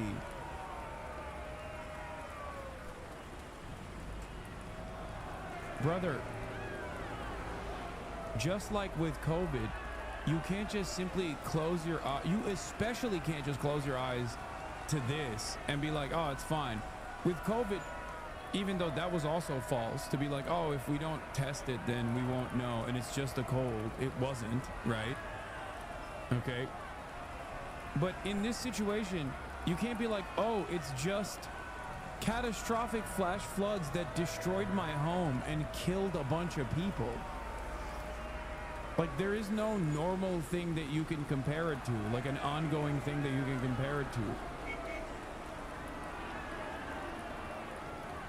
You can't just close your eyes and imagine COVID to disappear, even though many people try. But you certainly cannot close your eyes and imagine that the hurricane doesn't kill you. Like, that's... Like, it's not even... Like, I can understand why people can believe in, like, the flat earth. I can understand why people don't believe in germ theory. It's very stupid, but, like, at least it's invisible. This is visible. This is undeniable. You know what I mean? You can't just be like, nope. If I close my eyes, then the hurricane's not there. Like, what do you mean? Do we want to know when climate disasters are imminent or not?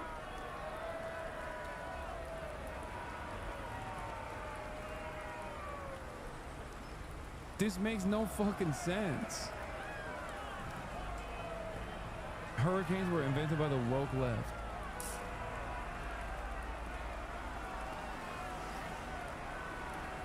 Read my last message. Fuck off. Bitch. Situation at least, right? We've got rainfall totals, at least accumulation estimates from radar that have totaled over a foot. Here's Kerrville. You can see the San Angelo region just to the north and west, several locations indicating 12 inches or more of water. And that water... There was a flash flood warning about 12 hours ago in the area, but we all know those warnings are ignored by everyone. They are not the ones that force an alert to your phone. It's like a yellow banner if you look up weather kind of thing. The river then raised 26 feet in 45 minutes. Wait, so there was... The first year my employer in Tennessee is taking flash flood warnings somewhat seriously, but they only give us 15 minutes warning to close after the warning has already been active for like 30 minutes. Jesus Christ. Is eventually going to flow downstream, particularly along the Guadalupe River. This is a river gauge forecast for Spring Branch. This is due north of San Antonio. Look at the flood stage that was at just over 1.5 feet at 10 a.m. local time on Friday. Look at the forecast by tomorrow morning, just shy of 35 feet. So that is a rapid rise in water. Authorities there referring to it as a wave of water. And you can imagine as that pushes down the river, how destructive it can be. You don't even have to imagine. You saw the video I showed you just a few minutes ago. So we still have our ongoing flash flood warnings Flood watches and alerts across the Texas Hill Country, now inclusive of San Antonio, Kerrville certainly included. The high forecast radar imagery shows kind of a bit of an influx of more moisture wrapping into the same locations for early tomorrow morning. It doesn't look to, or appear to be as heavy as what we experienced yesterday or late last night, but certainly something to monitor. We don't need more rain. Some of our computer models picking up an additional 6 inches of rainfall in some of these hard-hit areas. So we'll be on the lookout for additional flash flooding, not to mention the cresting of the rivers as the water moves downstream. And one other thing to note, Boris, is that this has some of the worst drought across the U.S. as we speak. So the conditions here on the ground are extremely dry. And when you get that much water in this short period of time, there's nowhere else for it to go but to pool up and cause flash flooding. Boris? Our thanks to Derek Van Dam for that report. We're, of course, going to keep an eye on conditions and the forecast and bring you any updates as we get them. A few weeks ago, a flash flood washed out a bridge that had a bunch of cars on it in San Antonio and killed 13 people.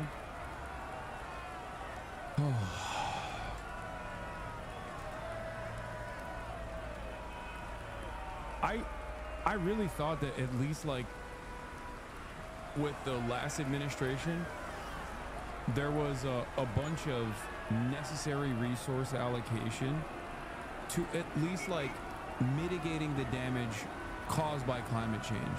Because I was like, all right, if you want to be like a normal, if you want to be like a functioning country, you can avoid climate change all you want, but you can't avoid the disasters that take place, right? So at least like they would have some funds allocated to rebuilding, some funds allocated to like having a not a prevention system necessarily, but like a warning system.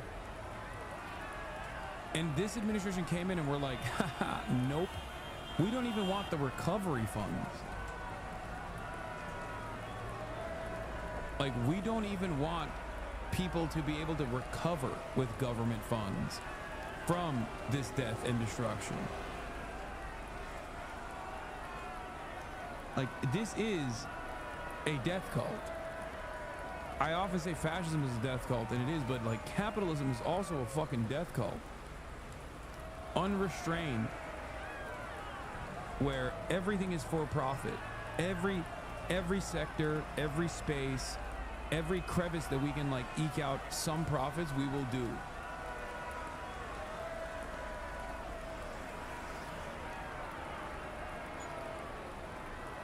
America's a PvP VE zone, yeah. But the E is not just like NPCs, it's like the entire environment. Like, the server is getting crazier and crazier.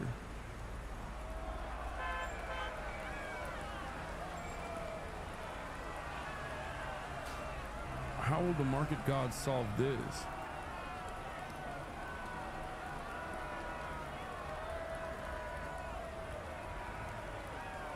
We're going to start sending letters. Oops. Trump says he's about to raise tariffs as high as 70%. Starting tomorrow. We'll probably have 10 or 12 go out tomorrow. And over the next few days, I think by the 9th, they'll be fully covered. And they'll range in value from maybe 60 or 70% tariffs to 10 and 20% tariffs. But they're going to be starting to go out sometime tomorrow. We've done the final form, and it's based. A chatter said we need to privatize the fire department. They're already working on that. That already happened in California. There are already private fire brigades. And slowly but surely, they will also, I mean, the fire department, unironically, is underfunded as a direct consequence of reallocating all those funds to the police department. And eventually, that will also happen. That is already happening, and it'll happen more frequently, which is ironic because that's how it started. There used to be private fire brigades. There was no such thing as a public fire department. And they were forced into becoming public fire departments because obviously, as depicted by Gangs of New York, the private fire brigades would not put out a fire if a house had not collected fire insurance, if they hadn't collected fire insurance from a house. But of course, fire is uncontrollable. It's unstoppable. So it would only end up causing fires on entire fucking city blocks, and it would end up spreading unnecessarily.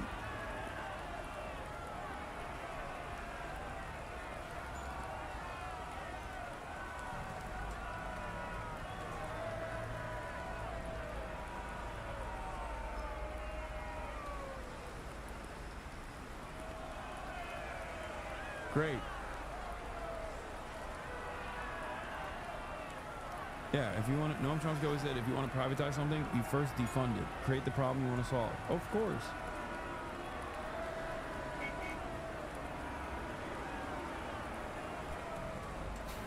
Basically going to explain what the countries are going to be paying in tariffs. And it's very important. It's a lot of money for the country, but we're giving them a bargain. Because if I went by the true deficits or by other ways of measuring, it could be a lot more. We don't want to. I don't want to stretch it too much. We want to keep it pretty reasonable. US President Donald Trump says he plans to spend part of his 4th of July holiday sending letters to countries notifying them of their new tariff rates with the United States. He says, in most cases, starting August the 1st. Dude, this is so...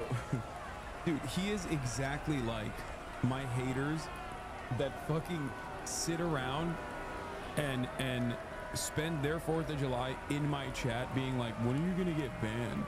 Why don't you get banned? Like, it's just pure operating on 100% animosity and 100% resentment. Fantastic. Just the only thing that motivates guys like this is literally just resentment, pure spite.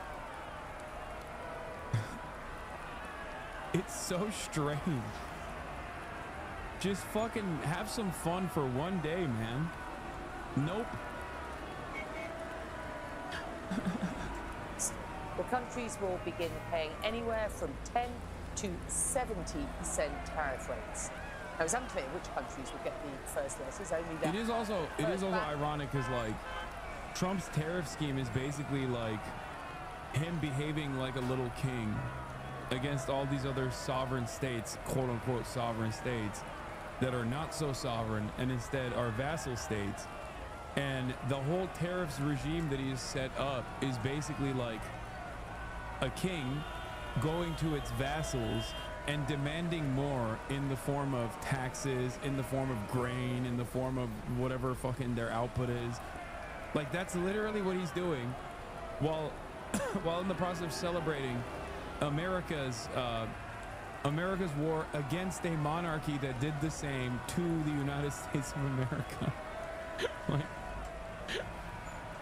demanding feudal homage on the fucking the weekend that is dedicated to the holiday that is dedicated to America's emancipation from that exact same design.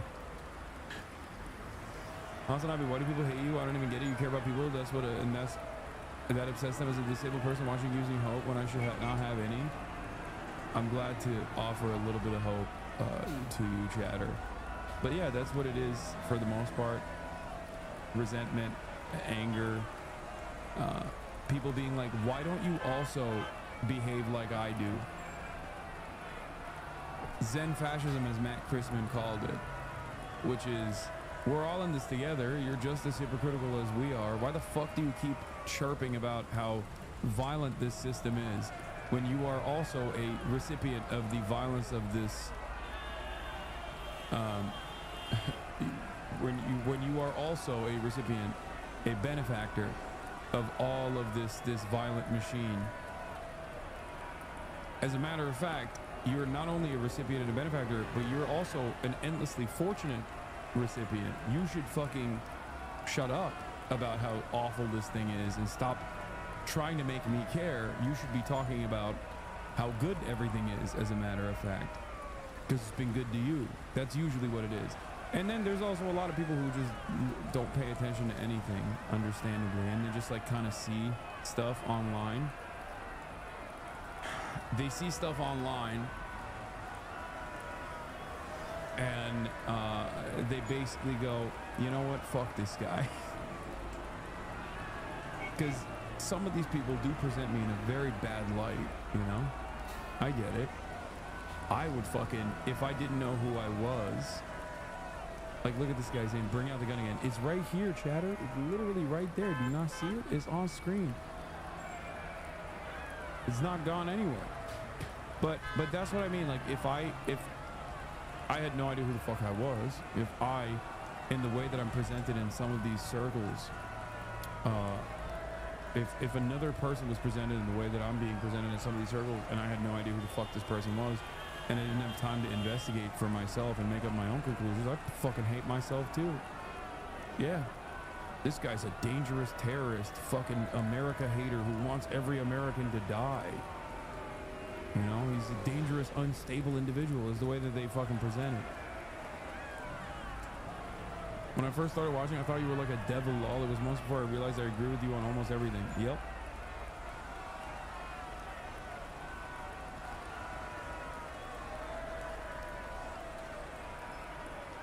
Yeah.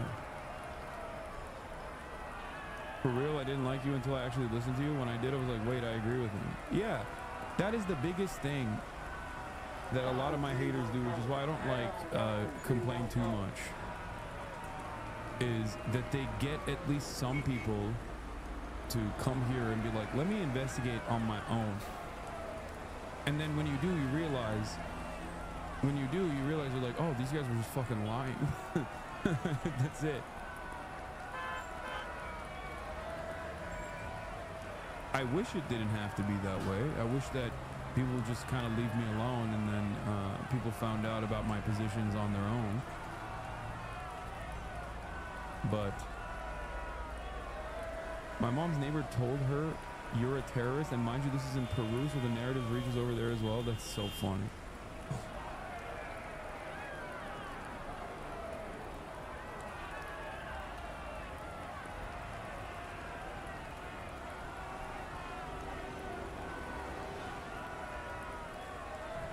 I totally had the impression you were an alpha male Republican dude before I actually came here recently. That's funny.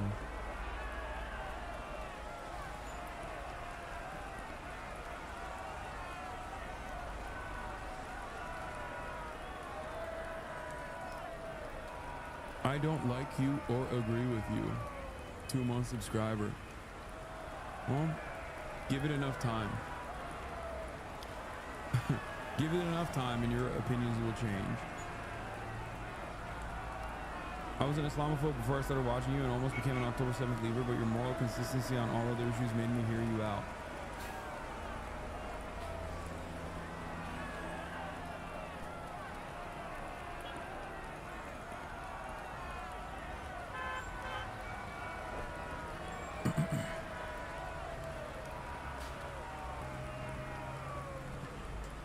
She would send out up to a dozen letters a day. Well, for more on all of this, Tins and Stewart joining me from London, and it does sound like Treasury Secretary Scott Bessent had more specifics about the tariff rate a majority of countries might be looking at. What did he say? Quite a few mixed messages about what the tariffs will be, and what seems clear is that perhaps the tariffs we had on so-called Liberation Day all the way back in April, those tariffs that were paused, perhaps they are dead in the water, because we could be seeing new tariffs up to 70% according to President Trump. But as you say, according to the Treasury Secretary Scott Bessent, for the majority of countries, and I'm thinking these are the countries that don't have a big trade surplus with the US, it could be a lot less. Take a listen. I think that we're going to see about 100 countries who just get the minimum 10% of reciprocal tariff, and we'll go from there. So I think we're going to see a lot of action over the coming days. We hope we do see a lot of action. We've seen a little bit of action in the last week. A trade deal in principle, at least with Vietnam, bringing their tariff down from 46%. That's where it was at Liberation Day levels. It's now down to 20%. He just loves molesting the money. You just gotta let him do it a little bit, you know? This is him. This is him being like, come on, I'm still here, and this is my favorite thing to do. I'm gonna do it. Come on, as a treat. It's 4th of July. Let me have this.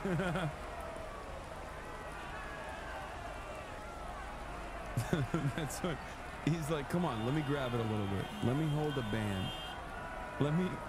Let me hold a band or two. Come on now. 20%. It's more if an item comes from China and is exported through Vietnam to the US. China is not happy about that, I have to say. And of course the deal with the UK, but that is it at this stage. There is a trade truce with China, but in terms of trade deals, that's it. The EU Trade Commissioner was in DC yesterday for talks with his counterparts. Nothing has been announced, but the Treasury Secretary did suggest that things were looking quite positive, and as he says, we're going to get a load of more trade deals coming up. Watch this space. This, of course, was a Trump-imposed deadline, right? Let's just be quite clear about that for sort of mid-late next week. This is a Trump-imposed deadline, and I think what's been very interesting is seeing how little market reaction we have. Given the comments we're getting, given how soon that deadline is. If you look at US futures, because US markets are closed today, US futures dipped a little bit on some of this news, but not much. European equities are in the red, but really not significantly at all. So the big question is, are investors saying this is just the art of the deal? Is this threat real? Are deadlines really deadlines? They've always been quite fluid. Is this another taco trade? You know, Trump always chickens out. And that all plays into it. So I don't expect we're going to see much reaction at all, probably until next week when it really comes down to the wire. And even then, even if markets get yippy, will it be sort of short-term? Wait, don't ban that guy. Come on. Let this brave chatter keep their take in there. People shit on him because he's very wrong about some stuff. Even invited a terrorist onto his stream one time, which got a massive backlash. Literally did not happen. None of those things happened. Guy I interviewed, not a Houthi. I still retain the right to interview a Houthi if I want to, for the record. Secondly, there was no fucking real backlash. It's just all manufactured outrage. Let these guys chirp. It's fine. These guys can chirp into the fucking wind. Yeah, it was so much backlash that I got fucking CNN, New York Times, and virtually every other media outlet covering what I've been doing here since then. Big part of the problem is even ICE, when they detained me, recognized that the person wasn't a fucking Houthi, which would have been ridiculous even if he was, and then they like actually arrested me for that reason.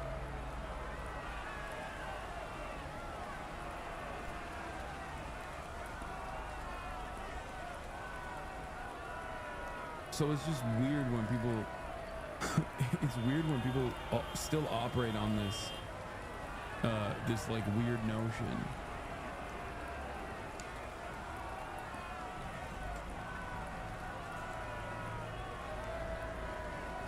Or longer term, we'll just have to wait and see, but we're not getting much of substance at this stage.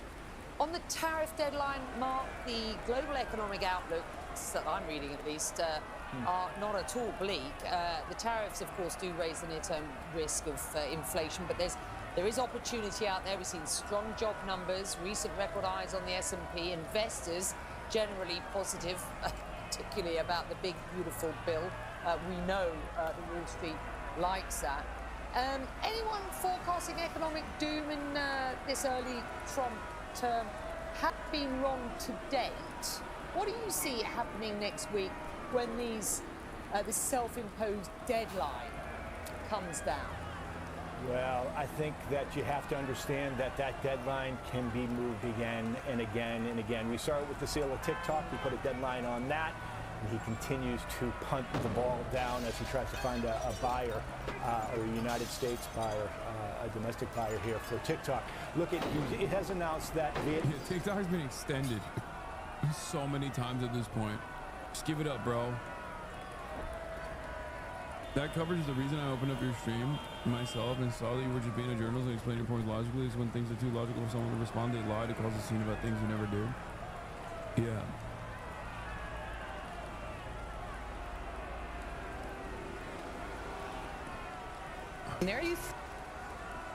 How President Trump's tariffs could impact future July 4th fireworks celebrations.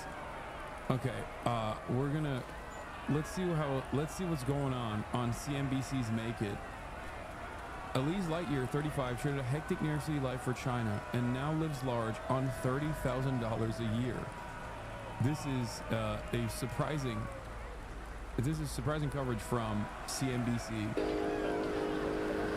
For the typical American, there is a lot of confusion about what life is truly like in China. When I tell them how modern the cities are, people are shocked. When I tell them about how low the prices are, people are shocked. Isn't Chengdu gay as fuck too? There's like that's a gay city, right? $4 US for a Michelin recommended meal. The quality of my lifestyle in China is much better than the quality of life I had living in the US. My name is Elise Lightyear. I'm 35 years old, and I moved to China in 2019. No, gay city is real. It's called Chengdu. I grew up in the city of Ann Arbor. And they beat your ass if you don't twerk. They do. They beat your ass if you don't twerk in gay city. Chinese style. For Michigan, after I graduated college, I moved to New York City and lived there for 10 years. I was working in reality TV production. I was tired of working 70 hours a week for 10 years, being in my 20s. I felt like a 50-year-old woman. I was exhausted. I was living check to check, which sucked. One day I just woke up and it just clicked that this is not the life that I want for myself. I came up with this idea that I wanted to leave New York. I moved to Beijing in 2019 and lived and taught there for 4 years. Then in 2023, I moved to Chengdu and have been in Chengdu ever since. He's gonna let the duck be free. Good luck, Mr. Duck. It was really difficult to say goodbye to my family and friends because I didn't know when I would see them again. I didn't know how we would be able to communicate. I live in a one-bedroom apartment with my 6-person gay polycule, and life in Chengdu is not good. Do not spread this propaganda. Don't come here. Do not come. Do not come to Chengdu. It's bad.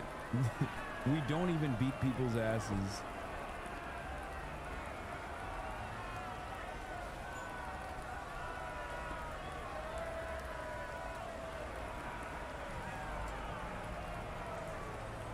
They do not beat people's asses if they actually refuse to twerk.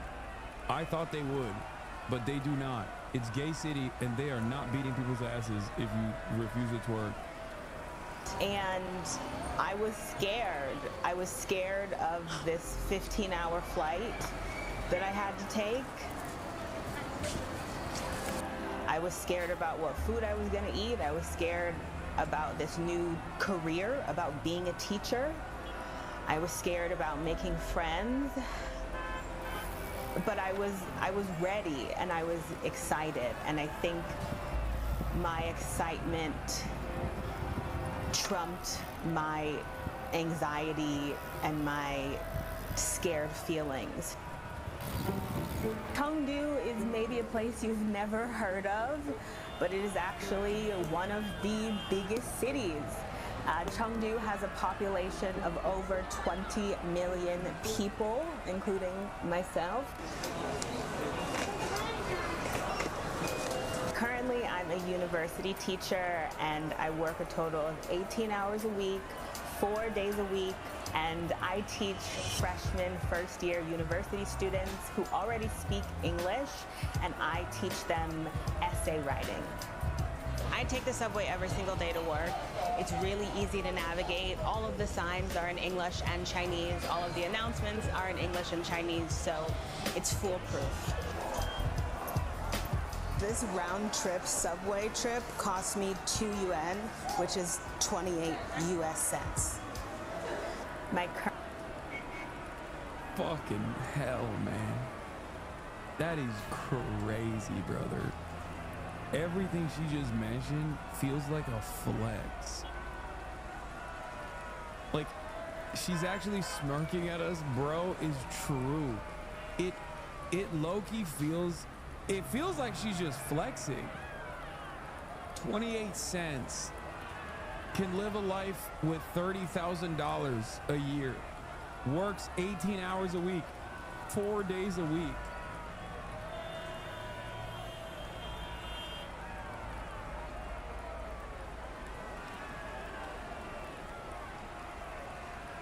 This shit makes me kind of mad, I'm not gonna lie. Because, like, China is able to do this with nothing. Like, China was able to do all of this compared to, like, America and the amount of wealth that America has. China was able to do this from nothing, dude. Basically nothing. It took a long time. It was a lot of hardship, but god damn. How the fuck do you look at this development over the course of past, like, 30, 40 years? And not realize that capitalism is fucking dead, okay? Not to say that, like, China is a full-blown socialist state. It clearly isn't. It's a transitional socialist state. But even the mere attempt at, like, developing a transitional socialist state or having a command economy can create an environment of sustainability and and a government that focuses on development unconditionally. It's crazy. China is not going to allow some small-headed giant to be a streamer. I mean, how many fucking people are me to begin with? Chatters. Like, how many people are her versus how many people are me? Okay? The goal is to make people like her live a comfortable life as the one she has found in China. The fuck?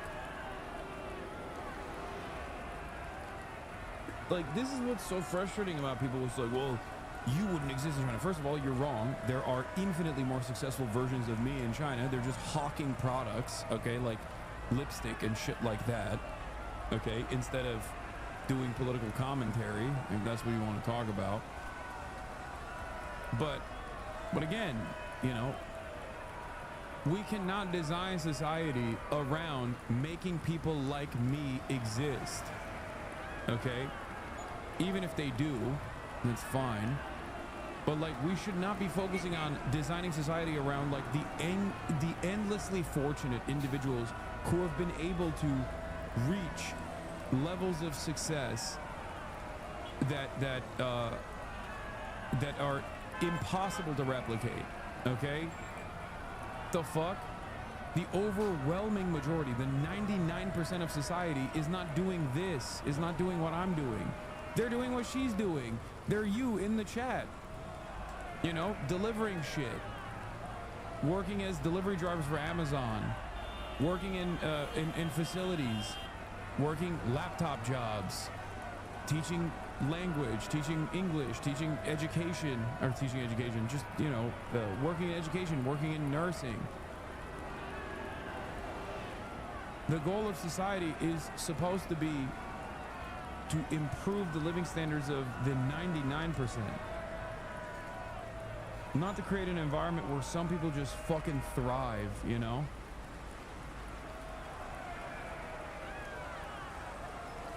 God forbid, bro, people think about people outside his current class.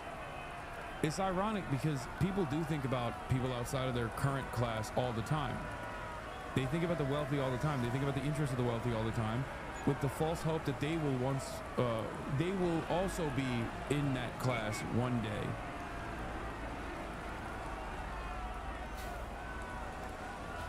That's the problem. Current yearly salary in China is $30,000 US. $30,000 US a year is poverty in America. But in China, I'm living large. I am upper middle class. For my 3-bedroom apartment with a balcony located... What is she gonna say is the price of a 3-bedroom apartment in Chengdu? If she says anything less than $1,000, I'm losing it. Downtown Chengdu, just a 5-minute walk from the subway.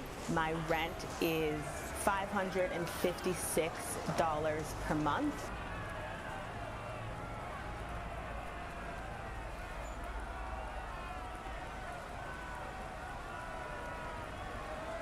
What? In the cheapest city in the United States of America, the only way your rent will be $556 a month at a 3-bedroom, 2-bathroom apartment is if you are sharing it with 2 other people that are also paying $556 a month.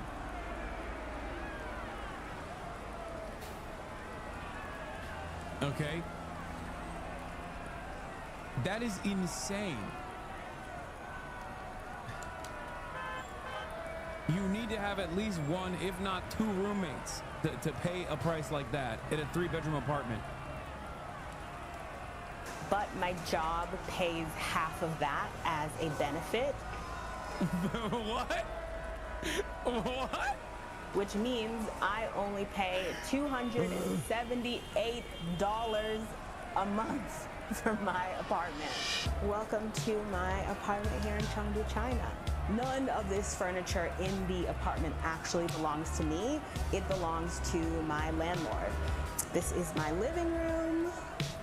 I love my living room. It's super cozy.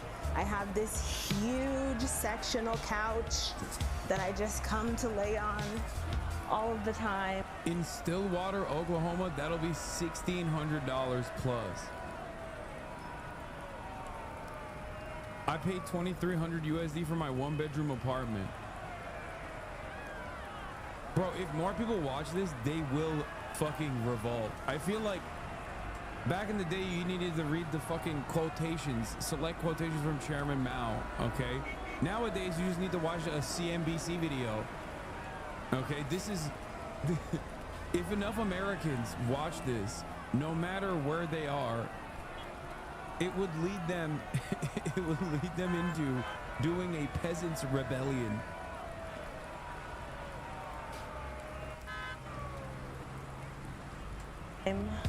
Bought myself a projector. I've got Netflix, HBO Max, Hulu, all of the channels. This is my balcony that rarely gets. Me and my 2 roomies pay $1,600 for a 3-bedroom, 3-bathroom house here in Oklahoma. It's used because it's either raining, super humid, or 97 degrees. This is my bathroom. It's small, but it's effective.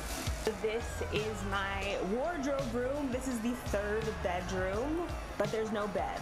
So I've turned it into my wardrobe, closet, get ready space. My 2nd bedroom. I didn't paint it. It came like this. And this is the master bedroom. This is it. Let me show you the kitchen. So here it is. It's pretty small, but I'm just one person and it works perfect for me. This is where I do my laundry. This is my washer. My apartment came with this really... Do you know anything about life in small cities in China? Is it decent for foreigners? I've had experiences in big multi-million cities and cities, although in the Western Hemisphere, and I found it not working for me. I mean, I don't know, but I don't think if you live in China, you're going to be living in a fucking... You're going to be living in anything beyond like a tier 2 city if you're a foreigner.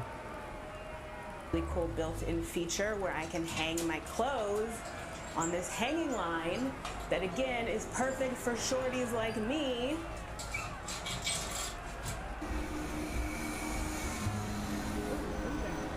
It's so insane to see this inverse existence between the average American and average Chinese person. In 40 years, the average American has gone from modest and comfortable living like this to utterly crushing poverty, while the average Chinese person has gone from poverty to modest and comfortable living. How many American cities have fallen to poverty in 40 years, and how many Chinese cities have risen to luxury in 40 years? Yeah, no, it's that simple, dude. That's it. That's it. That's the reason why people are like... That's the reason why China gets away with, like, social repression of different sorts. Meanwhile, America's taking away the social libertarian principles that it previously had as well. while simultaneously eroding material conditions. Great.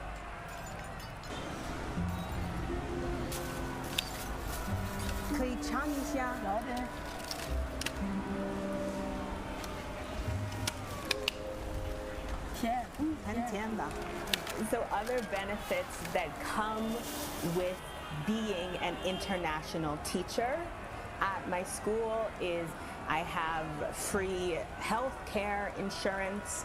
My job. This isn't a flex. I could live in my car for $300 a month. Exactly.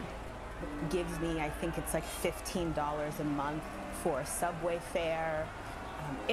Nice to see you admit to Chinese social repression. What is this implication that I don't talk about this or something?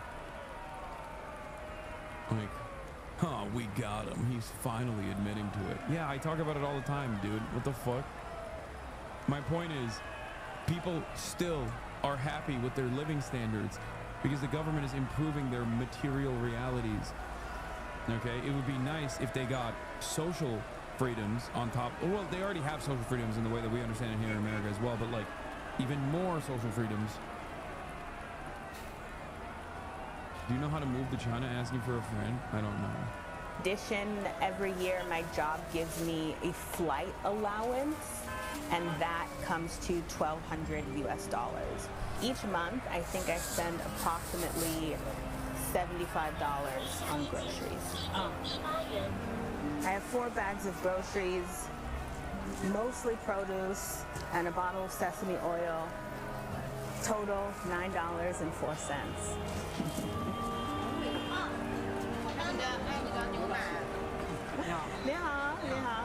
It's really easy to make friends with local people. I have a lot of local friends that I cherish and have taught me so much about their culture, and I also have a lot of expat friends.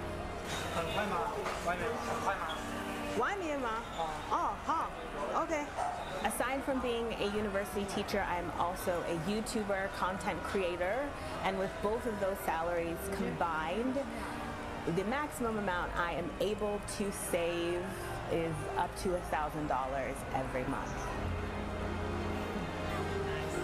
So when it comes to eating out, it really depends on where I'm going. If I'm going to Cheesecake Factory, then I'm spending US Cheesecake Factory money, $60 for... It is kind of funny because like America's literally doing things in a base boosted manner that we suspect China of doing, that we claim China is doing. Some of it China is not even doing, right? But we're doing it right now.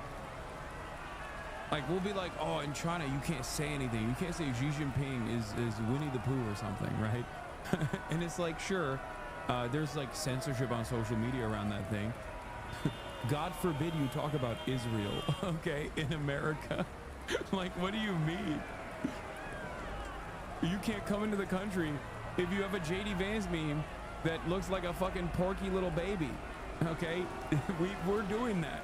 We're doing the things right now in the United States of America that we said China was doing and laughed about for years and years and years. And we're doing a worse version of that.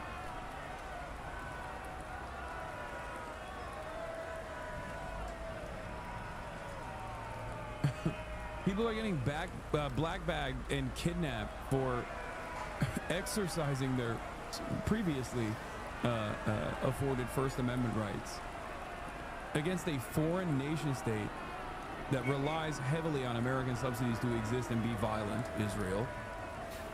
And motherfuckers are like, but China. Bitch, they also have fucking 28-cent metros that work reliably all the time.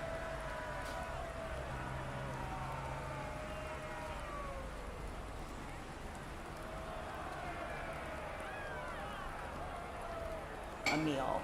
But if I'm eating local and going to my neighborhood noodle spot, I'm spending $2 on a bowl of noodles.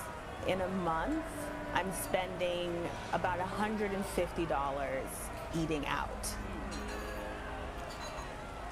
I feel completely safe as a woman of color, I just feel very at ease in this country. Overall crime in this country is quite low. Some of the challenges I face in China is just simply being different. China is a homogenous country, so I stick out like a sore thumb. I cannot go a day being outside without someone pointing at me and saying in Chinese, look, there's a black person, look, there's a foreigner.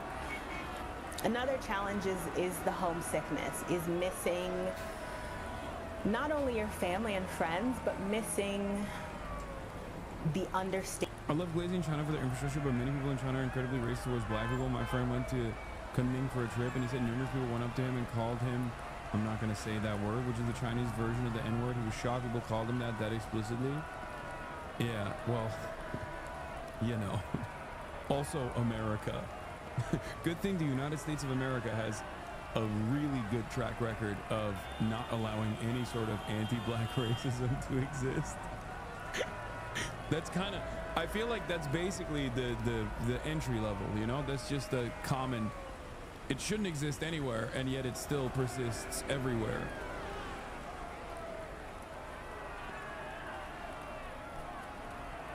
You know? It's true though, yes. Especially, there's like two different kinds of racism in places like this, okay? There is that's a black person, and I've never seen a black person before style racism, which is more like fascination, born out of ignorance. And then there is the racism that you see not dissimilar to the Western world where, you know, some form of chattel slavery existed. There's both. I'm good on going to China, bruh. Man, you live in fucking Canada, okay? Good luck. Disparaging China, talking about, oh man, there's anti-black racism in China. Chatter lives in fucking Canada, okay?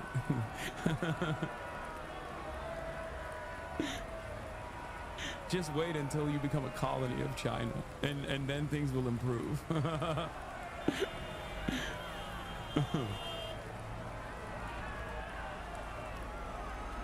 I'm saying it's cool, but it ain't for me. You should, instead of learning whatever dialect they speak in Toronto, you should learn Mandarin, equally as difficult, equally as different from the normal English language anyway, okay? If you want to do trade in the beautiful city of Toronto, you need to learn the Toronto language, Crody.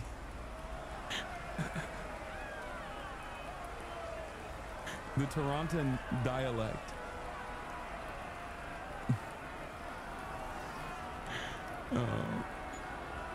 Understanding of just how to do things. You're moving like a bucket right now, fam. See, this is what I mean. Don't know what that means at all. That is basically indecipherable, okay? That's basically Chinese to me. I don't know what either of these things. If someone were to be speaking in Mandarin, okay, right now in the chat, it would be equally as indecipherable. Don't know what that is.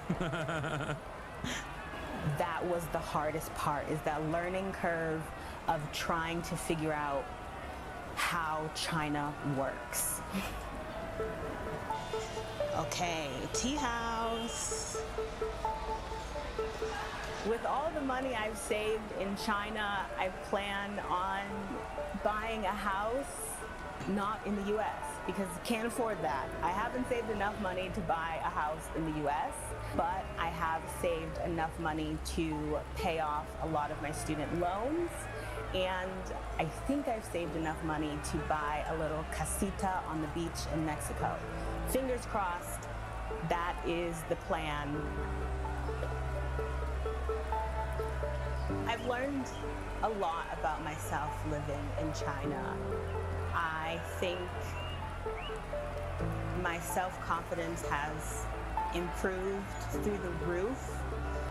I just suspect if it's anything similar to the other Asian countries that I know of and have visited, The biggest L for China, I suspect, is going to be the lack of Mexican culture and Mexican food.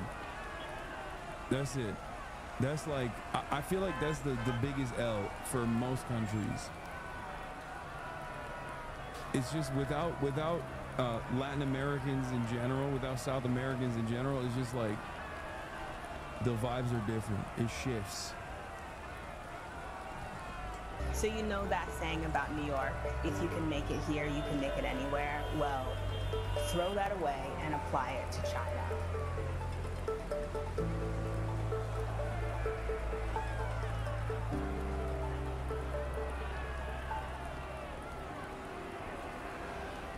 In China, much like many of the countries where there are not a lot of Mexicans or Latin Americans or South Americans in general, will instead have Muslims, which are like kind of like the Mexicans of places like that, whether it be Germany or England. I would say that like both cuisine-wise and culturally, they make up for the lack of the global they make up for the lack of members of the global Latina belt.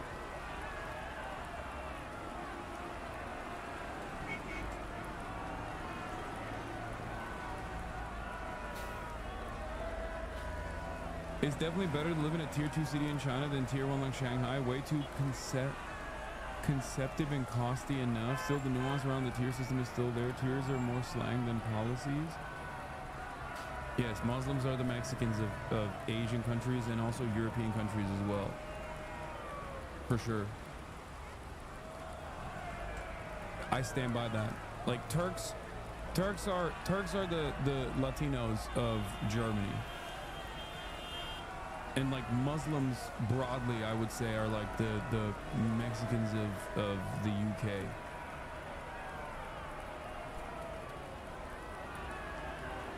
For sure. Like carrying the cuisine and culture on their backs.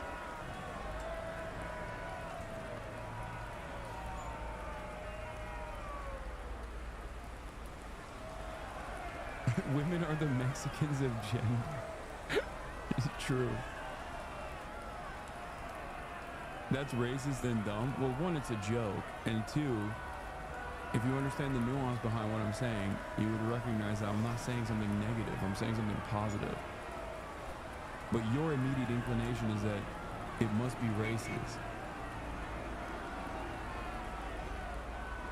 Yeah, that's what that's what Mao said. Mexicans hold up half the sky.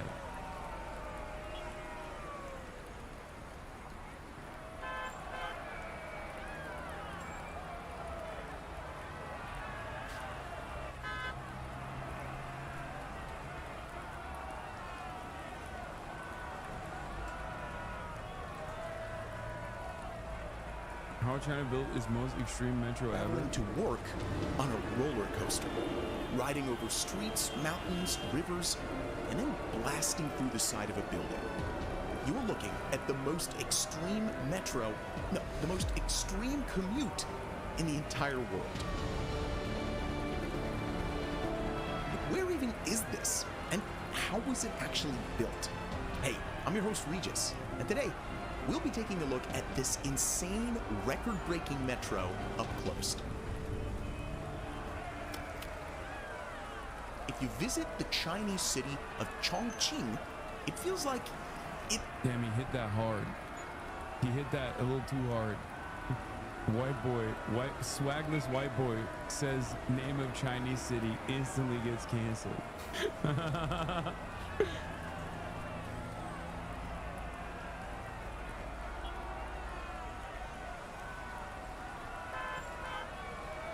Shouldn't really be there. Usually, you find cities in flat regions. At worst, there will be a few hills. But Chongqing is totally different. It's built across a range of unusual mountains. They cut through the city in long, straight lines, almost like fingers on a hand. It's a place of ups and downs, of extreme verticality. But people live there. 32 million of them. If you counted everyone living in New York City and then quadrupled that number, you wouldn't be far off the current population of Chongqing. The highest point is about 400 meters above sea level, but the lowest point is more like 150. That's a 250-meter difference. You could build a skyscraper in the lowest parts of the city, and the top wouldn't even reach the highest parts. Just look at this plaza. It's at ground level, right? Well, not exactly. The whole city is like this. Earlier this year, a journalist at The Guardian described Chongqing as a cross between the movie Inception and a game of snakes and ladders. Fuck you, you bitch-made champagne commie. Show us your Lambo, your Gucci, your diamond jewelry. I only have one of these things that you think I have. My Lambo. And my diamond jewelry. Yeah, I have diamond jewelry that I just simply never wear for some reason. I just like to keep it. Like, ooh, I'm gonna keep it in secret. Other people have called it the 8D city. I don't even know what 8 dimensions would even look like. Well, like the city of Chongqing, I guess. The only thing I have is a 24 karat gold Labibu. The only 24 karat gold Labibu. I have the only 24 karat gold Labibu. And how do people get around in this 8D city? That's right. It's time to talk about the most extreme metro in the world.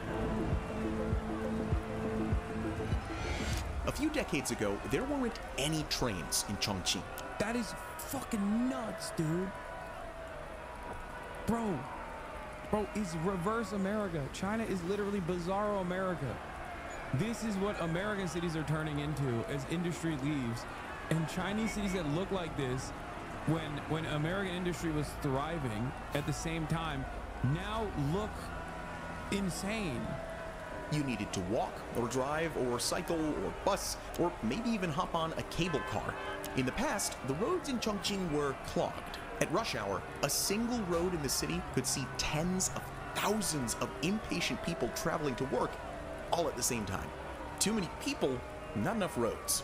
One expert said that Chongqing's transport was the second worst in the whole of China. That's why it really needed a metro, to take the pressure off those gridlocked roads. But the thought of actually building one, well, to be honest, it was pretty absurd. Building a metro isn't easy, especially in a city like this one. But somehow they managed it. In 2005, the Chongqing Metro opened its doors to the public.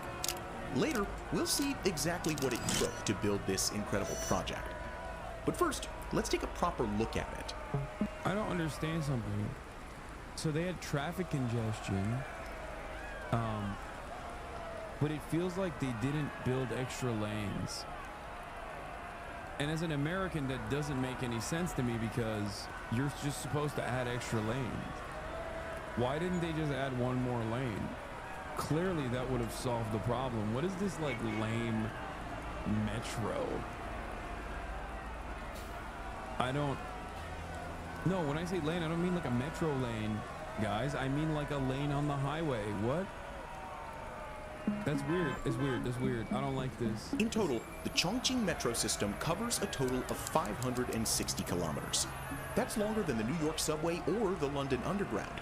Chongqing is officially the 6th longest metro in the world. But the length of this metro, while pretty impressive, isn't what makes this network so incredibly unique. No, what makes this metro unique is, well, you know what? Why don't you see for yourself? It runs on bridges high above the city. It runs along the sides of mountains. It even runs through buildings. These are residential apartments with views over the river and a metro line running straight through the 8th and 9th floors. Chongqing is home to the highest metro station in the world, with a platform almost 50 meters above the ground. But these train lines run underground as well. And believe it or not, Chongqing is also home to the deepest station in the world. At its deepest point, this station is more than 100 meters below the surface. It takes 8 whole minutes to ride the escalators to the platform. Apparently, your ears pop on the way down. It's hard to believe, but Hongyangkun Station, the deepest in the world, and Hualongqiao Station, the highest in the world, are Yo, when you coming to China, I'm waiting for you. September. actually on the same line as each other, just a couple of stops apart. But wait, there's more. As well as these record-breaking stations, the Chongqing Metro also has record-breaking bridges.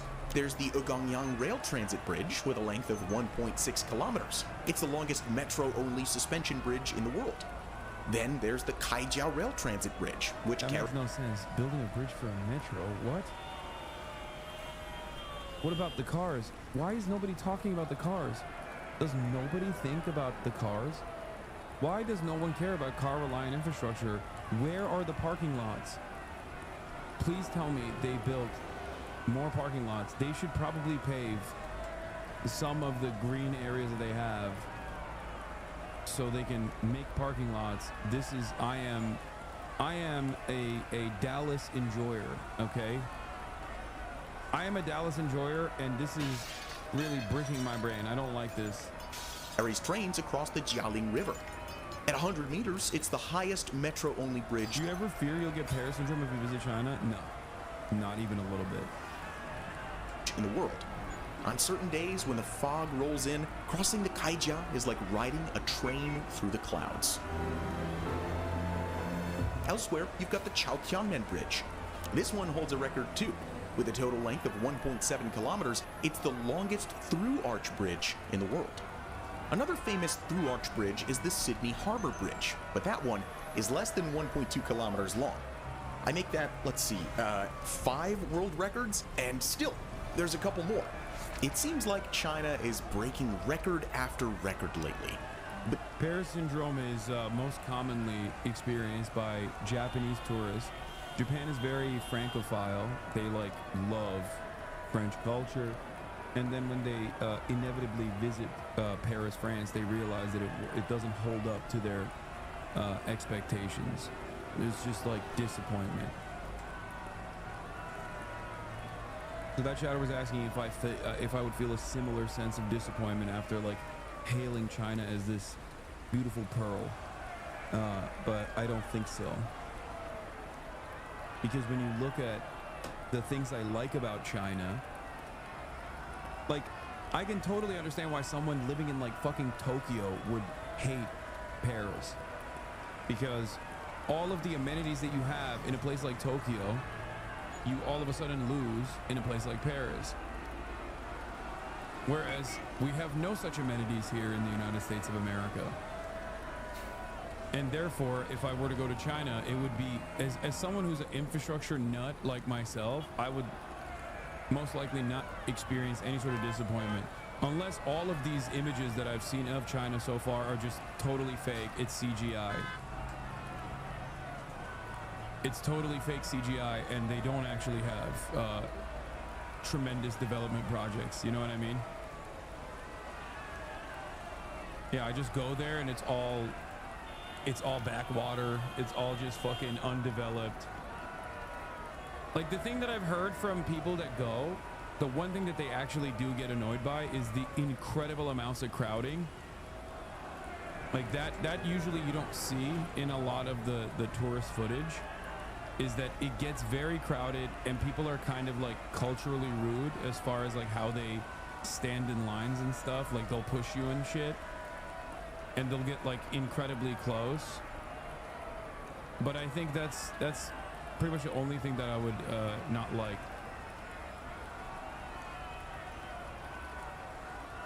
This hunt doesn't get it because he hasn't seen my 24 karat gold. Pew pew.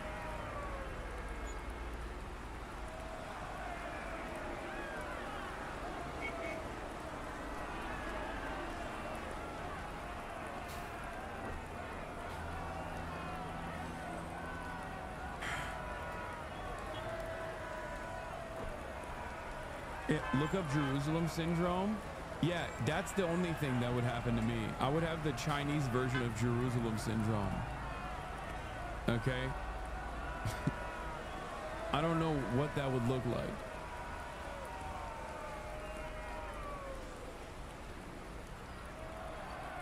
The Chinese version of Jerusalem syndrome is when you think you're reincarnated as Mao Zedong.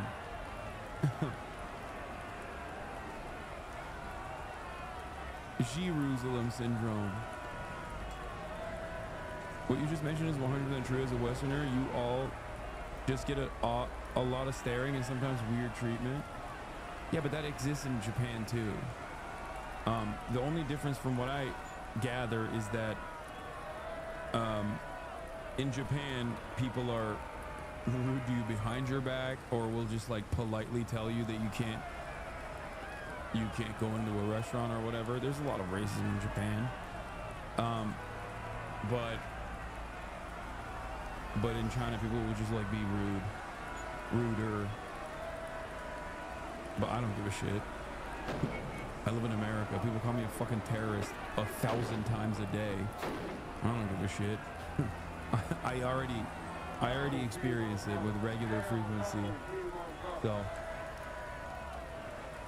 But dig a little deeper into the country's economic situation, and it becomes clear. I've heard from people that said that Korea is the most racist, though, out of all of the places. Like, I know people that have gone to every single country, Japan. I know people that have gone to a bunch of Asian countries, and they always will say that Korea is the straight up most like overtly racist country out of the three big ones.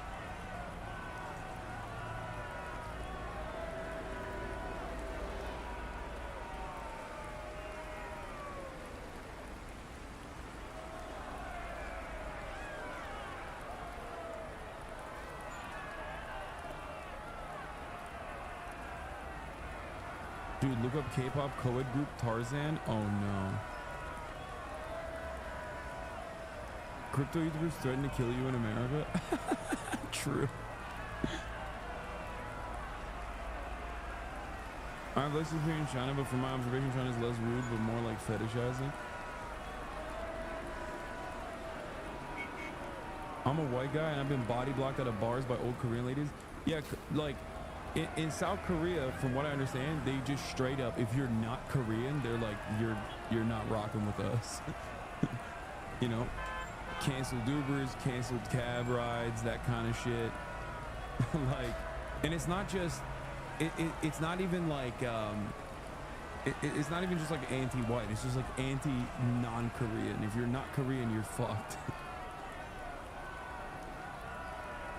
Whereas like, there is a little bit of that in Japan as well, but is nowhere near from, I've never been to South Korea, but it seems like from people that have been to both, the South Korean version is like way more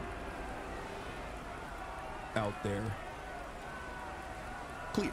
Not everything is as smooth as it seems, but in today's world of polarized and sensationalized media, how do you figure out what's really going on? It's not easy, especially when the headlines are often designed to attract clicks, not inform. But there's a better way, and that's where Ground News comes in, an independent platform that compares how different news outlets across the political spectrum cover the same story. For example, the right-leaning Daily Caller highlights China's economy stumbling under Trump's tariffs. Meanwhile, the left-leaning Global Times emphasizes China's resilience in the face of those same challenges. Same story, two very different angles. Ground News lets you compare all of these perspectives. I don't think there is a pro-China slant on Ground News. I'm gonna be honest. I'm gonna keep it a $1.50. Source factuality. But we're doing ethical reacts chatters. This is a video that's only 2 weeks old. So articles from the past month on China's economy and summed it up simply. While export-driven industrial output remains strong, weak consumer demand and falling property prices pose challenges for China's economic recovery. As you can see, Ground News helps you to get the full story, and that's why we value this tool so much. Check them out and head to ground.news/mega or scan our QR code for 40% off their top-tier Vantage plan. With that, you can get unlimited access for about $5 a month. Again, that's ground.news/mega, so don't miss out. And now, let's dive into how and why the Chongqing Metro was built. Since the 1940s, various groups have put together official proposals for a metro system in Chongqing. They've always abandoned their plans though. The project just didn't seem feasible. In the 70s and 80s... If China fights India, I support China because I'm Chinese. If America fights India, I support India because I'm Asian. If America fights aliens, I support America because I'm human. If aliens fight Japan, I support aliens. That's crazy. That's crazy. Metros were constructed in Beijing and Shanghai, but Chongqing, nothing. The project was too difficult from a technical perspective and way too expensive as well. But things changed towards the end of the 1980s when a new task force was put into place. This task force was serious about getting this done and spent the next few years traveling abroad, inspecting metros in other countries, and learning as much as possible about building railways in difficult vertical spaces. One of the first things they realized was that a conventional railway probably wasn't the best option. By conventional here, we just mean a flat set of tracks, like the ones you see in most subways. That's what China... I don't understand. So they sent a task force out, and the task force actually, like, forced a task instead of simply just, like, sitting around and collecting cash and then not getting anything done. This doesn't make any sense. At what point does the private-public partnership kick in, where the private enterprise simply just uses the government as a money cannon, that they fill a pool with yuans and then they dive into the pool instead of like actually taking the money and then building the railroads? I don't get it.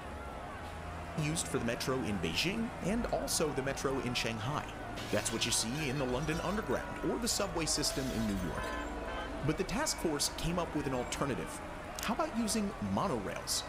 Here's the thing, a monorail track is way lighter than a conventional rail track.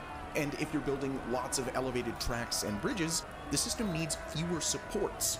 The task force worked out that a conventional metro, like the one in Beijing, would cost more than $200 million per kilometer of rail. But a monorail metro would cost half as much, more like $100 million per kilometer. Monorails are also more energy efficient than conventional rails. Again, the task force worked out that a station using conventional tracks would use about 10 times as much energy as a station that used monorail tracks. Monorail systems are also better at tight turns and climbing steep slopes. In other words, using monorails in Chongqing felt a bit like a no-brainer. Okay, so you're probably wondering, if monorails are so great, why doesn't everyone just use them? Well, the thing is, a monorail only really makes sense if you're building an elevated metro.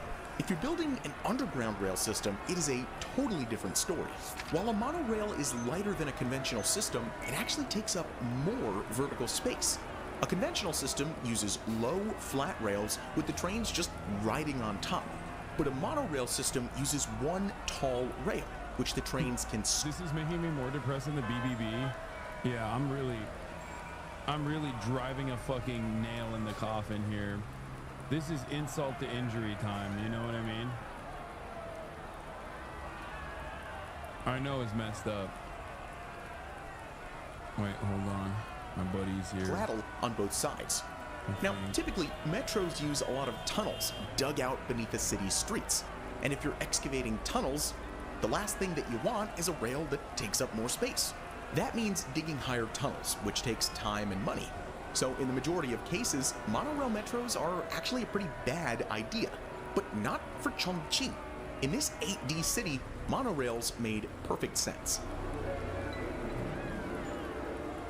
But the project still wouldn't be easy. Usually, when you build an elevated rail, you'd build the support columns first, and then use cranes to lower each piece of monorail into position. But in Chongqing, that wasn't really an option. With all the narrow streets, and slopes, and drops, it was hard enough for a person to move around, let alone something as large and precarious as a crane. Now, luckily, the task force had an answer. They developed a specialist beam transport machine, carefully designed for this specific task. The machine would hug a piece of rail to its belly, crawl onto the support columns, and then lay the rail. Oh, I'm nutting. Bro, this is fucking crazy. Oh, that's so sick. What the fuck? Into place. It was a long time coming, but in December of 2000, these machines were put into action. Just 5 years later, the first line of the metro was officially open to the public. Line 2, as it's known, was mostly elevated above the city streets, although a couple kilometers did run underground at one end. This very first line is actually the one that passes through those apartment buildings from earlier in the video. When this line was being built, this piece of land was actually owned by a construction company. They hadn't built anything yet, but they were planning to, and that building was going to get in the way of the rail. In the end, the company worked with the Metro to design a building with which the Metro could safely intersect. To do this, the designers needed to make sure that the vibrations passing through the monorail line didn't damage the rest of the building. That is quite a bit of engineering. We'll see exactly how they did it in a second. But real quick first, if you're enjoying this video and you want to see similar content in the future, don't forget to subscribe to MegaBuilds. Anyways, back to the Metro. So how did they make sure that— Dude, I don't care what system makes this, I want it, okay? You can call it whatever you want. Call it socialism, call it omega capitalism. I don't give a shit. I want it, dude. I fucking want it. I want it so fucking bad. Dude, think about that. Like, we could have this, dude. We could have this. We could have this in the United States of America. Fuck. the vibrating monorail didn't damage the building that it was going through. The construction team put these vertical tubes within the inner structure of the building.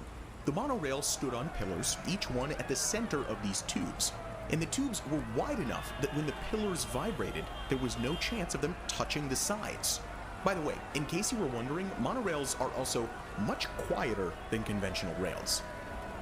For the people living in the apartment block, the sound— I'm sorry, whatever system that allows this to happen is superior. I'll say it. I don't give a fuck. Oh, one party rule? I don't care. Okay? Oh, eminent domain. This is crazy. This is like— no, it's superior. Okay? No, Fiona. No, what are you doing? How do you— wait. Pull up. She's just like pushing the gate. You're a little train slut, aren't you? Yes, I am going to the face party in a second. I'm going to end the stream after this video and then go. The sound of the train is about 60 decibels, which is pretty close to the same as a dishwasher. So annoying, but not too bad. After successfully finishing the monorail line, the construction teams kept going. After a few years, another monorail line was completed. This second line was a record. By the way, China has like simultaneously some very interesting home ownership rules, like land ownership rules where the government basically owns everything and it's like a lease agreement. But it also has some of the craziest, most ridiculous land protections that you have ever seen, which is why there's like a bunch of different places where in China, like you literally have homes that are just built around like a fucking highway, for example, where on the one hand, it's a 99-year lease, and I guess instead of like having the bank own your home, you literally own your home.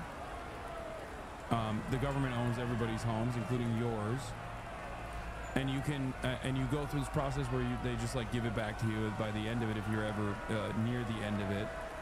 But it's not the home built around the highway, it's the highway built around the home. Yeah, that's what I'm talking about. But also at the same time, like, the way it works, from what I understand, is like the government comes to you and they're like, we're gonna build a massive project here, and this requires us to move you to a different place. They will offer a higher price than market rate for the house, and on top of that, price you into, price relocation fees into it as well. And if the person still says no, then they just literally build around it. They're like, all right, fuck it, we'll just build around it. Yeah, you get a better upgrade if the government has to take your house.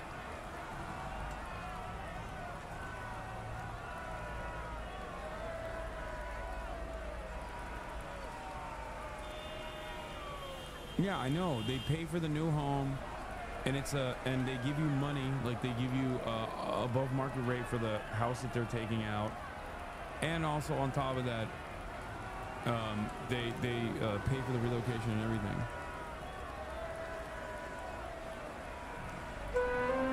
Chinese man defies demolition orders to build 10-story Ghibli nail house.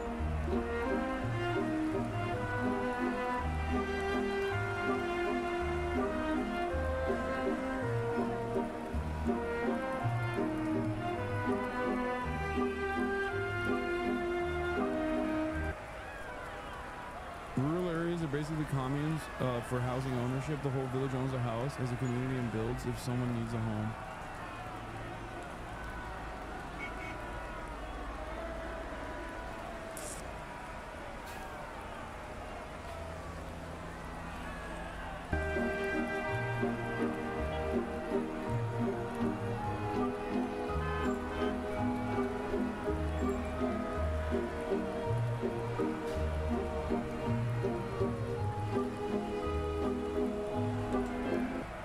It's 70 years. They offer a renew of the lease for a further 70 years if you pay 1% of the land value. There's no annual land tax in China. Yeah. Bulldozing buildings was my brother's main argument against China's authoritarian government. I mean, they used to do that for sure.